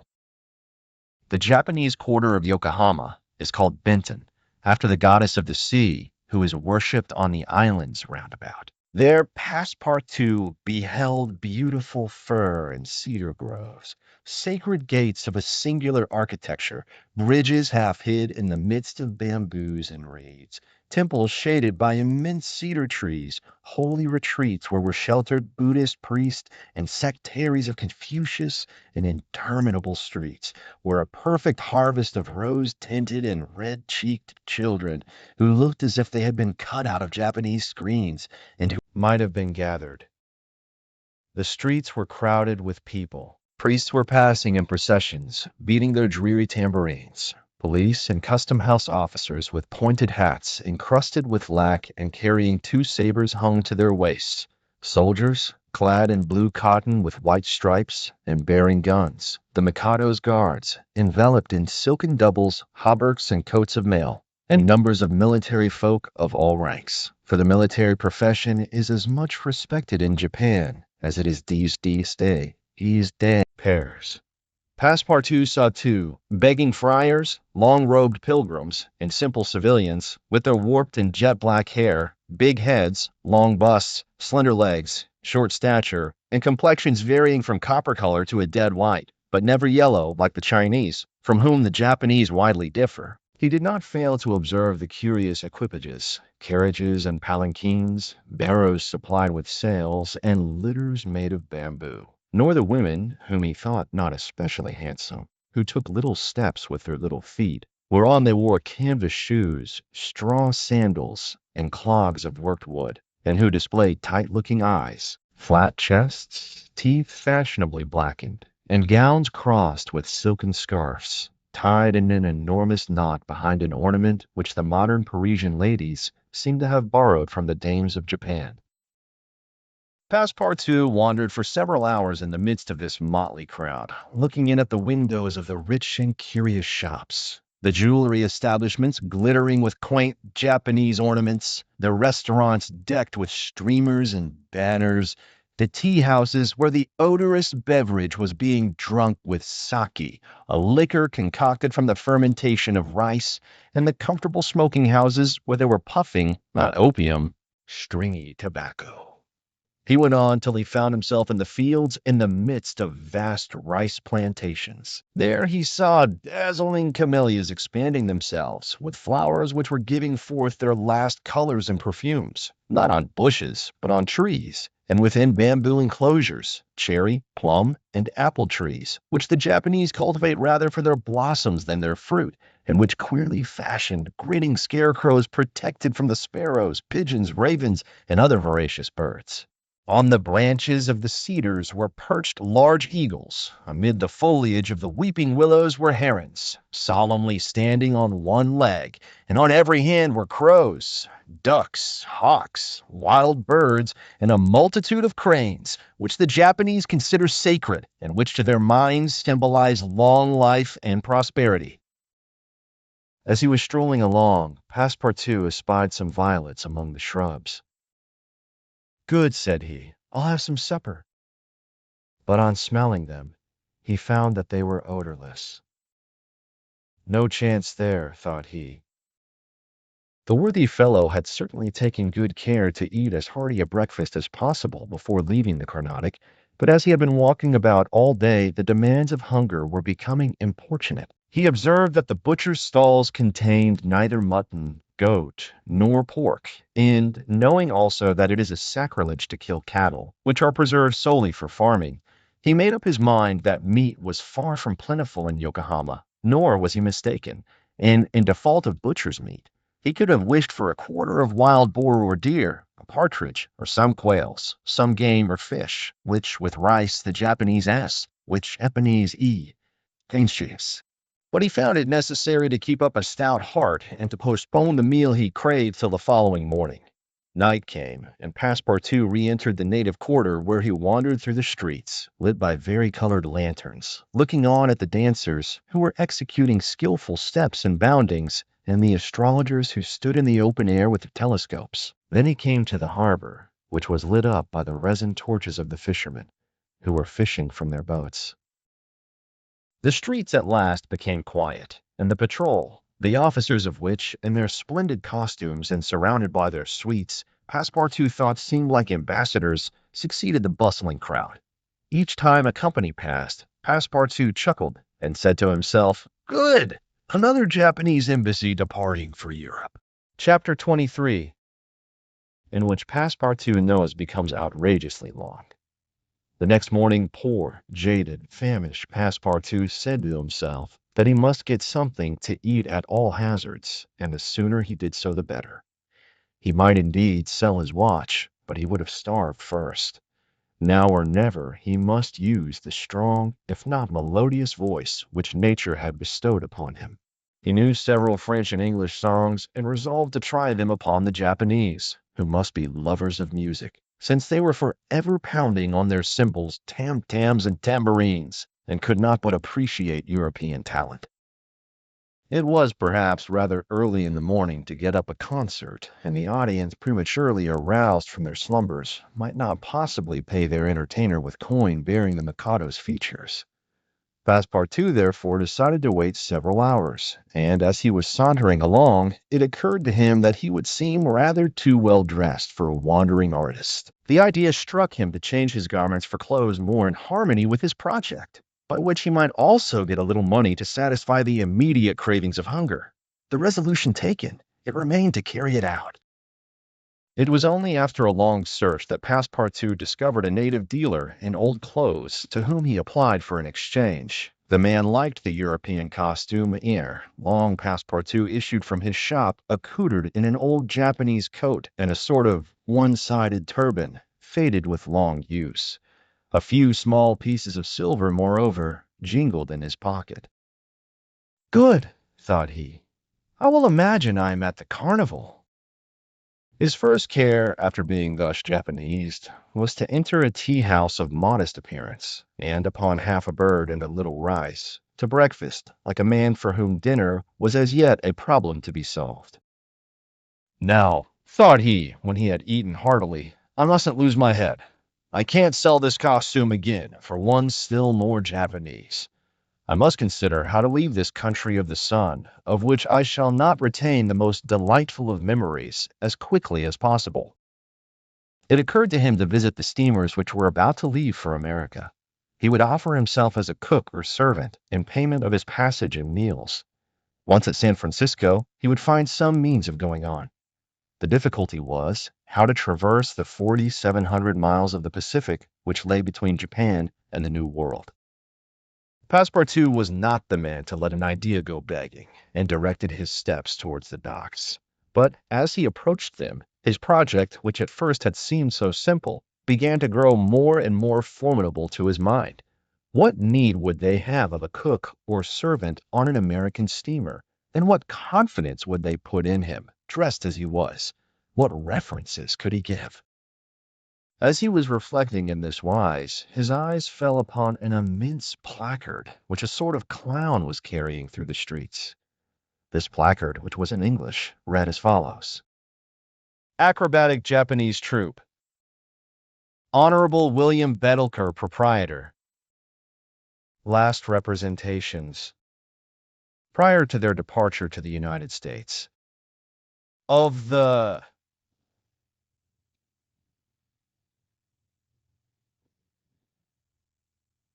long noses, long noses, under the direct patronage of the god Tengu. Great attraction. "The United States," said Passepartout. "That's just what I want." He followed the clown, and soon found himself once more in the Japanese quarter. A quarter of an hour later, he stopped before a large cabin, adorned with several clusters of streamers, the exterior walls of which were designed to represent, in violent colors and without perspective, a company of jugglers. This was the Honorable William Betulker's establishment. That gentleman was a sort of Barnum, the director of a troupe of mountebanks, jugglers, clowns, acrobats, equilibrists, and gymnasts, who, according to the placard, was giving his last performances before leaving the Empire of the Sun for the States of the Union. Passepartout entered and asked for Mr. Battlecar, who straightway appeared in person. "What do you want?" said he to Passepartout, whom he at first took for a native. "Would you like a servant, sir?" asked Passepartout. "A servant!" cried Mr. Betulker, caressing the thick gray beard which hung from his chin. I already have two who are obedient and faithful, have never left me, and serve me for their nourishment. And here they are," added he, holding out his two robust arms, furrowed, with veins as large as the strings of a bass viol. "So I can be of no use to you?" "None." "The devil! I should so like to cross the Pacific with you." "Ah," said the Honorable Mr. Bodokar, "you are no more a Japanese than I am a monkey. Who are you dressed up in that way?" "A man dresses as he can." "That's true. You are a Frenchman, aren't you?" "Yes, a Parisian of Paris." "Then you ought to know how to make grimaces." "Why," replied Passepartout, a little vexed that his nationality should cause this question, "we Frenchmen know how to make grimaces. It is true, but not any better than the Americans do." "True. Well, if I can't take you as a servant, I can as a clown. You see, my friend, in France they exhibit foreign clowns, and in foreign parts French clowns." "Ah, you are pretty strong, eh? Especially after a good meal. And you can sing?" "Yes," returned Passepartout, who had formerly been wont to sing in the streets. "But can you sing standing on your head, with the top spinning on your left foot, and a saber balanced on your right?" "Humph, I think so," replied Passepartout, recalling the exercises of his younger days. "Well, that's enough," said the Honorable William Batulcar. The engagement was concluded there and then. Passepartout had at last found something to do. He was engaged to act in a celebrated Japanese troupe. It was not a very dignified position, but within a week he would be on his way to San Francisco. The performance, so noisily announced by the Honorable Mr. Batulcar, was to commence at 3 o'clock, and soon the deafening instruments of a Japanese orchestra resounded at the door. Passepartout, though he had not been able to study or rehearse a part, was designated to lend the aid of his sturdy shoulders in the great exhibition of the human pyramid, executed by the long noses of the god Tengu. This great attraction was to close the performance. Before 3 o'clock, the large shed was invaded by the spectators, comprising Europeans and natives, Chinese and Japanese, men, women, and children, who precipitated themselves upon the narrow benches and into the boxes opposite the stage. The musicians took up a position inside, and were vigorously performing on their gongs, tam-tams, flutes, bones, tambourines, and immense drums. The performance was much like all acrobatic displays, but it must be confessed that the Japanese are the first equilibrists in the world. One, with a fan and some bits of paper, performed the graceful trick of the butterflies and the flowers. Another traced in the air, with the odorous smoke of his pipe, a series of blue words, which composed a compliment to the audience, while a third juggled with some lighted candles, which he extinguished successively as they passed his lips, and relit again without interrupting for an instant his juggling. Another reproduced the most singular combinations with a spinning top. In his hands the revolving tops seemed to be animated with a life of their own in their interminable whirling. They ran over pipe stems, the edges of sabers, wires, and even hair stretched across the stage. They turned around on the edges of large glasses, crossed bamboo ladders, dispersed into all the corners, and produced strange musical effects by the combination of their poniches. The jugglers tossed them in the air, threw them like shuttlecocks with wooden battledores, and yet they kept on spinning. They put them into their pockets and took them out still whirling as before. It is useless to describe the astonishing performances of the acrobats and gymnasts. The turning on ladders, poles, balls, barrels, etc., was executed with wonderful precision. But the principal attraction was the exhibition of the long noses, a show to which Europe is as yet a stranger. The long noses form a peculiar company under the direct patronage of the god Tengu. Attired after the fashion of the Middle Ages, they bore upon their shoulders a splendid pair of wings, but what especially distinguished them was the long noses which were fastened to their faces and the uses which they made of them. These noses were made of bamboo, and were 5, 6, and even 10 feet long, some straight, others curved, some ribboned, and some having imitation warts upon them. It was upon these appendages, fixed tightly on their real noses, that they performed their gymnastic exercises. A dozen of these sectaries of Tengu lay flat upon their backs, while others, dressed to represent lightning rods, came and frolicked on their noses, jumping from one to another, and performing the most skillful leapings and somersaults. As a last scene, a human pyramid had been announced in which 50 long noses were to represent the car of Juggernaut. But instead of forming a pyramid by mounting each other's shoulders, the artists were to group themselves on top of the noses. It happened that the performer who had hitherto formed the base of the car had quitted the troupe, and as to fill this part, only strength and adroitness were necessary. Passepartout had been chosen to take his place. The poor fellow really felt sad when, melancholy reminiscence of his youth, he donned his costume, adorned with vari-colored wings, and fastened to his natural feature a false nose 6 feet long. But he cheered up when he thought that this nose was winning him something to eat. He went upon the stage and took his place beside the rest who were to compose the base of the car of Juggernaut. They all stretched themselves on the floor, their noses pointing to the ceiling. A second group of artists disposed themselves on these long appendages, then a third above these, then a fourth, until a human monument reaching to the very cornices of the theater soon arose on top of the noses. This elicited loud applause, in the midst of which the orchestra was just striking up a deafening air. When the pyramid tottered, the balance was lost. One of the lower noses vanished from the pyramid, and the human monument was shattered like a castle built of cards. It was Passepartout's fault. Abandoning his position, clearing the footlights without the aid of his wings, and clambering up to the right-hand gallery, he fell at the feet of one of the spectators, crying, "Oh, my master! My master!" "You hear?" "Myself." "Very well, then let us go to the steamer, young man." Mr. Fogg, Ada, and Passepartout passed through the lobby of the theater to the outside, where they encountered the Honorable Mr. Baudelaire, furious with rage. He demanded damages for the breakage of the pyramid, and Phileas Fogg appeased him by giving him a handful of banknotes.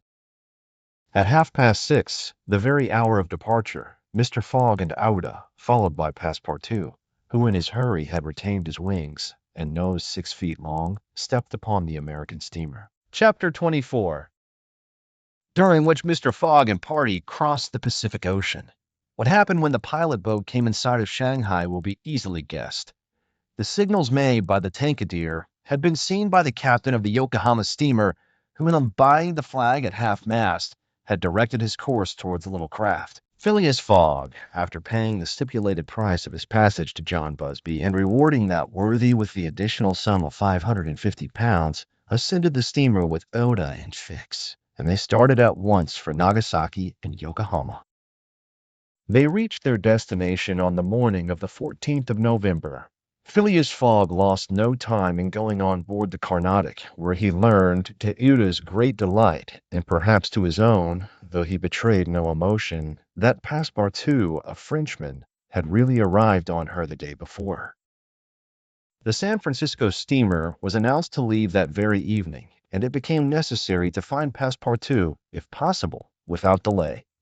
Mr. Fogg applied in vain to the French and English consuls, and after wandering through the streets a long time, began to despair of finding his missing servant. Chance, or perhaps a kind of presentiment, at last led him into the Honorable Mr. Batulcar's theater. He certainly would not have recognized Passepartout in the eccentric mountebank's costume, but the latter, lying on his back, perceived his master in the gallery. He could not help starting, which so changed the position of his nose as to bring the pyramid pell-mell upon the stage. All this Passepartout learned from Auda, who recounted to him what had taken place on the voyage from Hong Kong to Shanghai on the Tankadere, in company with one Mr. Fix. Passepartout did not change countenance on hearing this name. He thought that the time had not yet arrived to divulge to his master what had taken place between the detective and himself, and, in the account he gave of his absence, he simply excused himself for having been overtaken by drunkenness and smoking opium at a tavern in Hong Kong. Mr. Fogg heard this narrative coldly, without a word, and then furnished his man with funds necessary to obtain clothing more in harmony with his position. Within an hour, the Frenchman had cut off his nose and parted with his wings, and retained nothing about him which recalled the secretary of the god Tengu. The steamer, which was about to depart from Yokohama to San Francisco, belonged to the Pacific Mail Steamship Company and was named the General Grant. She was a large paddle-wheel steamer of 2,500 tons, well-equipped and very fast. The massive walking beam rose and fell above the deck. At one end, a piston rod worked up and down, and at the other was a connecting rod, which, in changing the rectilinear motion to a circular one, was directly connected with the shaft of the paddles. The General Grant was rigged with 3 masts, giving a large capacity for sails and thus materially aiding the steam power. By making 12 miles an hour, she would cross the ocean in 21 days. Phileas Fogg was therefore justified in hoping that he would reach San Francisco by the 2nd of December, New York by the 11th, and London on the 20th, thus gaining several hours on the fatal date of the 21st of December. There was a full complement of passengers on board, among them English, many Americans, a large number of coolies on their way to California, and several East Indian officers who were spending their vacation and making the tour of the world. Nothing of moment happened on the voyage. The steamer, sustained on its large paddles, rolled but little, and the Pacific almost justified its name. Mr. Fogg was as calm and taciturn as ever. His young companion felt herself more and more attached to him by other ties than gratitude. His silent but generous nature impressed her more than she thought, and it was almost unconsciously that she yielded to emotions which did not seem to have the least effect upon her protector. Oda took the keenest interest in his plans, and became impatient at any incident which seemed likely to retard his journey. She often chatted with Passepartout, who did not fail to perceive the state of the lady's heart, and being the most faithful of domestics, he never exhausted his eulogies of Phileas Fogg's honesty, generosity, and devotion. He took pains to calm Ahuda's doubts of a successful termination of the journey, telling her that the most difficult part of it had passed, that now they were beyond the fantastic countries of Japan and China, and were fairly on their way to civilized places again. A railway train from San Francisco to New York and a transatlantic steamer from New York to Liverpool would doubtless bring them to the end of this impossible journey round the world within the period agreed upon. On the 9th day after leaving Yokohama, Phileas Fogg had traversed exactly 1/2 of the terrestrial globe. The General Grant passed on the 23rd of November, the 180th meridian, and was at the very antipodes of London. Mr. Fogg had, it is true, exhausted 52 of the 80 days in which he was to complete the tour, and there were only 28 left. But though he was only halfway by the difference of meridians, he had really gone over 2/3 of the whole journey, for he had been obliged to make long circuits from London to Aden, from Aden to Bombay, from Calcutta to Singapore, and from Singapore to Yokohama. Could he have followed without deviation the 50th parallel, which is that of London, the whole distance would only have been about 12,000 miles, whereas he would be forced, by the irregular methods of locomotion, to traverse 26,000, of which he had, on the 23rd of November, accomplished 17,500. And now the course was a straight one, and Fix was no longer there to put obstacles in their way. It happened also on the 23rd of November that Passepartout made a joyful discovery. It will be remembered that the obstinate fellow had insisted on keeping his famous family watch at London time, and on regarding that of the countries he had passed through as quite false and unreliable. Now, on this day, though he had not changed the hands, he found that his watch exactly agreed with the ship's chronometers. His triumph was hilarious. He would have liked to know what Fix would say if he were aboard. "The rogue told me a lot of stories," repeated Passepartout, "about the meridians, the sun, and the moon. Moon indeed. Moonshine more likely. If one listened to that sort of people, a pretty sort of time one would keep. I was sure that the sun would some day regulate itself by my watch." Passepartout was ignorant that, if the face of his watch had been divided into 24 hours, like the Italian clocks, he would have no reason for exultation, for the hands of his watch would then, instead of as now indicating 9 o'clock in the morning, indicate 9 o'clock in the evening. That is, the 21st hour after midnight, precisely the difference between London time and that of the 180th meridian. But if Fix had been able to explain this purely physical effect, Passepartout would not have admitted, even if he had comprehended it. Moreover, if the detective had been on board at that moment, Passepartout would have joined issue with him on a quite different subject, and in an entirely different manner.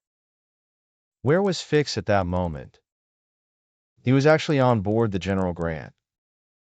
On reaching Yokohama, the detective, leaving Mr. Fogg, whom he expected to meet again during the day, had repaired at once to the English consulate, where he at last found the warrant of arrest. It had followed him from Bombay and had come by the Carnatic, on which steamer he himself was supposed to be.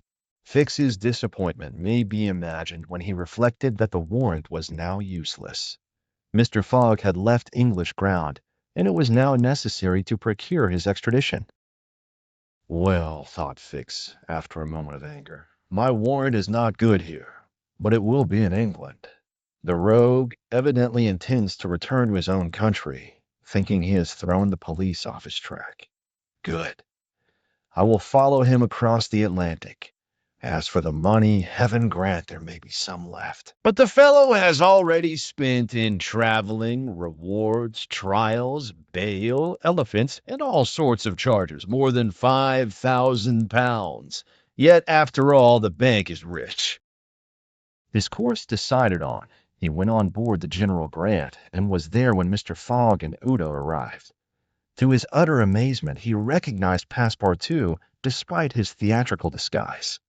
He quickly concealed himself in his cabin to avoid an awkward explanation, and hoped, thanks to the number of passengers, to remain unperceived by Mr. Fogg's servant. On that very day, however, he met Passepartout face to face on the forward deck. The latter, without a word, made a rush for him, grasped him by the throat, and, much to the amusement of a group of Americans who immediately began to bet on him, administered to the detective a perfect volley of blows, which proved the great superiority of French over English pugilistic skill. When Passepartout had finished, he found himself relieved and comforted. Fix got up in a somewhat rumpled condition, and looking at his adversary, coldly said, "Have you done?" "For this time, yes." "Then let me have a word with you." "But in your master's interests." Passepartout seemed to be vanquished by Fix's coolness, for he quietly followed him, and they sat down aside from the rest of the passengers. "You have given me a thrashing," said Fix. "Good, I expected it. Now listen to me.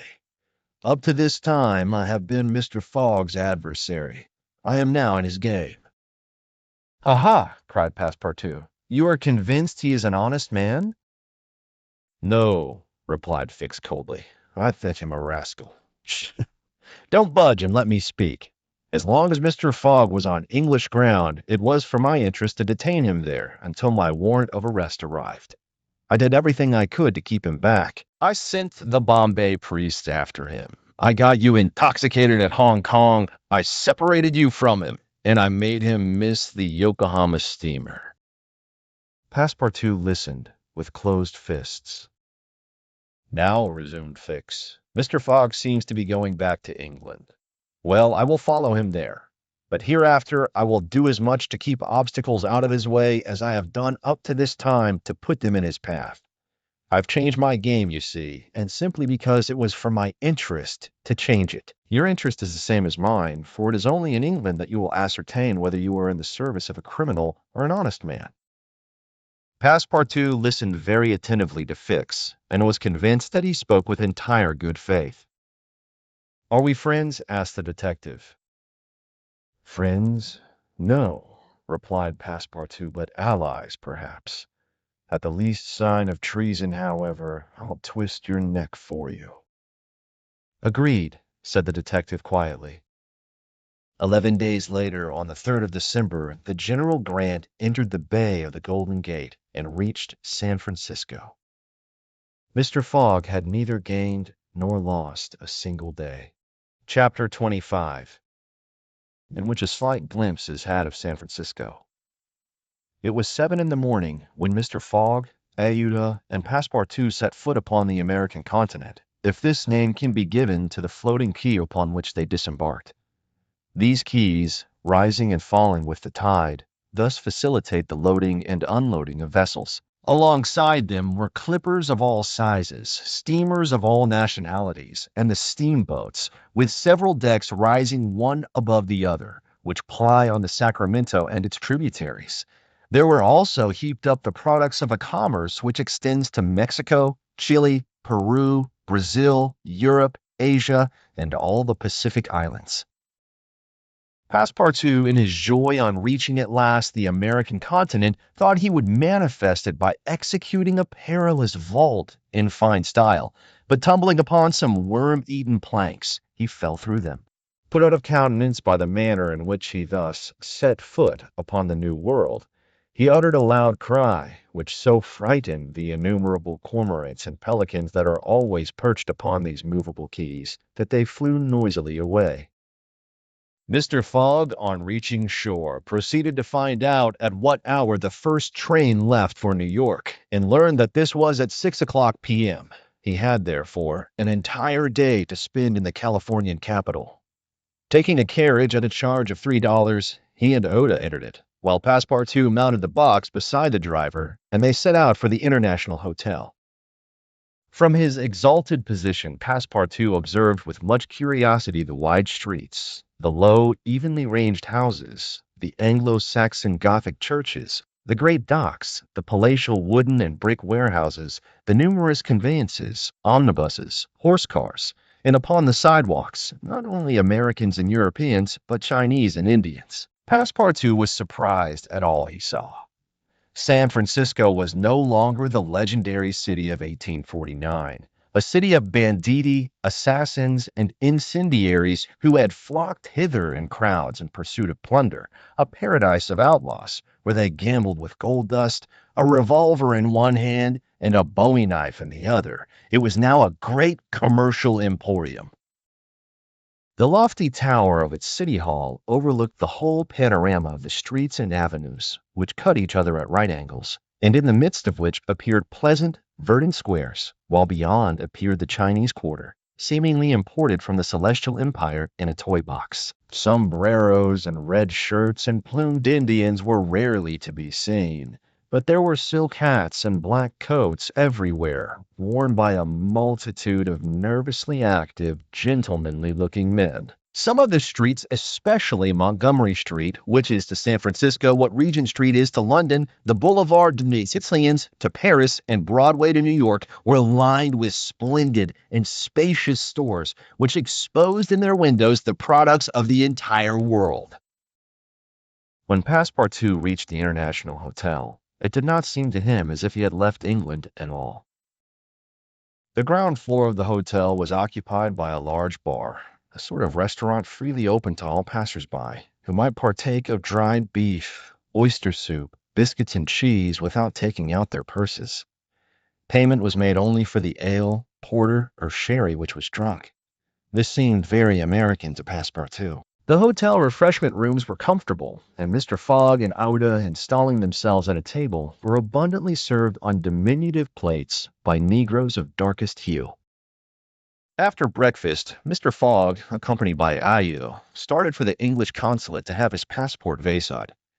As he was going out, he met Passepartout, who asked him if it would not be well, before taking the train, to purchase some dozens of Enfield rifles and Colt's revolvers. He had been listening to stories of attacks upon the trains by the Sioux and Pawnees. Mr. Fogg thought it a useless precaution, but told him to do as he thought best, and went on to the consulate. He had not proceeded 200 steps, however, when, by the greatest chance in the world, he met Fix. The detective seemed wholly taken by surprise. What?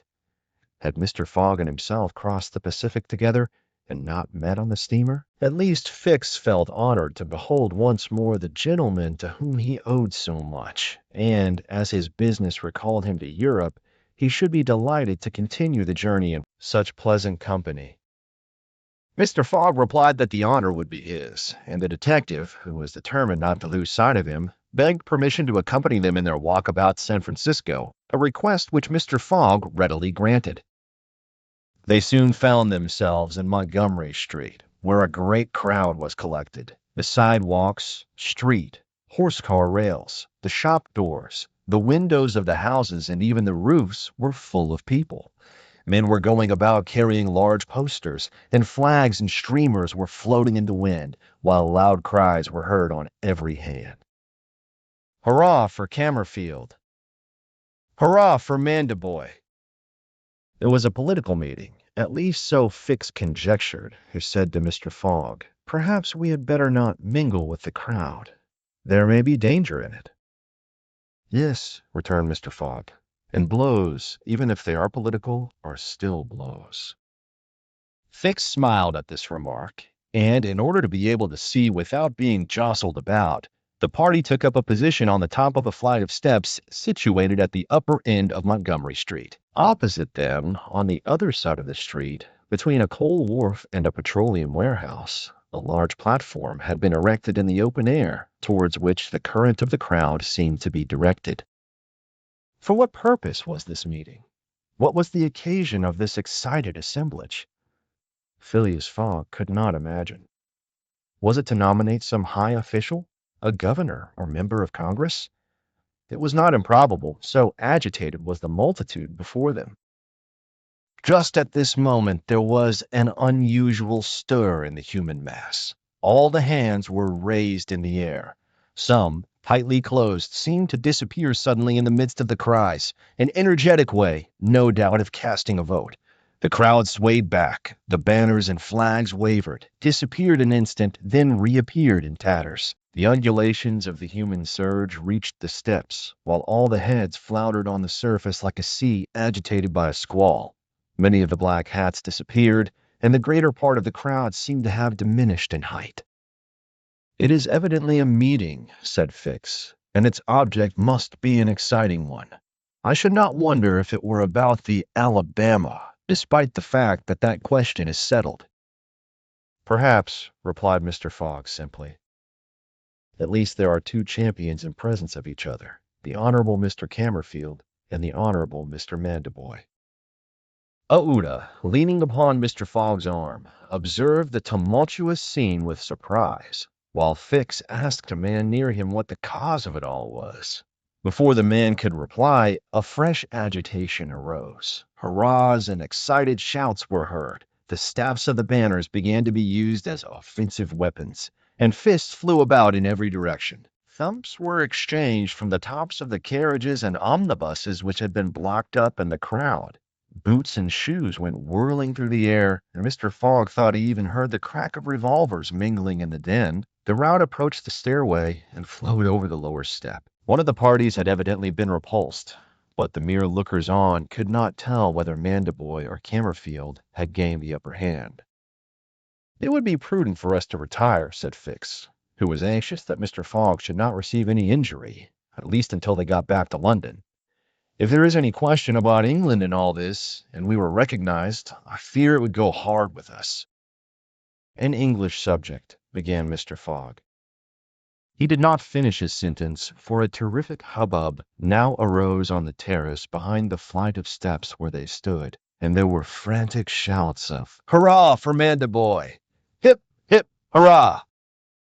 It was a band of voters coming to the rescue of their allies and taking the Cammerfield forces in flank. Mr. Fogg, Ouda, and Fix found themselves between two fires. It was too late to escape. The torrent of men, armed with loaded canes and sticks, was irresistible. Phileas Fogg and Fix were roughly hustled in their attempts to protect their fair companion. The former, as cool as ever, tried to defend himself with the weapons which nature has placed at the end of every Englishman's arm, but in vain. A big brawny fellow with a red beard, flushed face, and broad shoulders, who seemed to be the chief of the band, raised his clenched fist to strike Mr. Fogg, whom he would have given a crushing blow had not Fix rushed in and received, in his stead. An enormous bruise immediately made its appearance under the detective's silk hat, which was completely smashed in. "Yankee!" exclaimed Mr. Fogg, darting a contemptuous look at the ruffian. "Englishman," returned the other. "We will meet again." "When you please." What is your name? Phileas Fogg. And yours?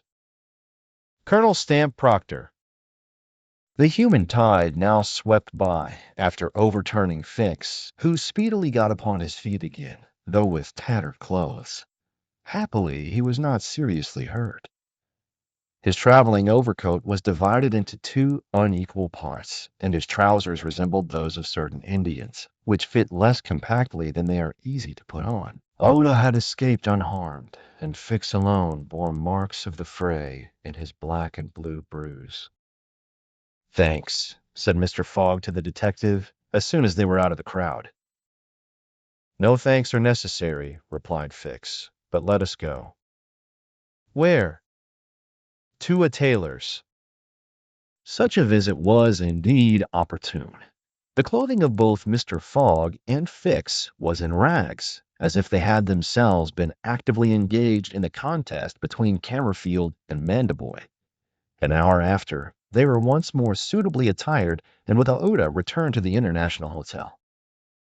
Passepartout was waiting for his master, armed with half a dozen six-barreled revolvers. When he perceived Fix, he knit his brows, but Aouda having, in a few words, told him of their adventure, his countenance resumed its placid expression.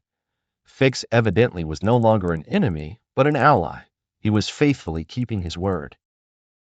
Dinner over, the coach which was to convey the passengers and their luggage to the station drew up to the door.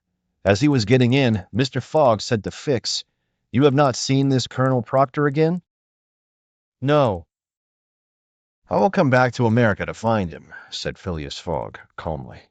"It would not be right for an Englishman to permit himself to be treated in that way without retaliating."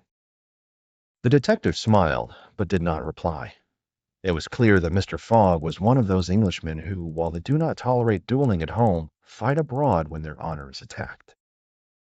At 6:15, the travelers reached the station and found the train ready to depart.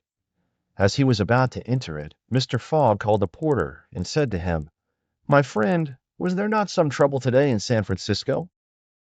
"It was a political meeting, sir," replied the porter. "But I thought there was a great deal of disturbance in the streets." "It was only a meeting assembled for an election." "The election of a general-in-chief, no doubt?" asked Mr. Fogg. "No, sir, of a justice of the peace." Phileas Fogg got into the train, which started off at full speed. Chapter 26, in which Phileas Fogg and party travel by the Pacific Railroad. From ocean to ocean, so say the Americans, and these four words compose the general designation of the Great Trunk Line, which crosses the entire width of the United States. The Pacific Railroad is, however, really divided into two distinct lines: the Central Pacific between San Francisco and Ogden, and the Union Pacific between Ogden and Omaha. 5 main lines connect Omaha with New York. New York and San Francisco are thus united by an uninterrupted metal ribbon, which measures no less than 3,786 miles. Between Omaha and the Pacific, the railway crosses a territory which is still infested by Indians and wild beasts, and a large tract which the Mormons, after they were driven from Illinois in 1845, began to colonize. The journey from New York to San Francisco consumed formerly, under the most favorable conditions, at least 6 months. It is now accomplished in 7 days. It was in 1862 that, in spite of the Southern members of Congress, who wished a more southerly route, it was decided to lay the road between the 41st and 42nd parallels. President Lincoln himself fixed the end of the line at Omaha, in Nebraska. The work was at once commenced and pursued with true American energy, nor did the rapidity with which it went on injuriously affect its good execution. The road grew on the prairies 1.5 miles a day. A locomotive, running on the rails laid down the evening before, brought the rails to be laid on the morrow, and advanced upon them as fast as they were put in position. The Pacific Railroad is joined by several branches in Iowa, Kansas, Colorado, and Oregon. On leaving Omaha, it passes along the left bank of the Platte River as far as the junction of its northern branch, follows its southern branch, crosses the Laramie Territory and the Wasatch Mountains, turns the Great Salt Lake, and reaches Salt Lake City, the Mormon capital, plunges into the Delhi Alley, across the American desert, Cedar and Humboldt Mountains, the Sierra Nevada, and descends via Sacramento to the Pacific. It's a Sierra. It's a descends out via Sacramento and 12 feet to the mile. Such was the road to be traversed in 7 days, which would enable Phileas Fogg, at least so he hoped, to take the Atlantic steamer at New York on the 11th for Liverpool. The car which he occupied was a sort of long omnibus on 8 wheels, and with no compartments in the interior. It was supplied with 2 rows of seats, perpendicular to the direction of the train, on either side of an aisle which conducted to the front and rear platforms. These platforms were found throughout the train, and the passengers were able to pass from one end of the train to the other. It was supplied with saloon cars, balcony cars, restaurants, and smoking cars. Theater cars alone were wanting, and they will have these someday. Book and news dealers, sellers of edibles, drinkables, and cigars, who seemed to have plenty of customers, were continually circulating in the aisles. The train left Oakland Station at 6 o'clock. It was already night, cold and cheerless, the heavens being overcast with clouds which seemed to threaten snow. The train did not proceed rapidly. Counting the stoppages, it did not run more than 20 miles an hour, which was a sufficient speed, however, to enable it to reach Omaha within its designated time. There was but little conversation in the car, and soon many of the passengers were overcome with sleep. Passepartout found himself beside the detective, but he did not talk to him. After recent events, their relations with each other had grown somewhat cold. There could no longer be mutual sympathy or intimacy between them. Fix's manner had not changed, but Passepartout was very reserved and ready to strangle his former friend on the slightest provocation. Snow began to fall an hour after they started, a fine snow, however, which happily could not obstruct the train. Nothing could be seen from the windows but a vast white sheet, against which the smoke of the locomotive had a grayish aspect. At 8 o'clock, a steward entered the car and announced that the time for going to bed had arrived, and in a few minutes the car was transformed into a dormitory. The backs of the seats were thrown back, bedsteads carefully packed were rolled out by an ingenious system, berths were suddenly improvised, and each traveler had soon at his disposition a comfortable bed protected from curious eyes by thick curtains. The sheets were clean and the pillows soft. It only remained to go to bed and sleep, which everybody did, while the train sped on across the state of California. The country between San Francisco and Sacramento is not very hilly. The Central Pacific, taking Sacramento for its starting point, extends eastward to meet the road from Omaha. The line from San Francisco to Sacramento runs in a northeasterly direction along the American River, which empties into San Pablo Bay. The 120 miles between these cities were accomplished in 6 hours, and towards midnight, while fast asleep, the travelers passed through Sacramento, so that they saw nothing of that important place, the seat of the state government, with its fine quays, its broad streets, its noble hotels, squares, and churches.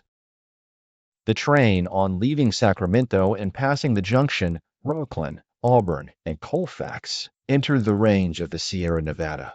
Cisco was reached at 7 in the morning, and an hour later the dormitory was transformed into an ordinary car, and the travelers could observe the picturesque beauties of the mountain region through which they were steaming. The railway track wound in and out among the passes, now approaching the mountainsides, now suspended over precipices, avoiding abrupt angles by bold curves, plunging into narrow defile, which seemed to have no outlet. The locomotive, its great funnel emitting a weird light, with its sharp bell, and its cowcatcher extended like a spur, mingled its shrieks and bellowings with the noise of torrents and cascades, and twined its smoke among the branches of the gigantic pines. There were few or no bridges or tunnels on the route. The railway turned around the sides of the mountains, and did not attempt to violate nature by taking the shortest cut from one point to another.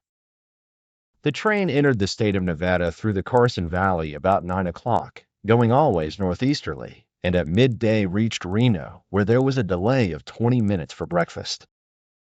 From this point, the road, running along Humboldt River, passed northward for several miles by its banks. Then it turned eastward and kept by the river until it reached the Humboldt Range, nearly at the extreme eastern limit of Nevada.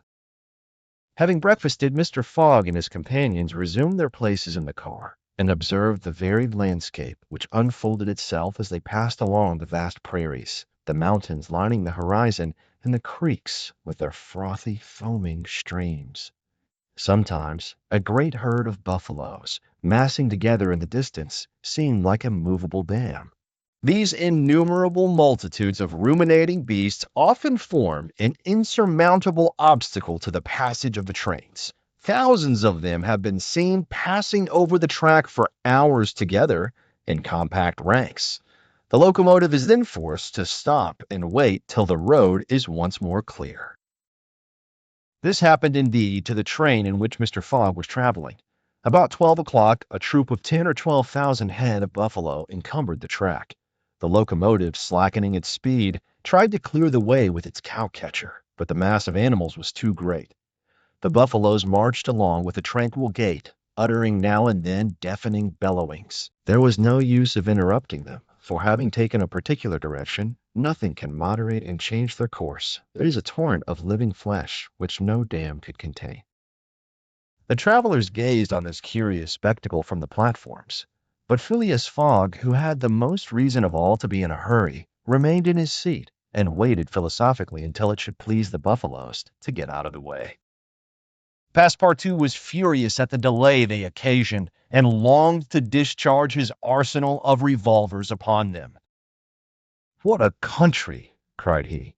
"Mere cattle stop the trains and go by in a procession, just as if they were not impeding travel. Parbleu! I should like to know if Mr. Fogg foresaw this mishap in his program. And here's an engineer who doesn't dare to run the locomotive into this herd of beasts." The engineer did not try to overcome the obstacle, and he was wise. He would have crushed the first buffaloes, no doubt, with the cowcatcher, but the locomotive, however powerful, would soon have been checked. The train would inevitably have been thrown off the track and would then have been helpless. The best course was to wait patiently and regain the lost time by greater speed when the obstacle was removed. The procession of buffaloes lasted 3 full hours, and it was night before the track was clear. The last ranks of the herd were now passing over the rails, while the first had already disappeared below the southern horizon. It was 8 o'clock when the train passed through the defile of the Humboldt Range, and 9:30 when it penetrated Utah, the region of the Great Salt Lake, the singular colony of the Mormons. Chapter 27, in which Passepartout undergoes, at a speed of 20 miles an hour, a course of Mormon history. During the night of the 5th of December, the train ran southeasterly for about 50 miles, then rose an equal distance in a northeasterly direction towards the Great Salt Lake. Passepartout, about 9 o'clock, went out upon the platform to take the air. The weather was cold, the heavens gray, but it was not snowing. The sun's disk, enlarged by the mist, seemed an enormous ring of gold, and Passepartout was amusing himself by calculating its value in pounds sterling when he was diverted from this interesting study by a strange-looking personage who made his appearance on the platform. This personage, who had taken the train at Elko, was tall and dark, with black mustache, black stockings, a black silk hat, a black waistcoat, black trousers, a white cravat, and dogskin gloves. He might have been taken for a clergyman. He went from one end of the train to the other, and affixed to the door of each car a notice written in manuscript.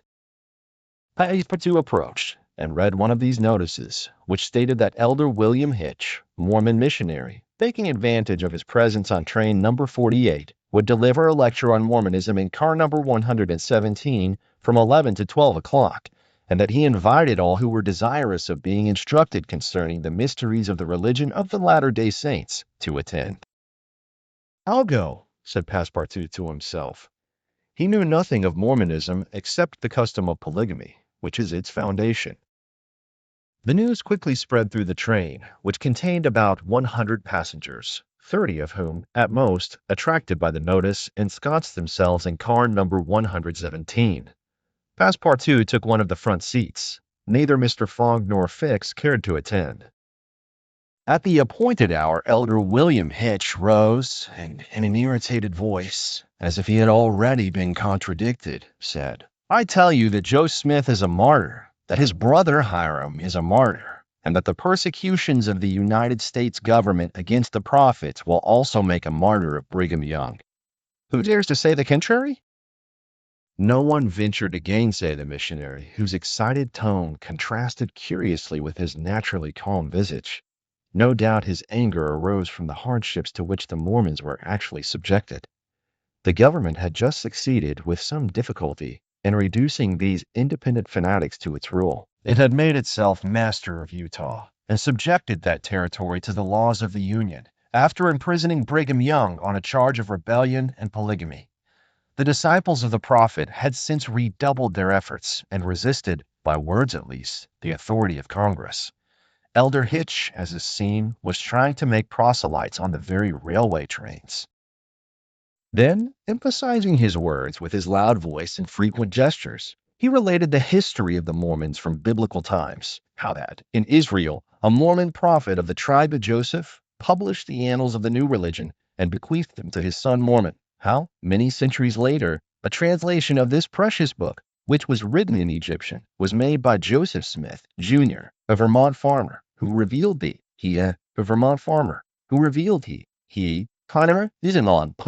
celestial messenger appeared to him in an illuminated forest and gave him the annals of the Lord. Several of the audience, not being much interested in the missionary's narrative, here left the car. But Elder Hitch, continuing his lecture, related how Smith Jr., with his father, 2 brothers, and a few disciples, founded the Church of the Latter-day Saints, which, adopted not only in America, but in England, Norway, and Sweden, and Germany, counts many artisans, as well as men engaged in the liberal professions, sir. There, at a cost of $200,000 and a town built at Kirkland, how Smith became an enterprising banker and received from a simple mummy showman a papyrus scroll written by Abraham and several famous Egyptians. The elder's story became somewhat wearisome, and his audience grew gradually less until it was reduced to 20 passengers. But this did not disconcert the enthusiast, who proceeded with the story of Joseph Smith's bankruptcy in 1837. And how his ruined creditors gave him a coat of tar and feathers. His reappearance some years afterwards, more honorable and honored than ever, at Independence, Missouri, the chief of a flourishing colony of 3,000 disciples, and his pursuit fenced by outraged Gentiles and retirement into the far west. 10 hearers only were now left, among them honest Passepartout, who was listening with all his ears. Thus he learned that, after long persecutions, Smith reappeared in Illinois, and in 1839 founded a community at Nauvoo on the Mississippi numbering 25,000 souls, of which he became mayor, chief justice, and general-in-chief, that he announced himself in 1843 as a candidate for the presidency of the United States, and that finally, being drawn into ambuscade at Carthage, he was thrown into prison.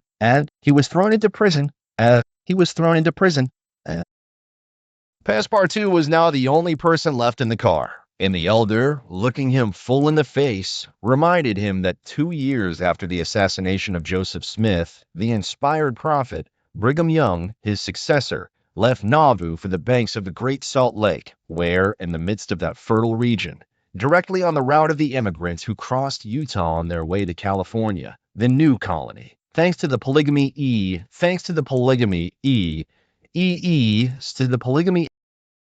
And this, added Elder William Hitch, this is why the jealousy of Congress has been aroused against us. Why have the soldiers of the Union invaded the soil of Utah? Why has Brigham Young, our chief, been imprisoned in contempt of all justice? Shall we yield to force?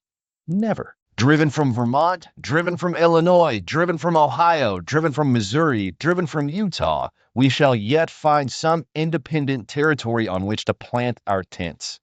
And you, my brother, continued the elder, fixing his angry eyes upon his single auditor, will you not plant yours there, too, under the shadow of our flag?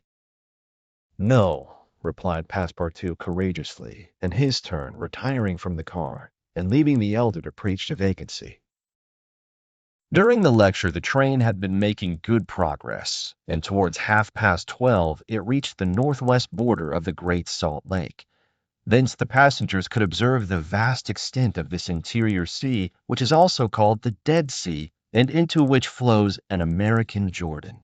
It is a picturesque expanse, framed in lofty crags and large strata, encrusted with white salt. A superb sheet of water, which was formerly of larger extent than now, its shores having encroached with the lapse of time, and thus at once reduced its breadth and increased its depth. The Salt Lake, 70 miles long and 35 wide, is situated 3 miles 800 feet above the sea. Quite different from Lake Asphaltite, whose depression is 1,200 feet below the sea. It contains considerable salt, and 1/4 of the weight of its water is solid matter, its specific weight being 1,170, and after being distilled, 1,000. Fishes are, of course, unable to live in it, and those which descend through the Jordan, the Weber, and other streams soon perish. The country around the lake was well cultivated, for the Mormons are mostly farmers, while ranches and pens for domesticated animals, fields of wheat, corn, and other cereals, luxuriant prairies, hedges of wild rose, clumps of acacias and milkwort would have been seen 6 months later. Now the ground was covered with a thin powdering of snow. The train reached Ogden at 2 o'clock, where it rested for 6 hours. Mr. Fogg and his party had time to pay a visit to Salt Lake City, connected with Ogden by a branch road, and they spent 2 hours in this strikingly American town, built on the pattern of other cities of the Union, like a checkerboard, with the somber sadness of right angles, as Victor Hugo expresses it. The founder of the City of the Saints could not escape from the taste for symmetry which distinguishes the Anglo-Saxons. In this strange country, where the people are certainly not up to the level of their institutions, everything is done squarely, cities, houses, and follies. The travelers, then, were promenading at 3 o'clock about the streets of the town built between the banks of the Jordan and the spurs of the Wasatch Range.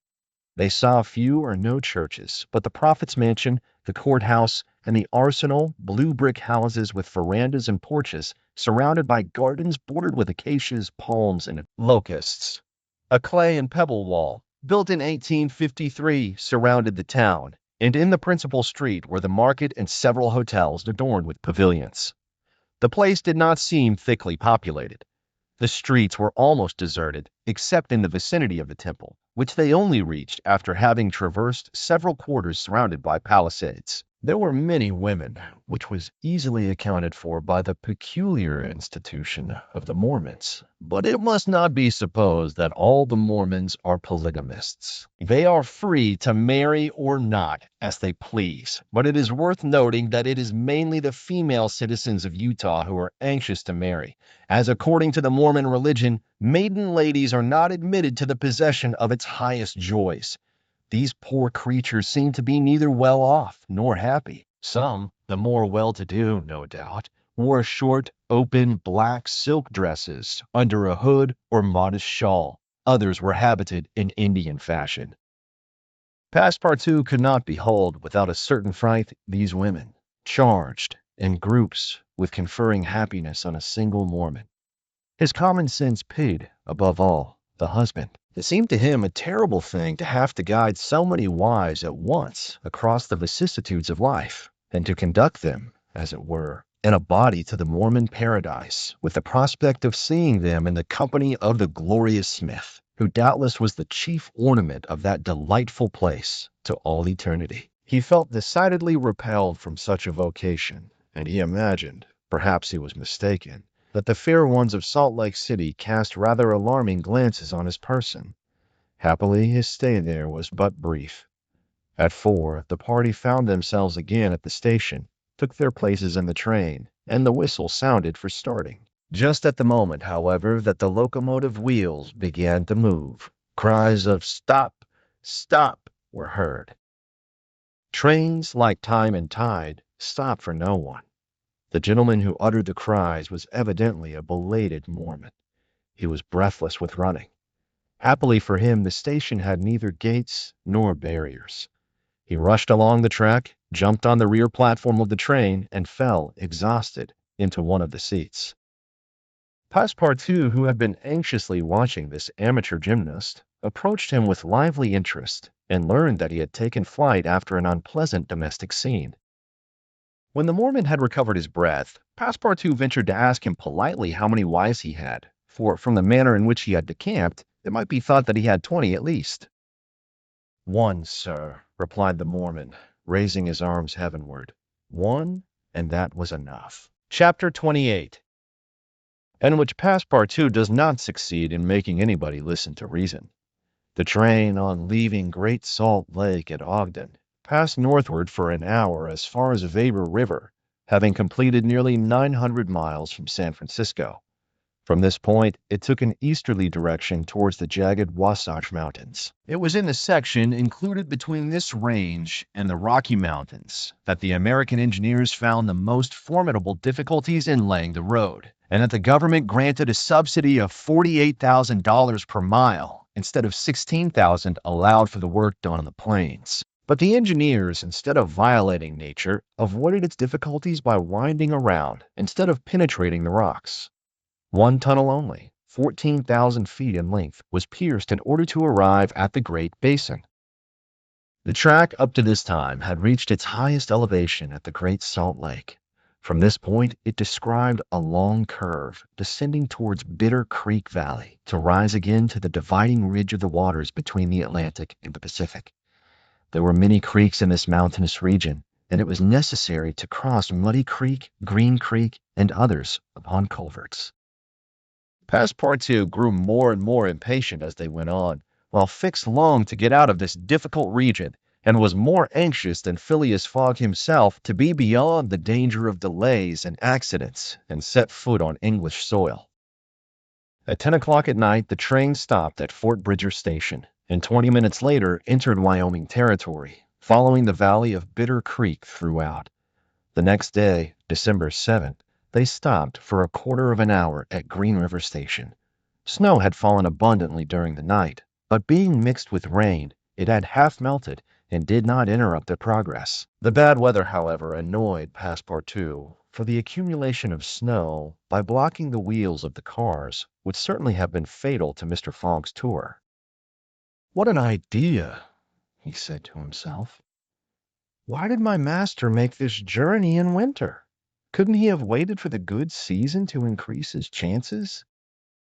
While the worthy Frenchman was absorbed in the state of the sky and the depression of the temperature, Udo was experiencing fears from a totally different cause. Several passengers had got off at Green River and were walking up and down the platforms, and among these Udo recognized Colonel Stamp Proctor, the same who had so grossly insulted Phileas Fogg at the San Francisco meeting. Not wishing to be recognized, the young woman drew back from the window, feeling much alarm at her discovery. She was attached to the man who, however coldly, gave her daily evidences of the most absolute devotion. She did not comprehend, perhaps, the depth of the sentiment with which her protector inspired her, which she called gratitude, but which, though she was unconscious of it, was really more than that. Her heart sank within her when she recognized the man whom Mr. Fogg desired, sooner or later, to call to account for his conduct. Chance alone, it was clear, had brought Colonel Proctor on this train, but there he was, and it was necessary at all hazards that Phileas Fogg should not perceive his adversary.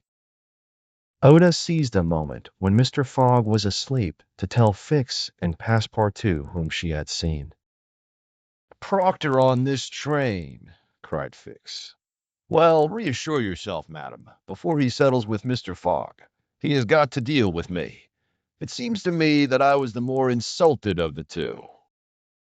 "And besides," added Passepartout, "I'll take charge of him, Colonel, as he is."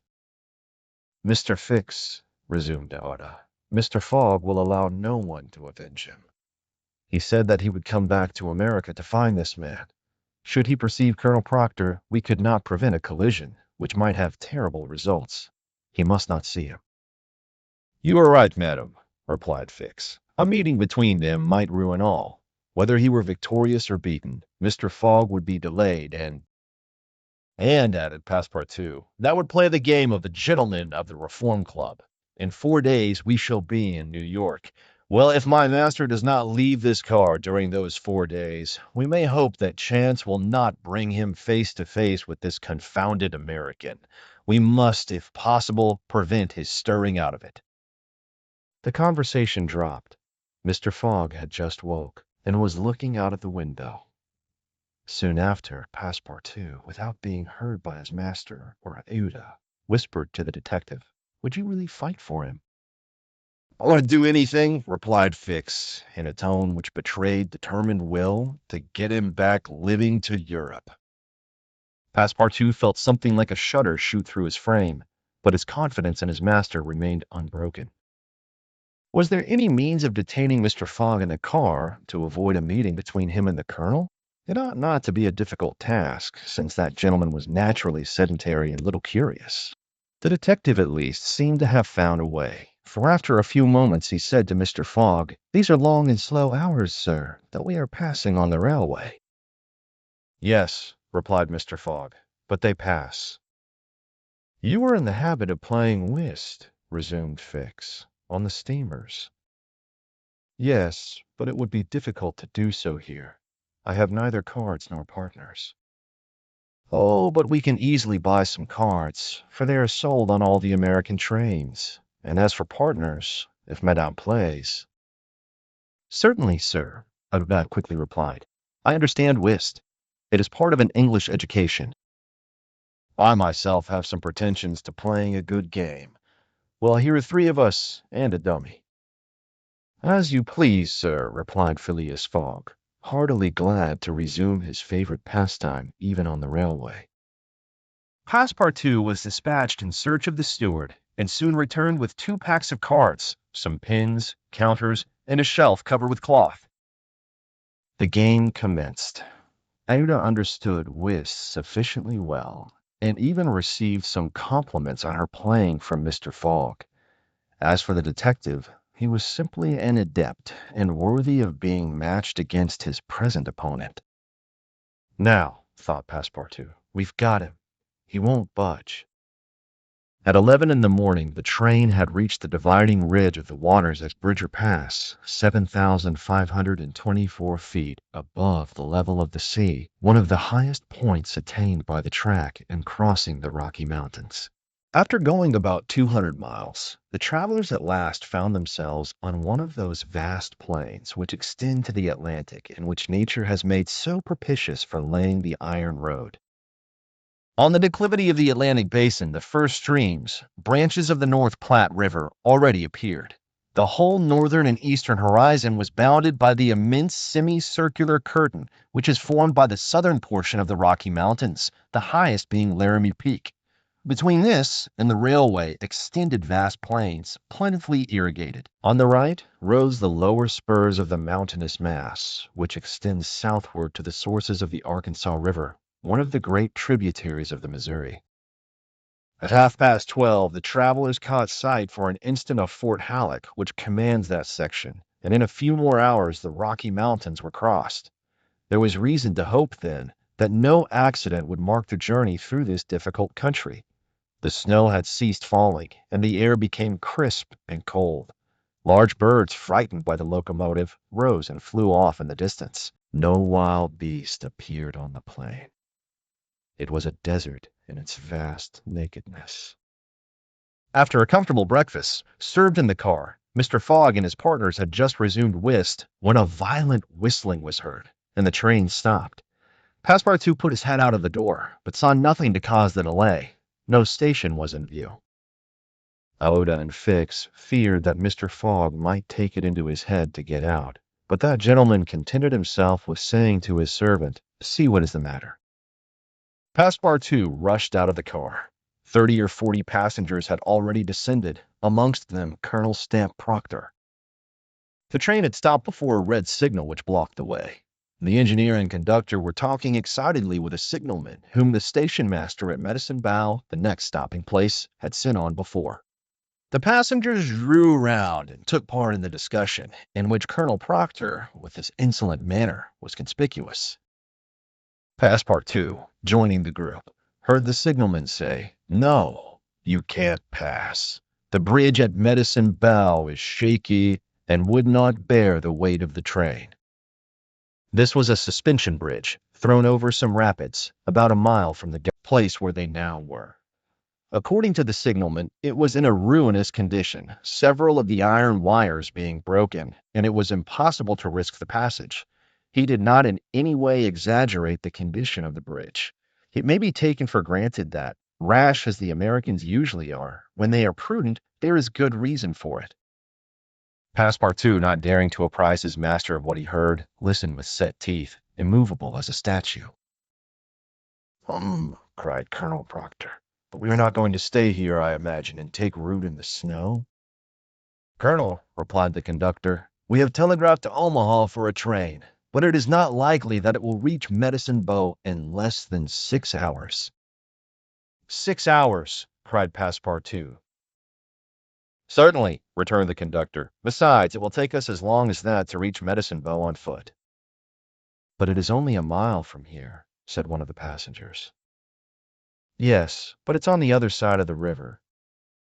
And can't we cross that in a boat? Asked the colonel. That's impossible. The creek is swelled by the rains. It is a rapid, and we shall have to make a circuit of 10 miles to the north to find a ford. The colonel launched a volley of oaths, denouncing the railway company and the conductor, and Passepartout, who was furious, was not disinclined to make common cause with him. Here was an obstacle, indeed, which all his master's banknotes could not remove. There was a general disappointment among the passengers, who, without reckoning the delay, saw themselves compelled to trudge 15 miles over a plain covered with snow. They grumbled and protested, and would certainly have thus attracted Phileas Fogg's attention if he had not been completely absorbed in his game. Passepartout found that he could not avoid telling his master what had occurred, and with hanging head he was turning towards the car when the engineer, a true Yankee, named Forster, called out, "Gentlemen, perhaps there is a way, after all, to get over." "On the bridge?" asked a passenger. "On the bridge." "With our train?" "With our train." Passepartout stopped short and eagerly listened to the engineer. "But the bridge is unsafe," urged the conductor. "No matter," replied Forster. "I think that by putting on the very highest speed we might have a chance of getting over." "The devil!" muttered Passepartout. But a number of the passengers were at once attracted by the engineer's proposal, and Colonel Proctor was especially delighted and found the plan a very feasible one. He told stories about engineers leaping their trains over rivers without bridges by putting on full steam, and many of those present avowed themselves of the engineer's mind. "We have 50 chances out of 100 of getting over," said one. 80, 90. Passepartout was astounded, and though ready to attempt anything to get over Medicine Creek, thought the experiment proposed a little too American. Besides, thought he, there's a still more simple way, and it does not even occur to any of these people. "Sir," said he aloud to one of the passengers, "the engineer's plan seems to me a little dangerous, but—" 80 chances, replied the passenger, turning his back on him. "I know it," said Passepartout, turning to another passenger, "but a simple idea." "Ideas are no use," returned the American, shrugging his shoulders, "as the engineer assures us that we can pass." "Doubtless," urged Passepartout, "we can pass, but perhaps it would be more prudent." "What? Prudent?" cried Colonel Proctor, whom this word seemed to excite prodigiously. "At full speed, don't you see? At full speed." "I know, I see," repeated Passepartout, "but it would be, if not more prudent, since that word displeases you, at least more natural." "Who? What? What's the matter with this fellow?" cried several. The poor fellow did not know to whom to address himself. "Are you afraid?" asked Colonel Proctor. "I afraid? Oh, very well. I will show these people that a Frenchman can be as American as they." "All aboard!" cried the conductor. "Yes, all aboard," repeated Passepartout, and immediately. "But they can't prevent me from thinking that it would be more natural for us to cross the bridge on foot and let the train come after." But no one heard this sage reflection, nor would anyone have acknowledged its justice. The passengers resumed their places in the cars. Passepartout took his seat without telling what had passed. The whist players were quite absorbed in their game. The locomotive whistled vigorously. The engineer, reversing the steam, backed the train for nearly a mile, retiring like a jumper in order to take a longer leap. Then, with another whistle, he began to move forward. The train increased its speed, and soon its rapidity became frightful. A prolonged screech issued from the locomotive. The piston worked up and down 20 strokes to the second. They perceived that the whole train, rushing on at the rate of 100 miles an hour, hardly bore upon the rails at all. And they passed over. It was like a flash. No one saw the bridge. The train leaped, so to speak, from one bank to the other, and the engineer could not stop it until it had gone 5 miles beyond the station. But scarcely had the train passed the river when the bridge, completely ruined, fell with a crash into the rapids of Medicine Bow. Chapter 29, in which certain incidents are narrated which are only to be met with on American railroads. The train pursued its course that evening without interruption, passing Fort Saunders, crossing Cheyenne Pass, and reaching Evans Pass. The road here attained the highest elevation of the journey, 8,092 feet above the level of the sea. The travelers had now only to descend to the Atlantic by limitless plains, leveled by nature. A branch of the Grand Trunk led off southward to Denver, the capital of Colorado. The country round about is rich in gold and silver, and more than 50,000 inhabitants are already settled there. 1,382 miles had been passed over from San Francisco in 3 days and 3 nights. 4 days and nights more would probably bring them to New York. Phileas Fogg was not as yet behindhand. During the night camp, Walbach was passed on the left. Lodgepole Creek ran parallel with the road, marking the boundary between the territories of Wyoming and Colorado. They entered Nebraska at 11, passed near Sedgwick, and touched at Julesburg on the southern branch of the Platte River. It was here that the Union Pacific Railroad was inaugurated on the 23rd of October, 1867, by the chief engineer, General Dodge. 2 powerful locomotives, carrying 9 cars of invited guests, amongst whom was Thomas C. Durant, vice president of the road, stopped at this point. Cheers were given. The Sioux and Pawnees performed an imitation Indian battle, fireworks were let off, and the first number of the Railway Pioneer was printed by a press brought on the train. Thus was celebrated the inauguration of this great railroad, a mighty instrument of progress and civilization thrown across the desert and destined to link together cities and towns which do not yet exist. The whistle of the locomotive, more powerful than Amphion's lyre, was about to bid them rise from American soil. Fort McPherson was left behind at 8 in the morning, and 357 miles had yet to be traversed before reaching Omaha. The road followed the capricious windings of the southern branch of the Platte River on its left bank. At 9, the train stopped at the important town of North Platte, built between the 2 arms of the river, which rejoin each other around it and form a single artery, a large tributary, whose waters empty into the Missouri a little above Omaha. The 101st meridian was passed. Mr. Fogg and his partners had resumed their game. No one, not even the dummy, complained of the length of the trip. Fix had begun by winning several guineas, which he seemed likely to lose, but he showed himself a not less eager whist player than Mr. Fogg.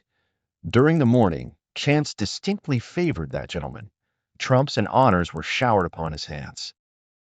Once, having resolved on a bold stroke, he was on the point of playing a spade when a voice behind him said, "I should play a diamond." Mr. Fogg, Oda, and Fix raised their heads and beheld Colonel Proctor. Stamp Proctor and Phileas Fogg recognized each other at once.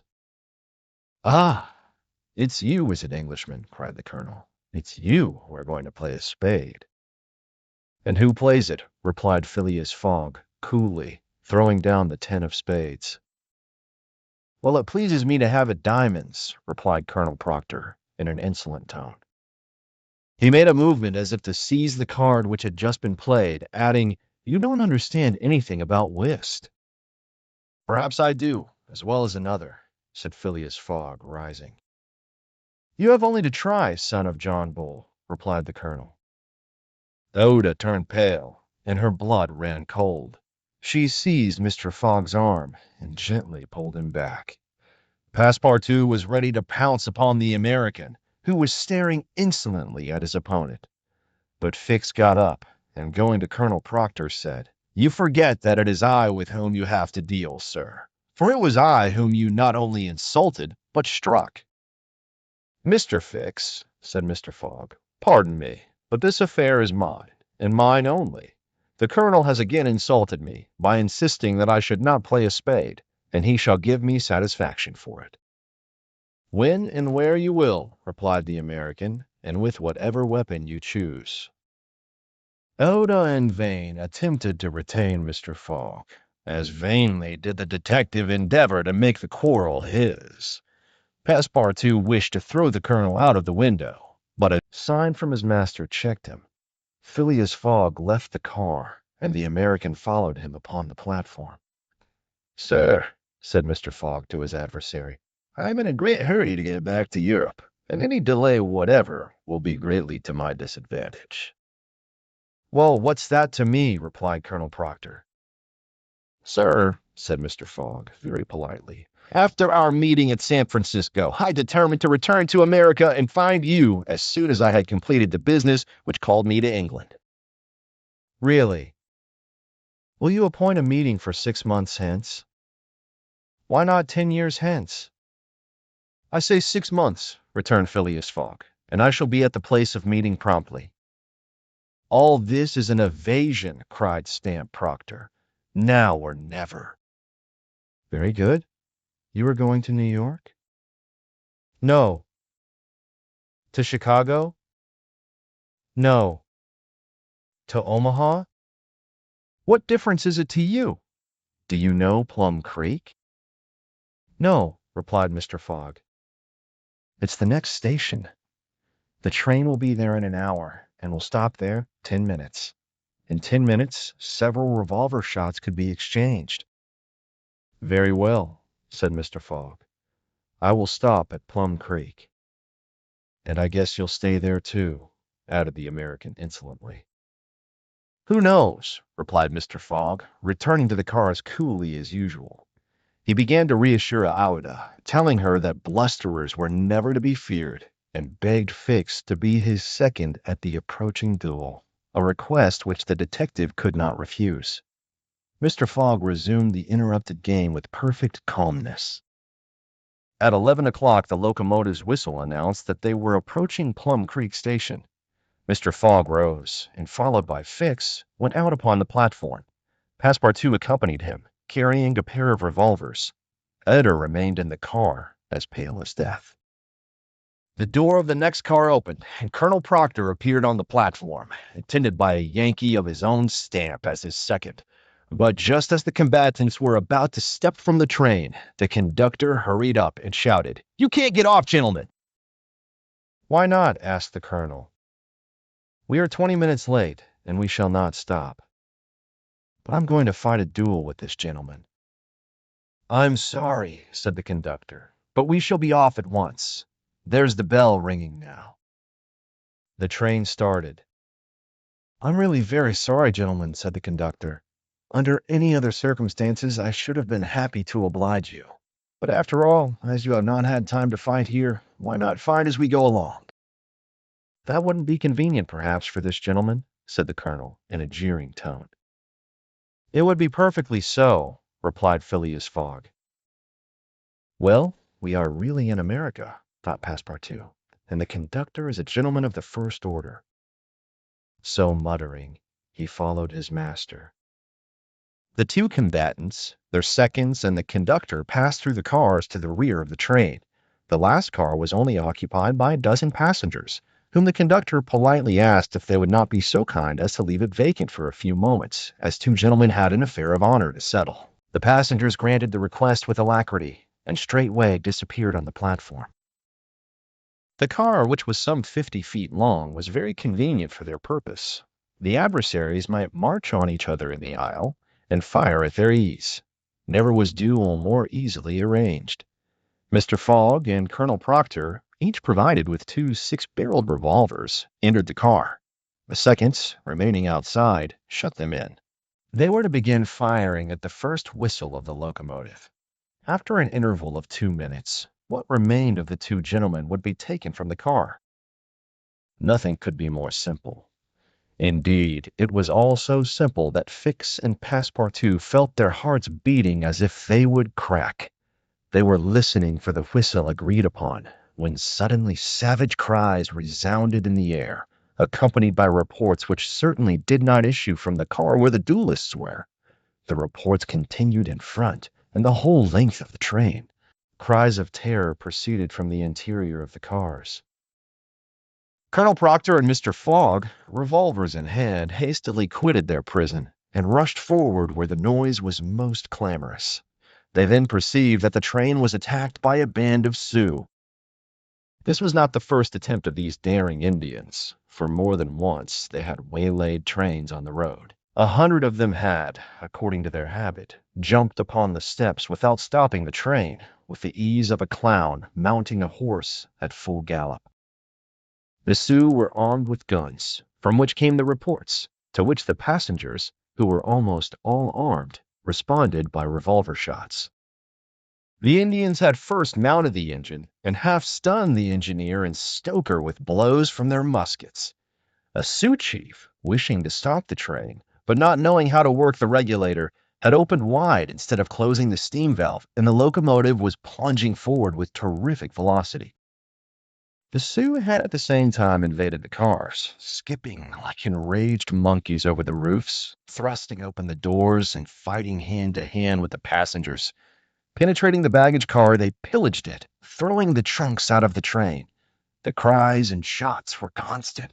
The travelers defended themselves bravely. Some of the cars were barricaded and sustained a siege like moving forts carried along at a speed of 100 miles an hour.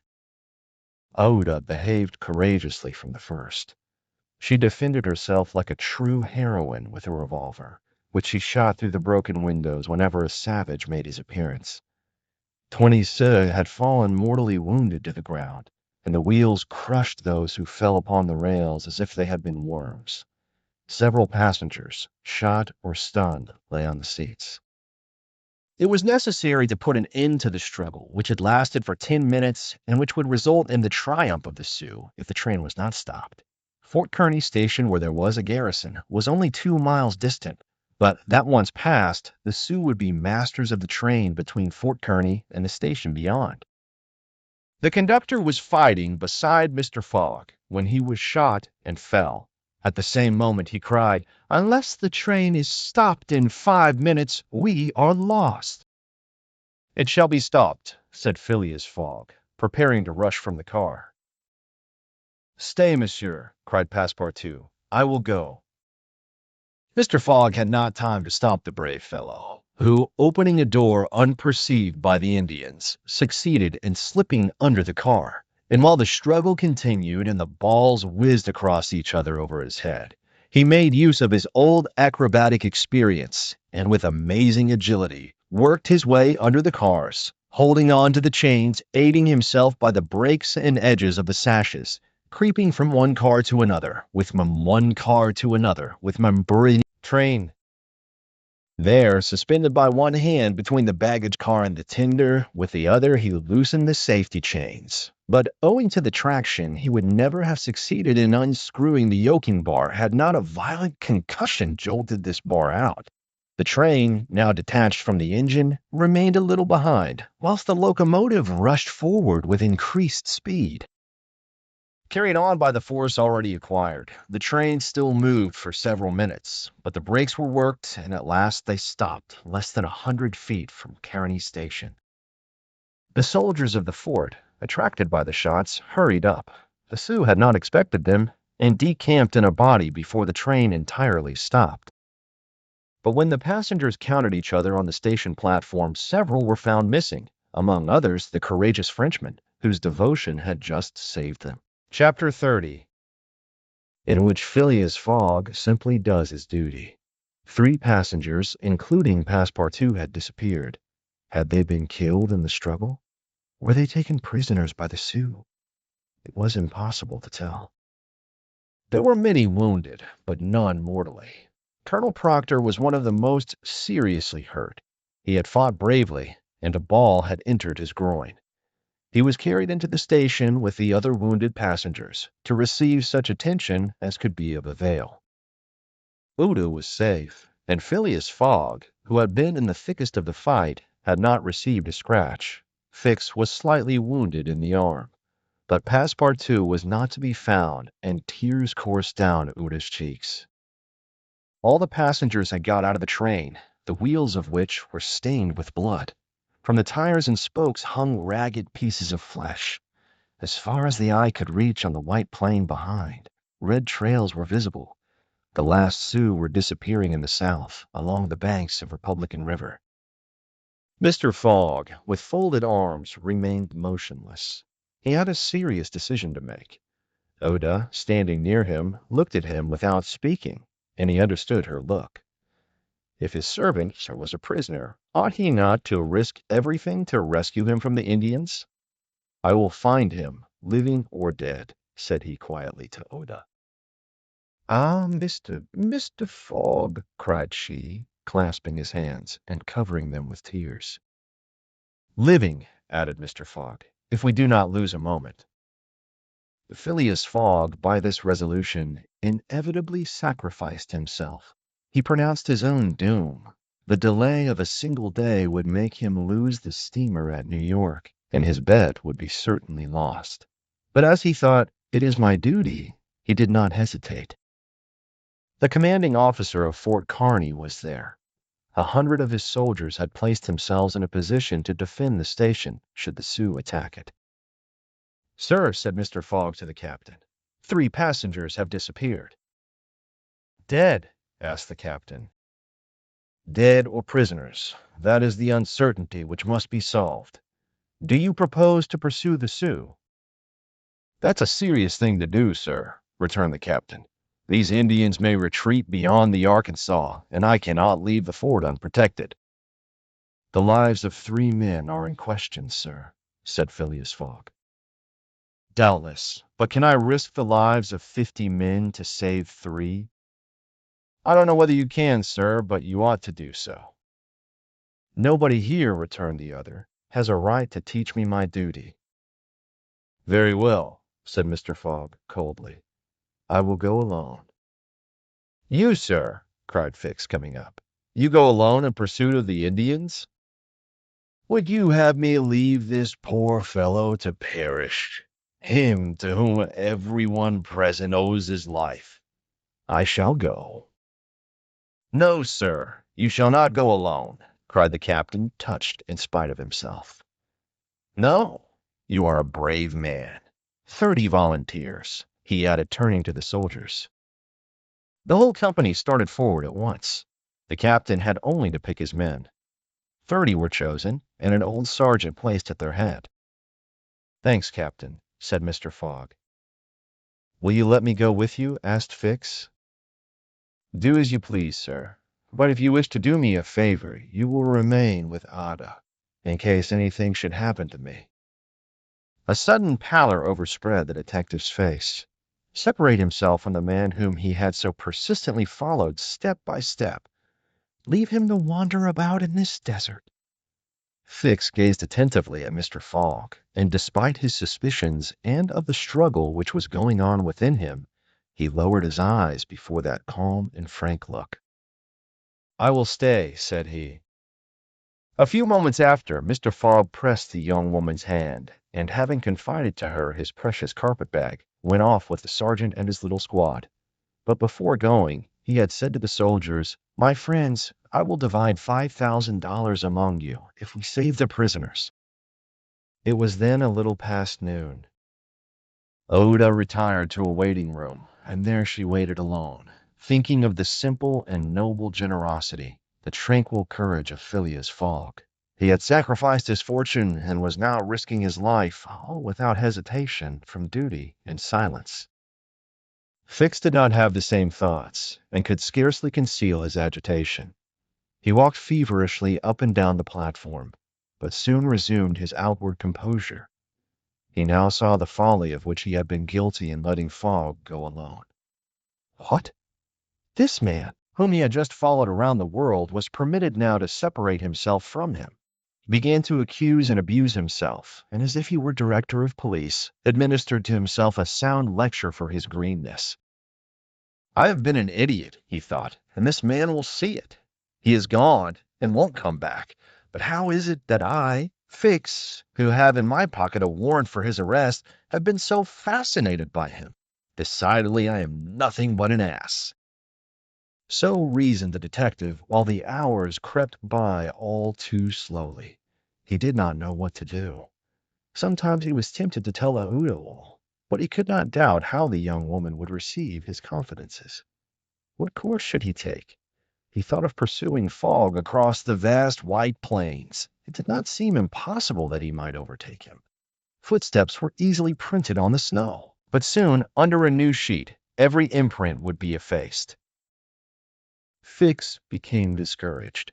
He felt a sort of insurmountable longing to abandon the game altogether. He could now leave Fort Kearny Station and pursue his journey homeward in peace. Towards 2 o'clock in the afternoon, while it was snowing hard, long whistles were heard approaching from the east.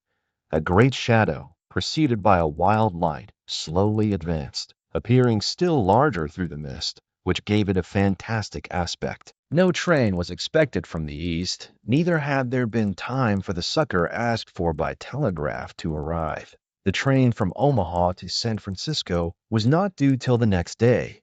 The mystery was soon explained.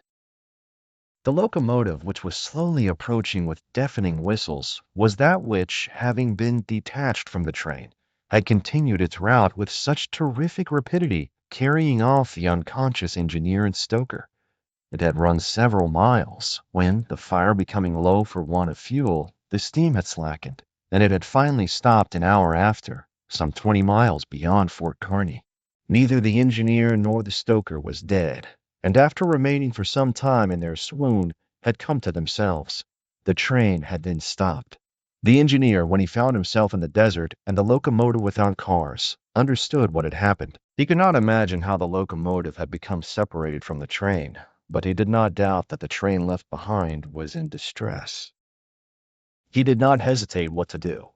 It would be prudent to continue on to Omaha, for it would be dangerous to return to the train, which the Indians might still be engaged in pillaging. Nevertheless, he began to rebuild the fire in the furnace. The pressure again mounted, and the locomotive returned, running backwards to Fort Kearny. This it was which was whistling in the mist.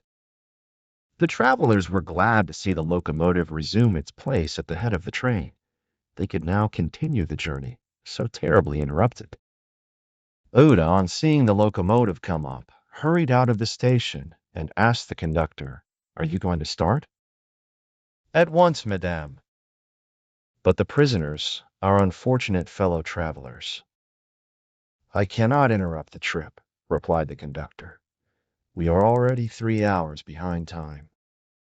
"And when will another train pass here from San Francisco?" "Tomorrow evening, madame." "Tomorrow evening?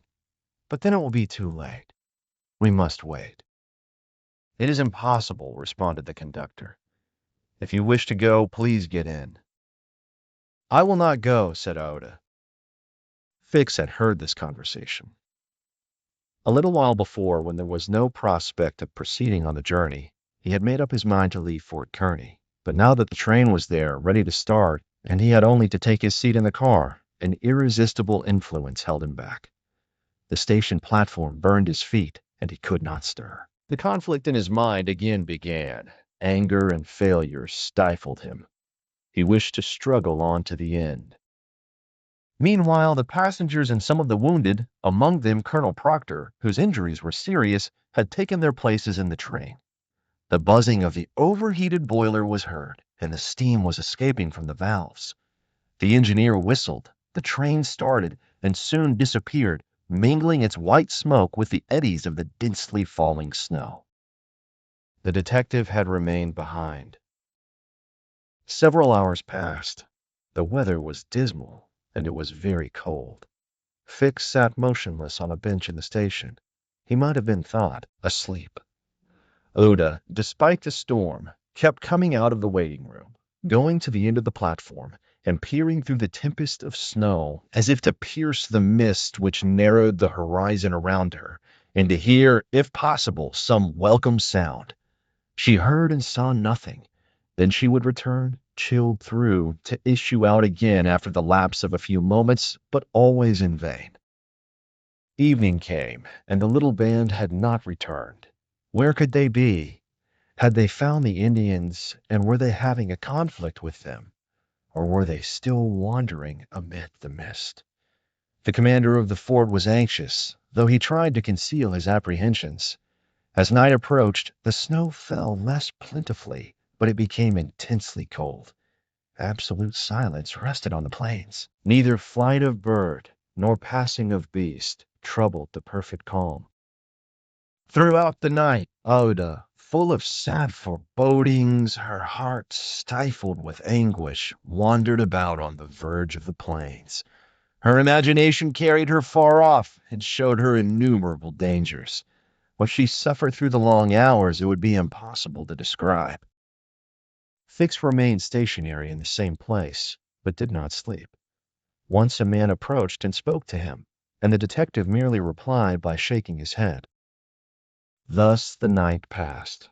At dawn, the half-extinguished disk of the sun rose above a misty horizon, but it was now possible to recognize objects 2 miles off. Phileas Fogg and the squad had gone southward. In the south all was still vacancy. It was then 7 o'clock. The captain, who was really alarmed, did not know what course to take. Should he send another detachment to the rescue of the first? Should he sacrifice more men, with so few chances of saving those already sacrificed? His hesitation did not last long, however. Calling one of his lieutenants, he was on the point of ordering a reconnaissance when gunshots were heard. Was it a signal? The soldiers rushed out of the fort, and 1/2 mile off they perceived a little band returning in good order. Mr. Fogg was marching at their head, and just behind him were Passepartout and the other 2 travelers, rescued from the Sioux. They had met and fought the Indians 10 miles south of Fort Kearny. Shortly before the detachment arrived, Passepartout and his companions had begun to struggle with their captors, 3 of whom the Frenchman had felled with his fists, when his master and the soldiers hastened up to their relief. All were welcomed with joyful cries. Phileas Fogg distributed the reward he had promised to the soldiers, while Passepartout, not without reason, muttered to himself, "It must certainly be confessed that I cost my master dear." Fix, without saying a word, looked at Mr. Fogg, and it would have been difficult to analyze the thoughts which struggled within him. As for Ouida, she took her protector's hand and pressed it in her own, too much moved to speak. Meanwhile, Passepartout was looking about for the train. He thought he should find it there, ready to start for Omaha, and he hoped that the time lost might be regained. The train! The train!" cried he. "Gone," replied Fix. "And when does the next train pass here?" said Phileas Fogg. "Not till this evening." "Ah," returned the impassible gentleman quietly. Chapter 31, in which Fix, the detective, considerably furthers the interests of Phileas Fogg. Phileas Fogg found himself 20 hours behind time. Passepartout, the involuntary cause of this delay, was desperate. He had ruined his master. At this moment the detective approached Mr. Fogg, and looking him intently in the face, said, "Seriously, sir, are you in great haste?" "Quite seriously." "I have a purpose in asking," resumed Fix. "Is it absolutely necessary that you should be in New York on the 11th, before 9 o'clock in the evening, the time that the steamer leaves for Liverpool?" "It is absolutely necessary." "And if your journey had not been interrupted by these Indians, you would have reached New York on the morning of the 11th?" "Yes, with 11 hours to spare before the steamer left." "Good. You are therefore 20 hours behind. 12 from 20 leaves 8. You must regain 8 hours. Do you wish to try to do so?" "On foot?" asked Mr. Fogg. "No, on a sledge," replied Fix. "On a sledge with sails. A man has proposed such a method to me. It was the man who had spoken to Fix during the night, and whose offer he had refused. Phileas Fogg did not reply at once, but Fix, having pointed out the man who was walking up and down in front of the station, Mr. Fogg went up to him. An instant after, Mr. Fogg and the American, whose name was Mudge, entered a hut built just below the fort.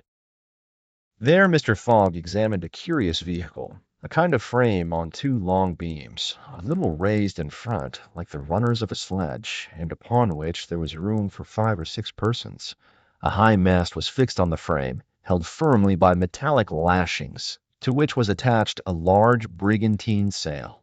This mast held an iron stay upon which to hoist a jib sail. Behind, a sort of rudder served to guide the vehicle. It was, in short, a sledge rigged like a sloop. During the winter, when the trains are blocked up by the snow, these sledges make extremely rapid journeys across the frozen plains from one station to another. Provided with more sails than a cutter, and with the wind behind them, they slip over the surface of the prairies with a speed equal, if not superior, to that of the express trains. Mr. Fogg readily made a bargain with the owner of this land craft. The wind was favorable, being fresh and blowing from the west. The snow had hardened, and Mudge was very confident of being able to transport Mr. Fogg in a few hours to Omaha. Thence the trains eastward run frequently to Chicago and New York. It was not impossible that the lost time might yet be recovered, and such an opportunity was not to be rejected. Not wishing to expose Oda to the discomforts of traveling in the open air, Mr. Fogg proposed to leave her with Passepartout at Fort Kearny, the servant taking upon himself to escort her to Europe by a better route and under more favorable conditions. But Oda refused to separate from Mr. Fogg, and Passepartout was delighted with her decision, for nothing could induce him to leave his master while Fix was with him. It would be difficult to guess the detective's thoughts. Was this conviction shaken by Phileas Fogg's return, or did he still regard him as an exceedingly shrewd rascal who, his journey round the world completed, would think himself absolutely safe in England? Perhaps Fix's opinion of Phileas Fogg was somewhat modified, but he was nevertheless resolved to do his duty and to hasten the return of the whole party to England as much as possible. At 8 o'clock the sledge was ready to start. The passengers took their places on it and wrapped themselves up closely in their traveling cloaks. The two great sails were hoisted, and under the pressure of the wind, the sledge slid over the hardened snow with a velocity of 40 miles. The distance between Fort Kearny and Omaha, as the birds fly, is at most 200 miles.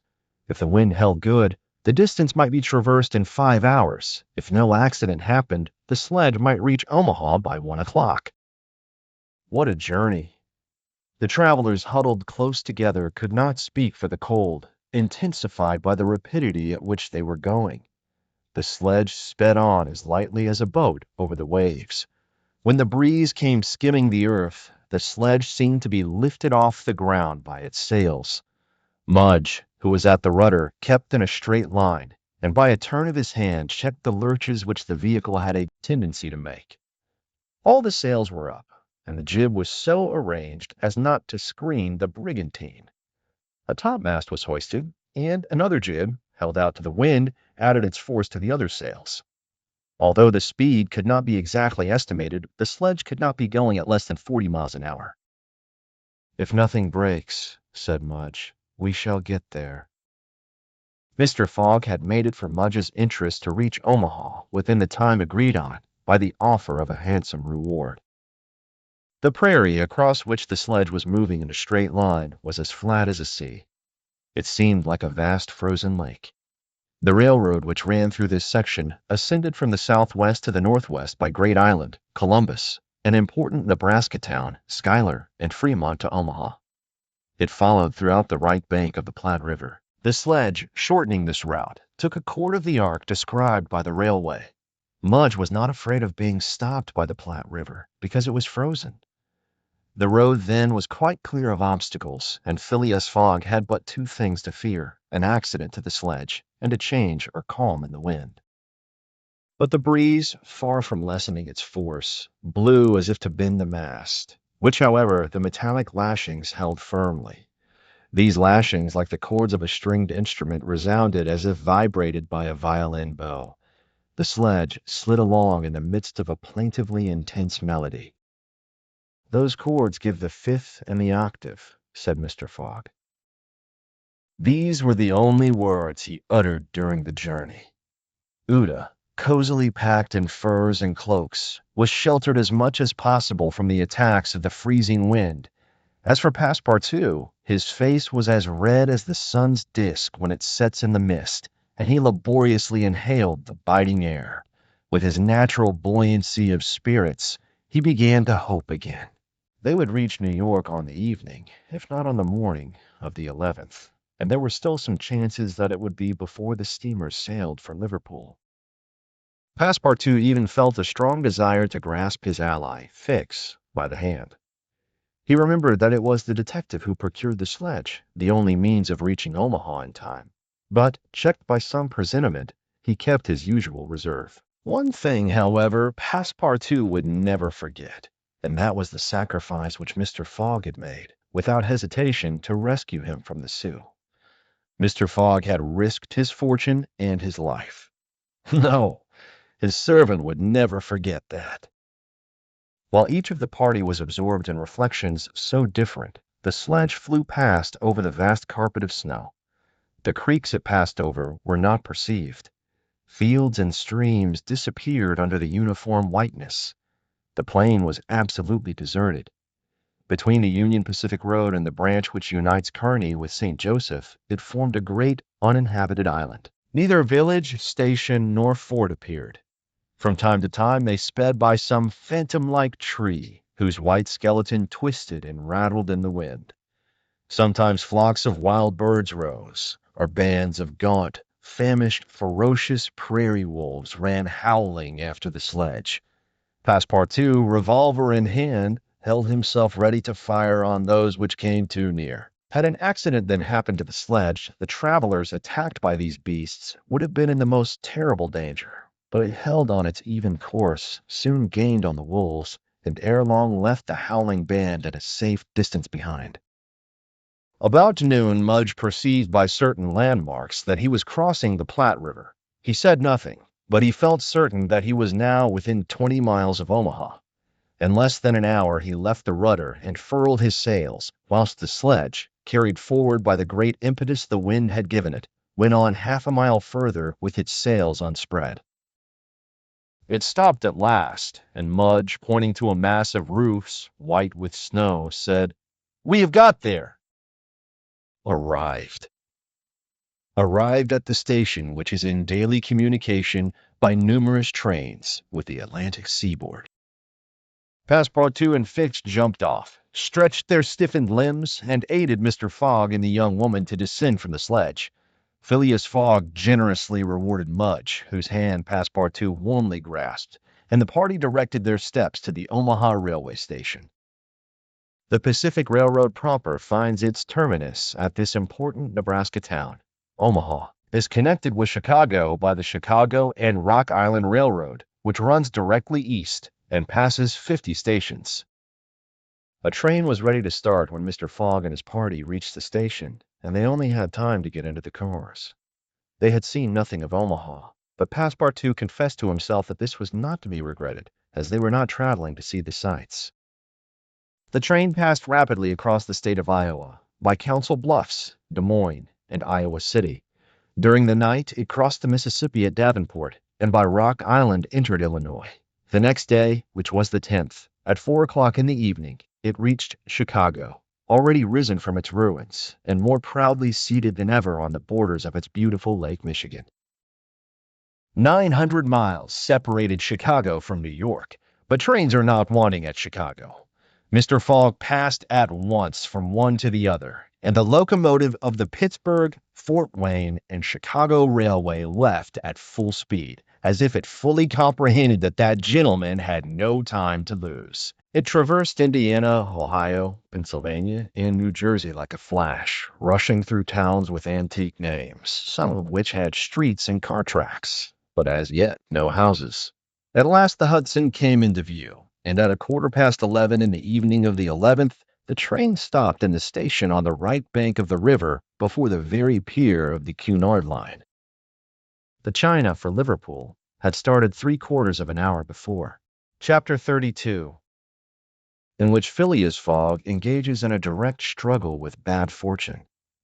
The China and leaving seemed to have carried off Phileas Fogg's last hope. None of the other steamers were able to serve his projects. The Perrier of the French Transatlantic Company, whose admirable steamers are equal to any in speed and comfort, did not leave until the 14th. The Hamburg boats did not go directly to Liverpool or London, but to Havre, and the additional trip from Havre to Southampton would render Phileas Fogg's last efforts of no avail. The Inman steamer did not depart till the next day, and could not cross the Atlantic in time to save the wager. Mr. Fogg learned all this in consulting his Bradshaw, which gave him the daily movements of the transatlantic steamers. Passepartout was crushed. It overwhelmed him to lose the boat by 3/4 of an hour.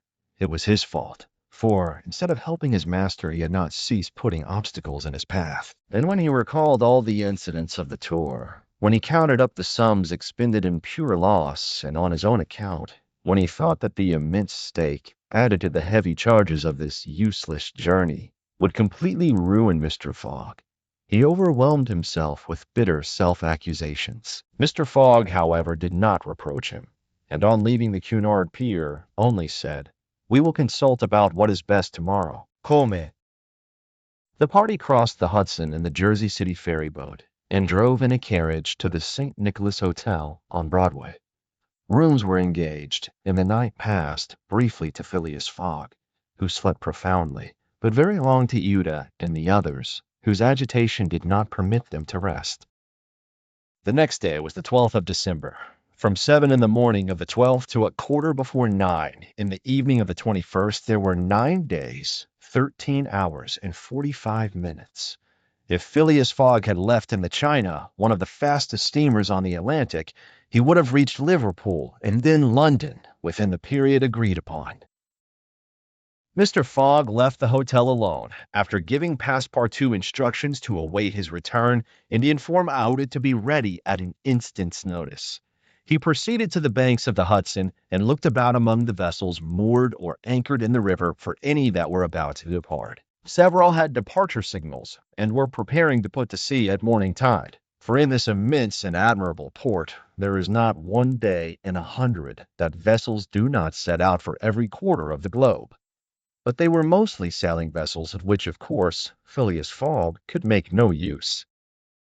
He seemed about to give up all hope when he espied, anchored at the battery, a cable's length off at most, a trading vessel with a screw well-shaped, whose funnel, puffing a cloud of smoke, indicated that she was getting ready for departure. Phileas Fogg hailed a boat, got into it, and soon found himself on board the Henrietta, iron-hulled, wood built above. He ascended to the deck and asked for the captain, who forthwith presented himself. He was a man of 50, a sort of sea-wolf, with big eyes, a complexion of oxidized copper, red hair and thick neck, and a growling voice. The captain asked Mr. Fogg. "I am the captain. I am Phileas Fogg of London. And I am Andrew Speedy of Cardiff. You are going to put to sea?" "In an hour." "You are bound for Bordeaux. And your cargo?" "No freight, going in ballast." "Have you any passengers?" "No passengers. Never have passengers. Too much in the way." "Is your vessel a swift one?" "Between 11 and 12 knots. The Henrietta, well known." "Will you carry me and 3 other persons to Liverpool?" "To Liverpool? Why not to China?" "I said Liverpool." "No." "No?" "No. I am setting out for Bordeaux, and shall go to Bordeaux." "Money is no object?" "None." The captain spoke in a tone which did not admit of a reply. "But the owners of the Henrietta?" resumed Phileas Fogg. "The owners are myself," replied the captain. "The vessel belongs to me." I will freight it for you. No. I will buy it of you. No. Phileas Fogg did not betray the least disappointment, but the situation was a grave one. It was not at New York as at Hong Kong, nor with the captain of the Henrietta as with the captain of the Tankadere. Up to this time, money had smoothed away every obstacle. Now money failed.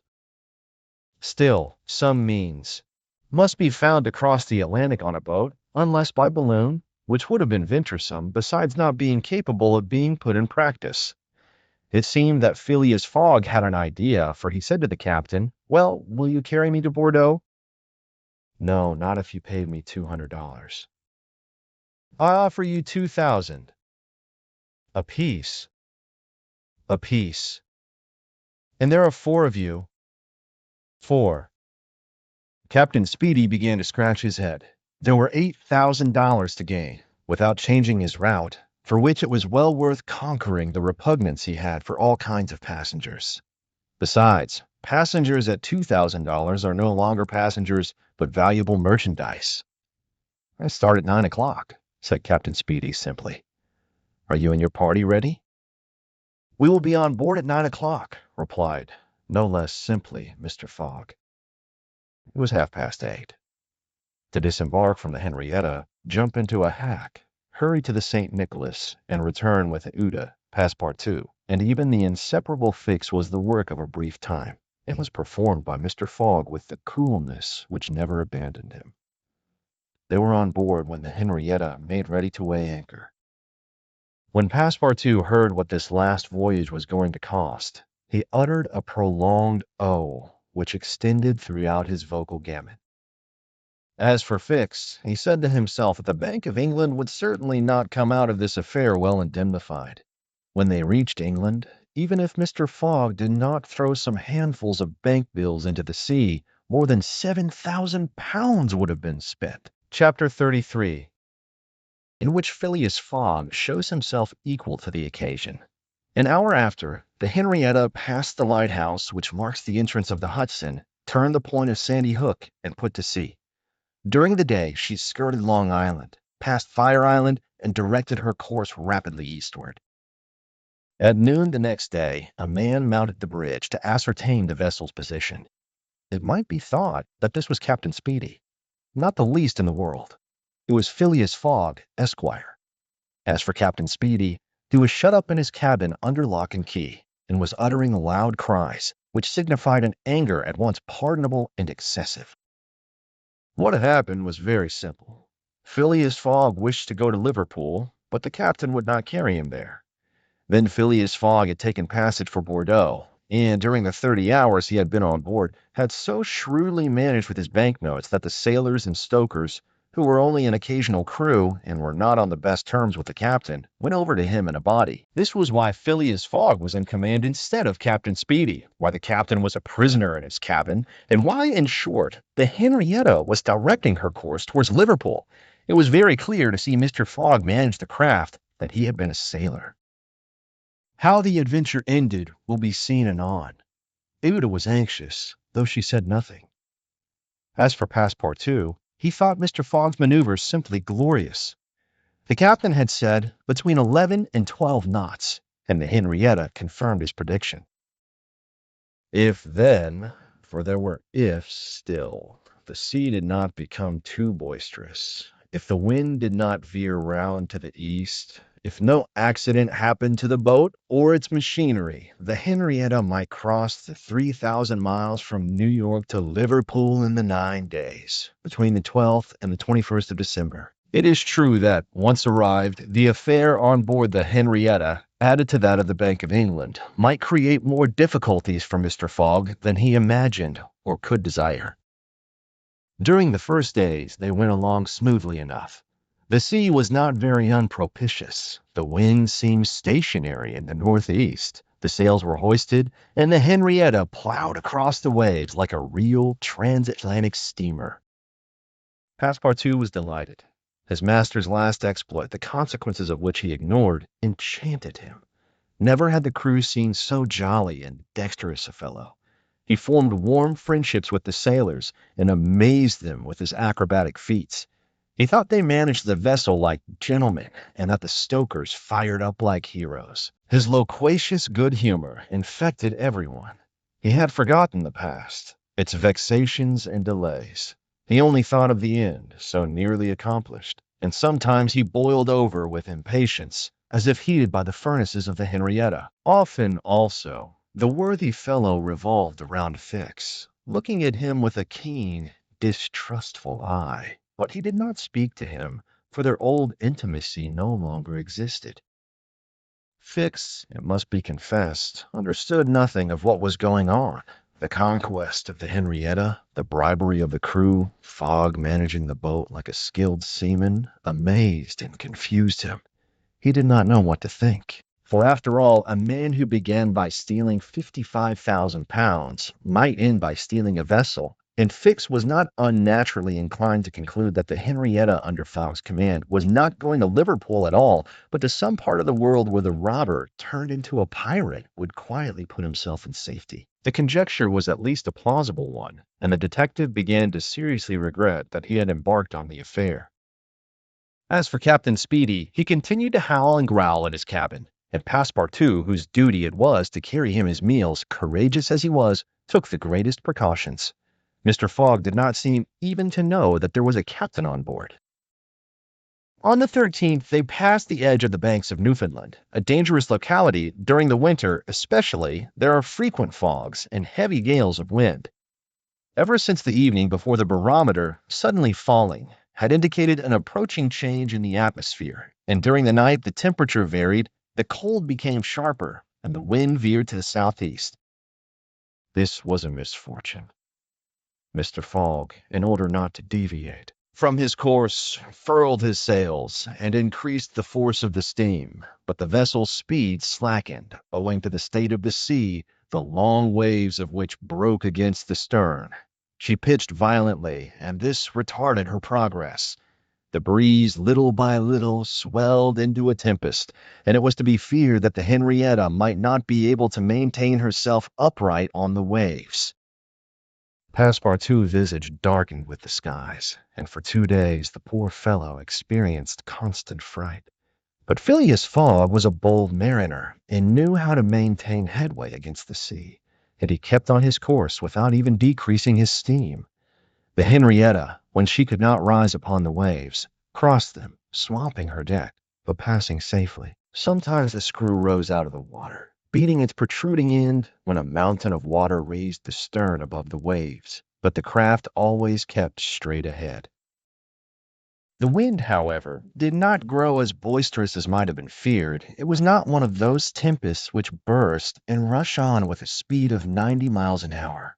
It continued fresh, but unhappily it remained obstinately in the southeast, rendering the sails useless. The 16th of December was the 75th day since Phileas Fogg's departure from London, and the Henrietta had not yet been seriously delayed. Half of the voyage was almost accomplished, and the worst localities had been passed. In summer, success would have been well nigh certain. In winter, they were at the mercy of the bad season. Passepartout said nothing, but he cherished hope in secret, and comforted himself with the reflection that if the wind failed them, they might still count on the steam. On this day the engineer came on deck, went up to Mr. Fogg, and began to speak earnestly with him. Without knowing why it was a presentiment, perhaps Passepartout became vaguely uneasy. He would have given one of his ears to hear with the other what the engineer was saying. He finally managed to catch a few words, and was sure he heard his master say, "You are certain of what you tell me?" "Certain, sir," replied the engineer. "You must remember that since we started, we have kept up hot fires in all our furnaces, and though we had coal enough to go on short steam from New York to Bordeaux, we haven't enough to go with all steam from New York to Liverpool." "I will consider," replied Mr. Fogg. Passepartout understood it all. He was seized with mortal anxiety. The coal was giving out. "Ah, if my master can get over that," muttered he, "he'll be a famous man." He could not help imparting to Fix what he had overheard. Then you believe that we really are going to Liverpool? Of course. Yes, replied the detective, shrugging his shoulders and turning on his heel. Passepartout was on the point of vigorously resenting the epithet, the reason of which he could not for the life of him comprehend, but he reflected that the unfortunate Fix was probably very much disappointed and humiliated in his self-esteem after having so awkwardly followed a false scent around the world and refrained. And now what course would Phileas Fogg adopt? It was difficult to imagine. Nevertheless, he seemed to have decided upon one, for that evening he sent for the engineer and said to him, "Feed all the fires until the coal is exhausted." A few moments after, the funnel of the Henrietta vomited forth torrents of smoke.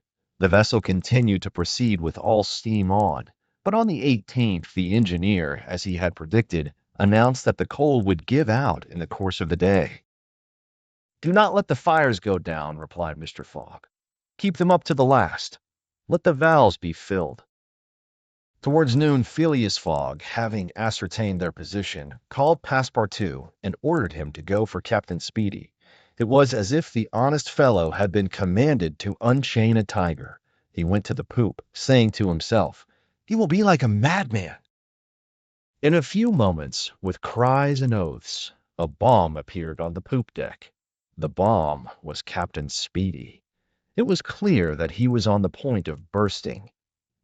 "Where are we?" were the first words his anger permitted him to utter. Had the poor man been an apoplectic, he could never have recovered from his paroxysm of wrath. "Where are we?" he repeated with purple face. 707 miles from Liverpool," replied Mr. Fogg, with imperturbable calmness. "Pirate!" cried Captain Speedy. "I have sent for you, sir." "Picaroon!" "Sir," continued Mr. Fogg, "to ask you to sell me your vessel." "No, by all the devils, no." "But I shall be obliged to burn her." "Burn the Henrietta!" "Yes, at least the upper part of her. The coal has given out." "Burn my vessel!" cried Captain Speedy, who could scarcely pronounce the words. "A vessel worth $50,000. "Here are 60,000, replied Phileas Fogg, handing the captain a roll of bank bills. This had a prodigious effect on Andrew Speedy. An American can scarcely remain unmoved at the sight of $60,000. The captain forgot in an instant his anger, his imprisonment, and all his grudges against his passenger. The Henrietta was 20 years old. It was a great bargain. The bomb would not go off after all. Mr. Fogg had taken away the match. "And I shall still have the iron hull," said the captain in a softer tone. "The iron hull and the engine. Is it agreed?" "Agreed." And Andrew Speedy, seizing the bank notes, counted them and consigned them to his pocket.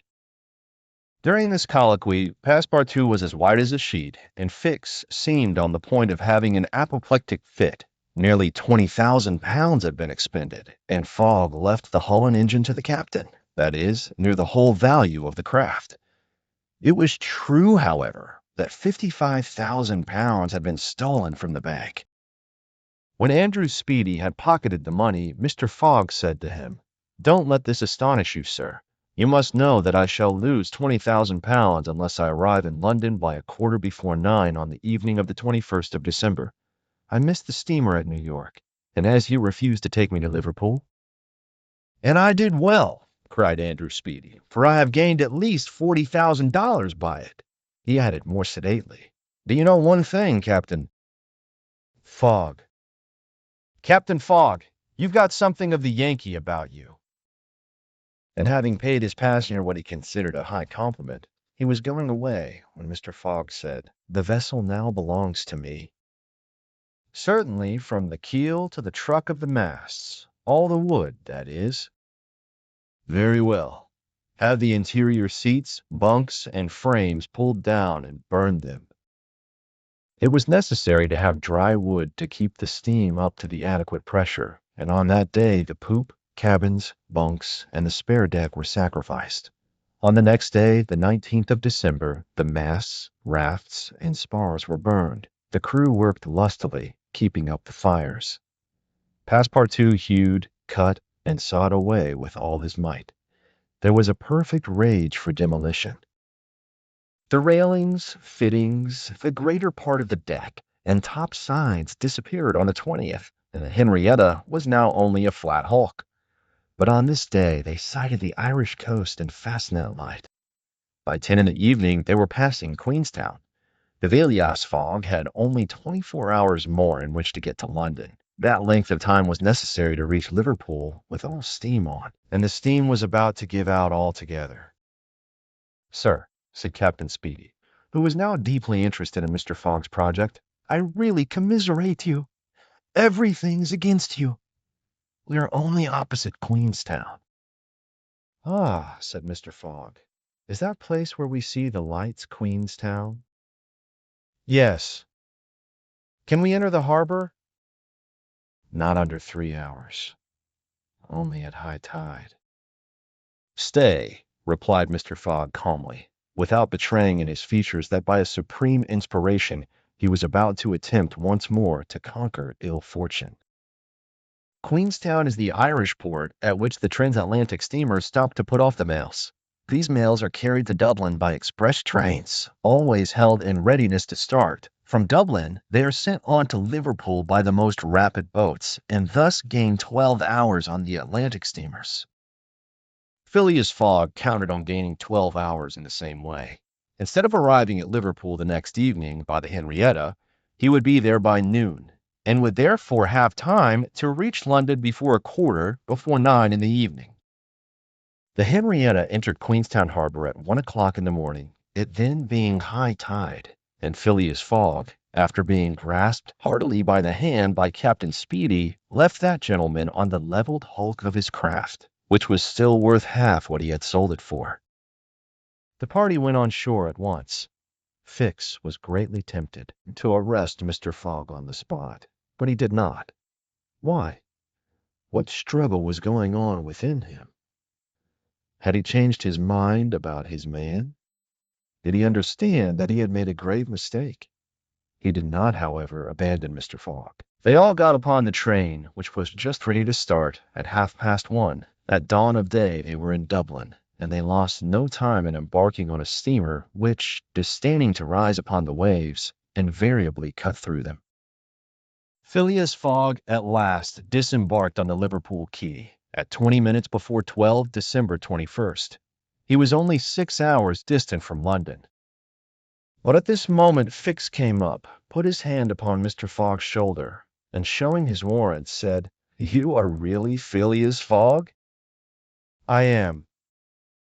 I arrest you in the Queen's name." Chapter 34, in which Phileas Fogg at last reaches London.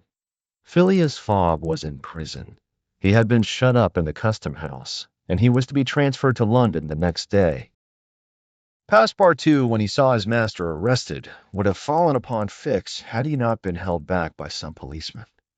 Uda was thunderstruck at the suddenness of an event which she could not understand. Passepartout explained to her how it was that the honest and courageous Fogg was arrested as a robber. The young woman's heart revolted against so heinous a charge, and when she saw that she could attempt to do nothing to save her protector, she wept bitterly. As for Fix, he had arrested Mr. Fogg because it was his duty, whether Mr. Fogg were guilty or not.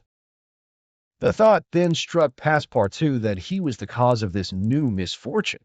Had he not concealed Fix's errand from his master? When Fix revealed his true character and purpose, why had he not told Mr. Fogg? If the latter had been warned, he would no doubt have given Fix proof of his innocence, and satisfied him of his mistake. At least, Fix would not have continued his journey at the expense and on the heels of his master, only to arrest him the moment he set foot on English soil. Passepartout wept till he was blind, and felt like blowing his brains out. Uda and he had remained, despite the cold, under the portico of the custom house. Neither wished to leave the place. Both were anxious to see Mr. Fogg again. That gentleman was really ruined, and that at the moment when he was about to attain his end. This arrest was fatal. Having arrived at Liverpool at 20 minutes before 12 on the 21st of December, he had till a quarter before 9 that evening to reach the Reform Club, that is 9 hours and a quarter. The journey from Liverpool to London was 6 hours. If anyone at this moment had entered the custom house, he would have found Mr. Fogg seated, motionless, calm, and without apparent anger, upon a wooden bench. He was not, it is true, resigned, but this last blow failed to force him into an outward betrayal of any emotion. Was he being devoured by one of those secret rages, all the more terrible because contained, and which only burst forth with an irresistible force at the last moment? No one could tell. There he sat, calmly waiting. For what? Did he still cherish hope? Did he still believe, now that the door of this prison was closed upon him, that he would succeed? However that may have been, Mr. Fogg carefully put his watch upon the table and observed its advancing hands. Not a word escaped his lips, but his look was singularly set and stern. The situation, in any event, was a terrible one, and might be thus stated. If Phileas Fogg was honest, he was ruined. If he was a knave, he was caught. Did escape occur to him? Did he examine to see if there were any practicable outlet from his prison? Did he think of escaping from it? Possibly, for once he walked slowly around the room. But the door was locked, and the window heavily barred with iron rods. He sat down again and drew his journal from his pocket. On the line where these words were written, December 21st, Saturday, Liverpool, he added, 80th day, 11:40 a.m., and waited. The custom house clock struck 1. Mr. Fogg observed that his watch was 2 hours too fast. 2 hours. Admitting that he was at this moment taking an express train, he could reach London and the Reform Club by a quarter before 9 p.m. His forehead slightly wrinkled. At 33 minutes past 2, he heard a singular noise outside, then a hasty opening of doors. Passepartout's voice was audible, and immediately after that of Fix. Phileas Fogg's eyes brightened for an instant. The door swung open, and he saw Passepartout, Aouda, and Fix, who hurried towards him. Fix was out of breath, and his hair was in disorder. He could not speak. "Sir," he stammered, "sir, forgive me. Most unfortunate resemblance. Robber arrested 3 days ago. You are free." Phileas Fogg was free. He walked to the detective, looked him steadily in the face, and with the only rapid motion he had ever made in his life, or which he ever would make, drew back his arms, and with the precision of a machine knocked Fix down. "Well hit!" cried Passepartout. "Parbleu! That's what you might call a good application of English fists." Fix, who found himself on the floor, did not utter a word. He had only received his deserts. Mr. Fogg, Aouda, and Passepartout left the custom house without delay, got into a cab, and in a few moments descended at the station. Phileas Fogg asked if there was an express train about to leave for London. It was 40 minutes past 2. The express train had left 35 minutes before. Phileas Fogg then ordered a special train. There were several rapid locomotives on hand, but the railway arrangements did not permit the special train to leave until 3 o'clock. At that hour, Phileas Fogg, having stimulated the engineer by the offer of a generous reward, at last set out towards London with Aouda and his faithful servant. It was necessary to make the journey in 5 hours and a half, and this would have been easy on a clear road throughout. But there were forced delays, and when Mr. Fogg stepped from the train at the terminus, all the clocks in London were striking 10 minutes before 9. Having made the tour of the world, he was behindhand 5 minutes. He had lost the wager. A somewhat remarkable eccentricity on the part of the London clocks. Translator. Chapter 35. In which Phileas Fogg does not have to repeat his orders to Passepartout twice. The dwellers in Savile Row would have been surprised the next day if they had been told that Phileas Fogg had returned home. His doors and windows were still closed. No appearance of change was visible. After leaving the station, Mr. Fogg gave Passepartout instructions to purchase some provisions, and quietly went to his domicile. He bore his misfortune with his habitual tranquility, ruined, and by the blundering of the detective. After having steadily traversed that long journey, overcome 100 obstacles, braved many dangers, and still found time to do some good on his way, to fail near the goal by a sudden event which he could not have foreseen and against which he was unarmed. It was terrible. But a few pounds were left of the large sum he had carried with him. There only remained of his fortune the 20,000 pounds deposited at Barings, and this amount he owed to his friends of the Reform Club. So great had been the expense of his tour that, even had he won, it would not have enriched him, and it is probable that he had not sought to enrich himself, being a man who rather laid wagers for honor's sake than for the stake proposed. But this wager totally ruined him. Mr. Fogg's course, however, was fully decided upon. He knew what remained for him to do. A room in the house in Savile Row was set apart for Oda, who was overwhelmed with grief at her protector's misfortune. From the words which Mr. Fogg dropped, she saw that he was meditating some serious project. Knowing that Englishmen governed by a fixed idea sometimes resort to the desperate expedient of suicide, Passepartout kept a narrow watch upon his master, though he carefully concealed the appearance of so doing.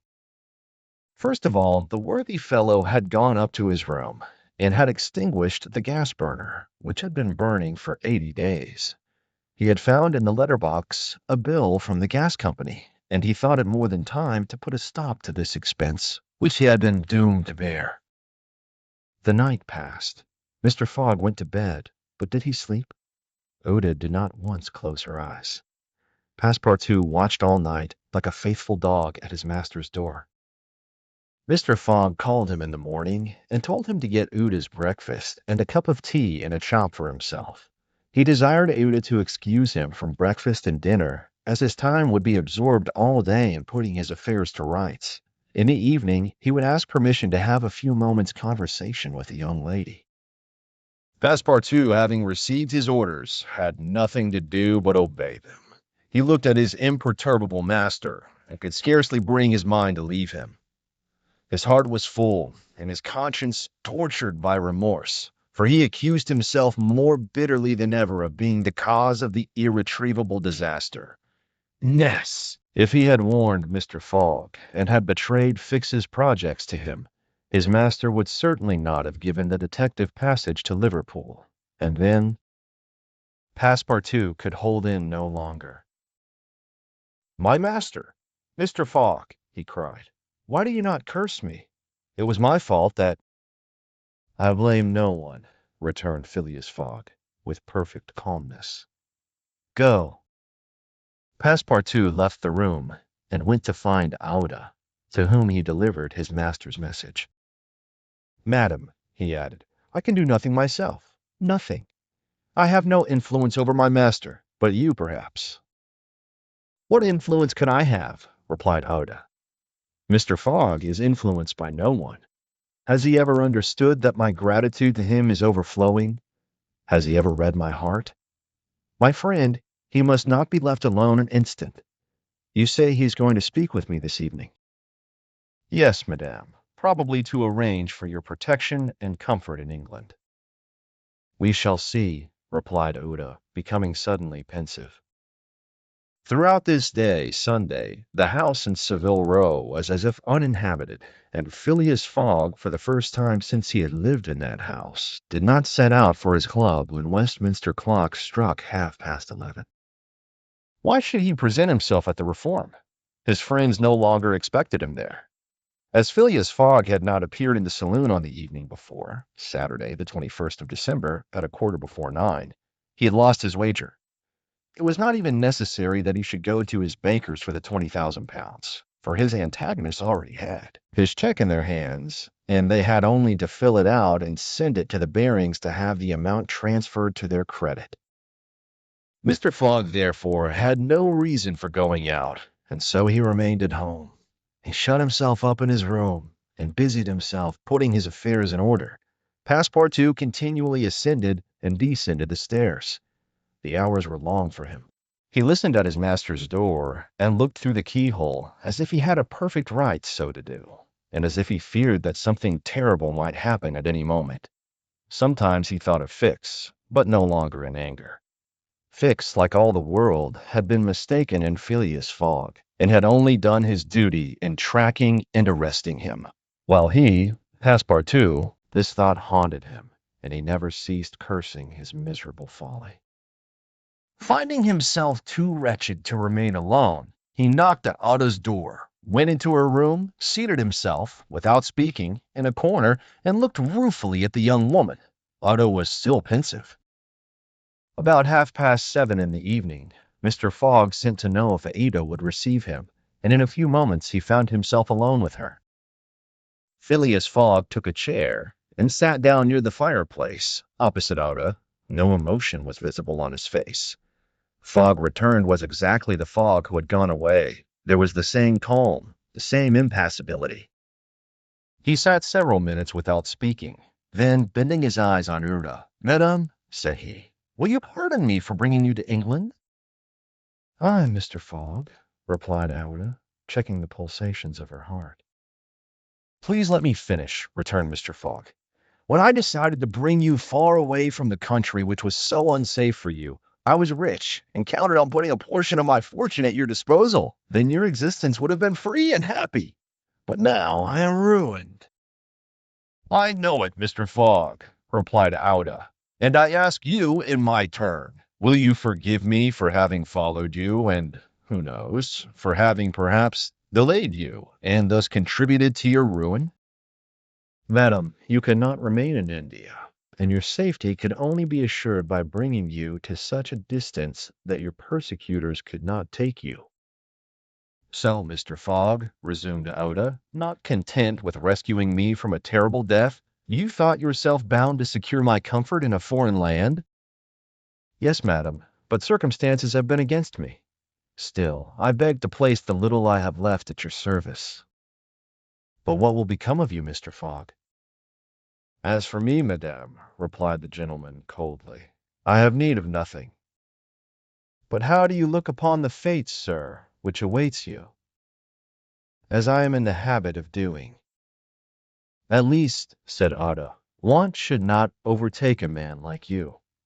Your friends—" "I have no friends, madame." "Your relatives—" "I have no longer any relatives." "I pity you then, Mr. Fogg, for solitude is a sad thing, with no heart to which to confide your griefs. They say, though, that misery itself, shared by two sympathetic souls, may be borne with patience." "They say so, madame." "Mr. Fogg," said Ada, rising and seizing his hand, "you see you wish at once a kinswoman and friend. Will you have me for your wife?" Mr. Fogg, at this, rose in his turn. There was an unwonted light in his eyes, and a slight trembling of his lips. Ada looked into his face. The sincerity, rectitude, firmness, and sweetness of this soft glance of a noble woman, who could dare all to save him to whom she owed all, at first astonished, then penetrated him. He shut his eyes for an instant, as if to avoid her look. When he opened them again, "I love you," he said simply. "Yes, by all that is holiest, I love you, and I am entirely yours." "Ah!" cried Oda, pressing his hand to her heart. Passepartout was summoned and appeared immediately. Mr. Fogg still held Ada's hand in his own. Passepartout understood, and his big round face became as radiant as the tropical sun at its zenith. Mr. Fogg asked him if it was not too late to notify the Reverend Samuel Wilson of Marylebone Parish that evening. Passepartout smiled his most genial smile and said, "Never too late." It was 5 minutes past 8. "Will it be for tomorrow, Monday?" "For tomorrow, Monday," said Mr. Fogg, turning to Oda. "Yes, for tomorrow, Monday," she replied. Passepartout hurried off as fast as his legs could carry him. Chapter 36, in which Phileas Fogg's name is once more at a premium on 'change. It is time to relate what a change took place in English public opinion when it transpired that the real bank robber, a certain James Strand, had been arrested on the 17th day of December at Edinburgh. 3 days before, Phileas Fogg had been a criminal who was being desperately followed up by the police. Now he was an honorable gentleman, mathematically pursuing his eccentric journey round the world. The papers resumed their discussion about the wager. All those who had laid bets for or against him revived their interest, as if by magic. The Phileas Fogg bonds again became negotiable, and many new wagers were made. Phileas Fogg's name was once more at a premium on change. His 5 friends of the Reform Club passed these 3 days in a state of feverish suspense. Would Phileas Fogg, whom they had forgotten, reappear before their eyes? Where was he at this moment? The 17th of December, the day of James Strahan's arrest, was the 76th since Phileas Fogg's departure, and no news of him had been received. Was he dead? Had he abandoned the effort, or was he continuing his journey along the route agreed upon? And would he appear on Saturday, the 21st of December, at 9:15 in the evening, on the threshold of the Reform Club saloon? The anxiety in which, for 3 days, London society existed cannot be described. Telegrams were sent to America and Asia for news of Phileas Fogg. Messengers were dispatched to the house in Savile Row morning and evening. No news. The police were ignorant what had become of the detective Fix, who had so unfortunately followed up a false scent. Bets increased, nevertheless, in number and value. Phileas Fogg, like a racehorse, was drawing near his last turning point. The bonds were quoted no longer at 100 below par, but at 20, at 10, and at 5, and paralytic old Lord Albemarle bet even in his favor. A great crowd was collected in Pall Mall and the neighboring streets on Saturday evening. It seemed like a multitude of brokers permanently established around the Reform Club. Circulation was impeded, and everywhere disputes, discussions, and financial transactions were going on. The police had great difficulty in keeping back the crowd, and as the hour when Phileas Fogg was due approached, the excitement rose to its highest pitch. The 5 antagonists of Phileas Fogg had met in the great saloon of the club. John Sullivan and Samuel Fallentin, the bankers, Andrew Stewart, the engineer, Gautier Ralph, the director of the Bank of England, and Thomas Flanagan, the brewer, one and all waited anxiously. When the clock indicated 20 minutes past 8, Andrew Stewart got up, saying, "Gentlemen, in 20 minutes the time agreed upon between Mr. Fogg and ourselves will have expired." "What time did the last train arrive from Liverpool?" asked Thomas Flanagan. "At 23 minutes past 7, replied Gautier Ralph, "and the next does not arrive till 10 minutes after 12. "Well, gentlemen," resumed Andrew Stewart, "if Phileas Fogg had come in the 7:23 train, he would have got here by this time. We can therefore regard the bet as won." "Wait, don't let us be too hasty," replied Samuel Fallentin. "You know that Mr. Fogg is very eccentric. His punctuality is well known. He never arrives too soon or too late, and I should not be surprised if he appeared before us at the last minute." "Why," said Andrew Stewart nervously, "if I should see him, I should not believe it was he." "The fact is," resumed Thomas Flanagan, "Mr. Fogg's project was absurdly foolish. Whatever his punctuality, he could not prevent the delays which were certain to occur, and a delay of only 2 or 3 days would be fatal to his tour. Observe, too," added John Sullivan, "that we have received no intelligence from him, though there are telegraphic lines all along his route." "He is lost, gentlemen," said Andrew Stewart. "He has 100 times lost. You know, besides, that the China, the only steamer he could have taken from New York to get here in time, arrived yesterday. I have seen a list of the passengers, and the name of Phileas Fogg is not among them. Even if we admit that fortune has favored him, he can scarcely have reached America. I think he will be at least 20 days behindhand, and that Lord Albemarle will lose a cool 5,000. "It is clear," replied Gautier.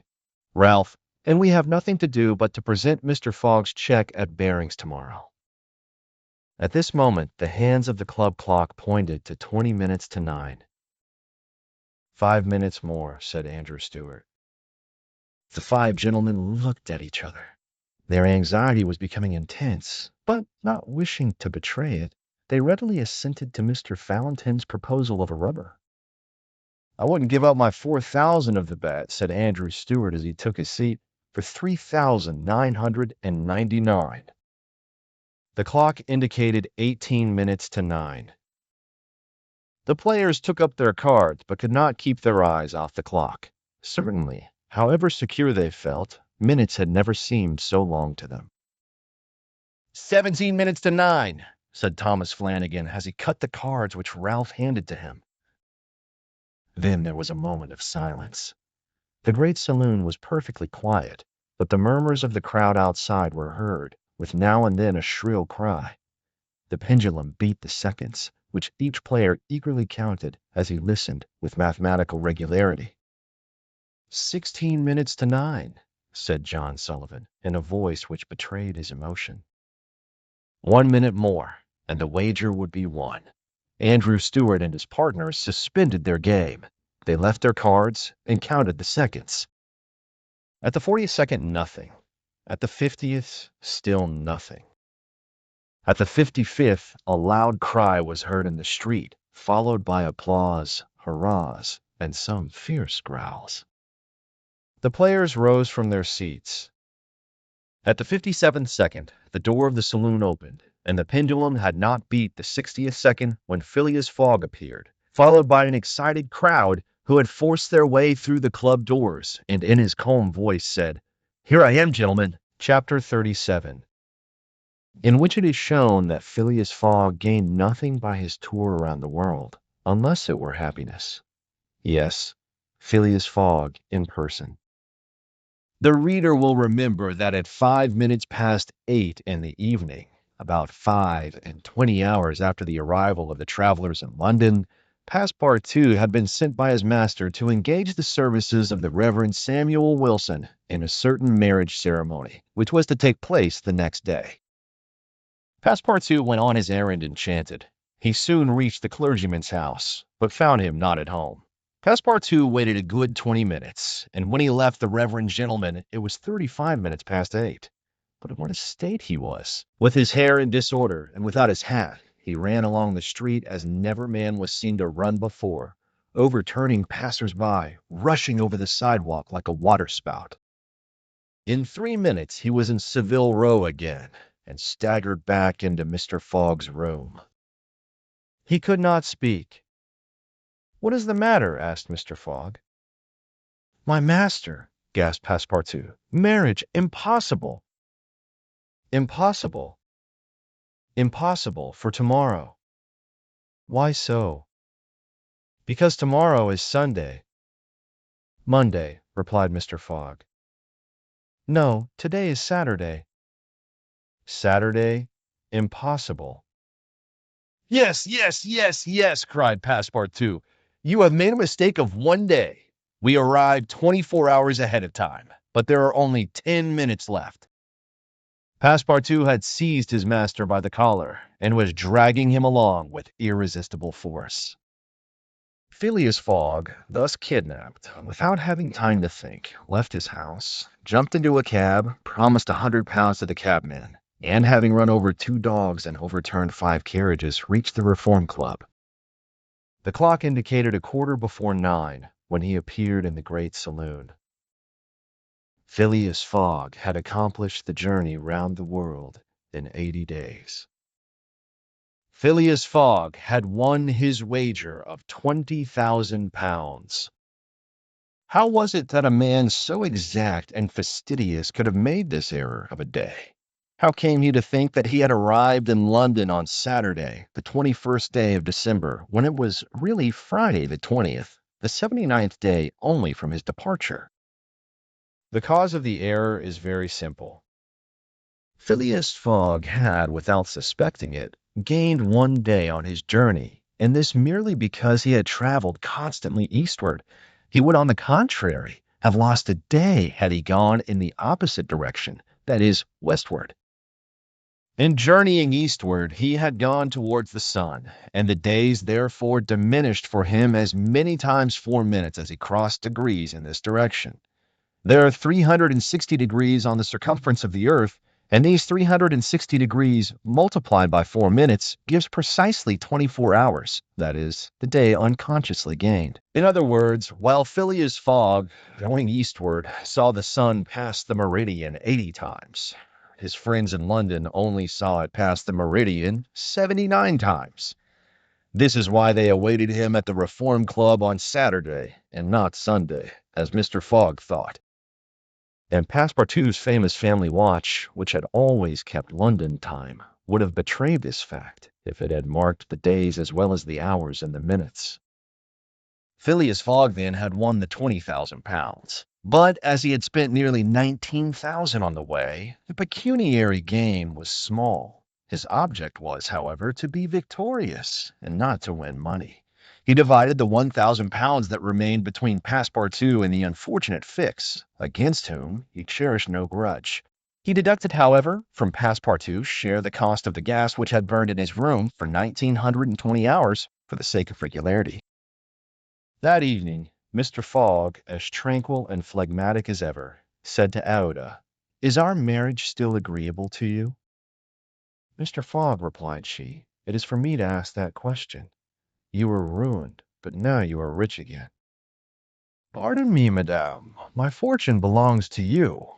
If you had not suggested our marriage, my servant would not have gone to the Reverend Samuel Wilson's. I should not have been apprised of my error, and—" "Dear Mr. Fogg," said the young woman. "Dear Aouda," replied Phileas Fogg. It need not be said that the marriage took place 48 hours after, and that Passepartout, glowing and dazzling, gave the bride away. Had he not saved her, and was he not entitled to this honor? The next day, as soon as it was light, Passepartout rapped vigorously at his master's door. Mr. Fogg opened it and asked, "What's the matter, Passepartout?" "What is it, sir?" "Why, I've just this instant found out." "What?" "That we might have made the tour of the world in only 78 days." "No doubt," returned Mr. Fogg, "by not crossing India. But if I had not crossed India, I should not have saved Oda. She would not have been my wife. And—" Mr. Fogg quietly shut the door. Phileas Fogg had won his wager, and had made his journey around the world in 80 days. To do this, he had employed every means of conveyance: steamers, railways, carriages, yachts, trading vessels, sledges, elephants. The eccentric gentleman had throughout displayed all his marvelous qualities of coolness and exactitude. But what then? What had he really gained by all this trouble? What had he brought back from this long and weary journey? Nothing, say you? Perhaps so. Nothing but a charming woman who, strange as it may appear, made him the happiest of men. Truly, would you not for less than that make the tour around the world?